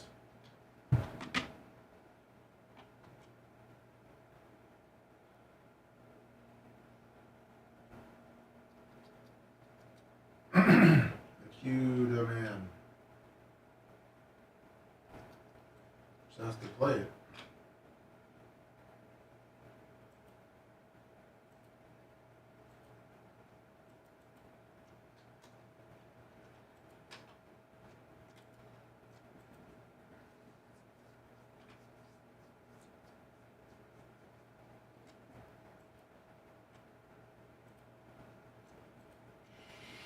Hello, YouTube. I'll even type hi. Dan Riz.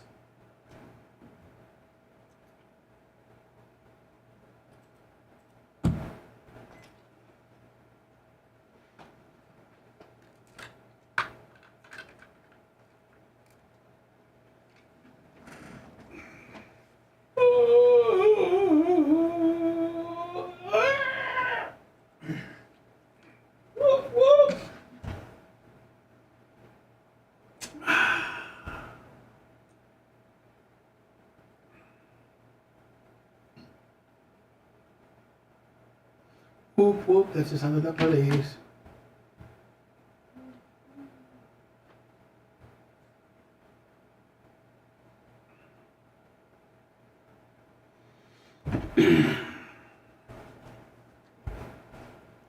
Greetings from Iceland. I don't know if the hydrogen water does anything for me, but I seems to make me want to drink more water, but I don't know if it does anything for me. I gotta get my hair cut. My hair's getting a little long. Of course, I got my bald spot that's kicking too. I can't fucking. I mean, Seth, we'll touch. Do you wanna save the Eric Bischoff talk for Clem Kush, or do you wanna clear it out here? We can do it here. Okay. I mean, this isn't the same group you're part of, is it? No. This is what, the MLW? Yes. And are they a very big organization? Yeah, I mean, they're pretty good size. 25 years since the Ray Carew fucking shooting. Is that how long it's been? Yeah. Wow. Isn't that kid alive? Yeah. I just sent you guys a story on for tomorrow. Hello, Trickus of Canies. Eat more coleslaw. Can you guys give us a thumbing? We only have 316 of them. And I think that helps the algorithm and shit. And I got 1,000. I got 1,200.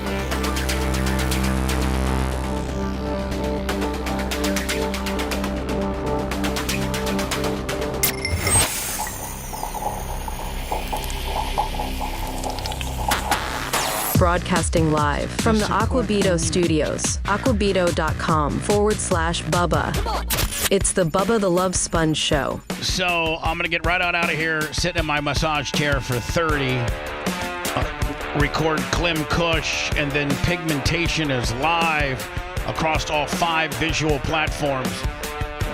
Rumble, YouTube, X, Facebook, Twitch. Appreciate you. I'll just be monitoring YouTube because that's there's a lot going on, but I look forward to people joining us from across the world on every place that we broadcast from. Yeah, be nice, and I might watch. And Please do. If you're on YouTube right now, that's where I'm at. Could you give us a little thumbing up? You know, I had like 1,200 of you on there a few minutes ago, and only 354 thumbs. That's just not a good ratio. Makes you feel like a real job. Or I mean, we could at least get 400. You know what I'm saying? Yeah. Thumbs up, and then eggplant emojis for comments. Eric Bischoff has announced his first move as executive producer for the MLW One Shot. I guess this is a wrestling federation. Is it based out of New York? I didn't think they were, but they might have moved. Anyway, it looks they do like a lot here in Florida. It looks like Bischoff has attached himself to one night of booking. Like he's going to be the booker for one night. He's calling for a Matt Riddle. I think his main event's going to be Matt Riddle versus, I don't know, who's Donovan, is it Dijak? Yeah. I don't know who that guy is. I think he's popular. I feel I've seen him before. December 5th, New York City. I'm going to get a hold of Conrad Lummy, see if I could get maybe Eric on. There you go. That'd be good. Or, at least have Eric comment on, my... Dude, you didn't do anything that bad to Eric Bischoff to where he can't have a conversation with you. True. I mean, even if he doesn't like you, I mean, to at least just, have you ask him a couple of things to hammer it out. I don't know. I don't know. But if he's still got contact with Hogan and still feels, talking to me is disrespectful to Hogan, well, then that could be a potential problem. I guess if Hogan owns you, I guess. Yeah, I mean, he does. He does still talk to Hogan, so he says it on his podcast. He still talks to him. Very early in the administration is closing up the Department of Education in Washington, D.C., and sending all education and education work and needs back to the states. We want them to run the education of our children. I actually think this is a pretty good idea. Why federally and your mom is a school teacher, she probably would rather have her marching orders from the state level on something that she can actually do something about than federal mandated a curriculum, in my opinion. No, yeah, she's retired. She's collecting her checks. Because they'll do a much better job of it. You can't do worse. We spend more money per pupil by 3 times than any other nation, and yet we're absolutely at the bottom. We're one of the worst. So you can't do worse. We're going to end education coming out of Washington, D.C. We're going to close it up, all those buildings all over the place, and you have people that in many cases hate our children. We're going to send it all back to the states. As long as it's being federal subsidized, the feds and the money that you spent in the Department of Education now are slivering that off to each state to help with their education. I like it. Because I think you can get more done locally than you can nationally. I don't need somebody in D.C. how to tell a teacher in Pasco what she needs to be doing. Person in Tallahassee has, closer means to have an influence on that person in Pasco than Washington. A lot of people are like, oh, it's a big deal. We're getting rid of the Department of Education. The Department of Education's a joke. The Department of Education, if you further pare it on down, should be by the county. But we'll start with state. Clem Cush in 35 minutes. And then I got to get out of here fairly early because Operation Pigmentation for only, I think, Seth, this is the second time. Yes. For the second time, we'll be live. It'll be on YouTube. It'll be on Rumble. It'll be on Facebook. It'll be on Twitter. It'll be on Twitch.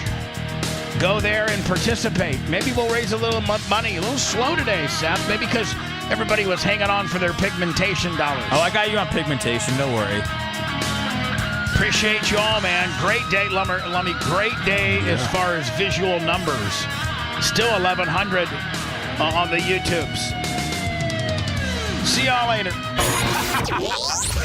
Thanks for letting me finish. You've been listening to the Bubba the Love Sponge Show, starring me, Bubba the Love Sponge, co-host and show historian, Lummit. It's Seth, co-host and president of podcasting. It's Brian Matroni, king of counter programming. Rhett, the filthy ginger video editor. Yeah, back here wiring up. It's Mini Macho. The BRN agent, Thomas Buttoned Up B. Co-host, Dr. Dan Diaco, Esquire of Council. Co-host, J. Diaco, Esquire, the Spitting Cobra of Council. Now, time for the legal disclaimer. Exactly. The Bubba the Love Sponge Show is intended solely for the enjoyment of our listening audience. Any rebroadcast, retransmission, or other use of this show without express written consent of the Bubba Radio Network is prohibited. We must dissuade him of this delusion.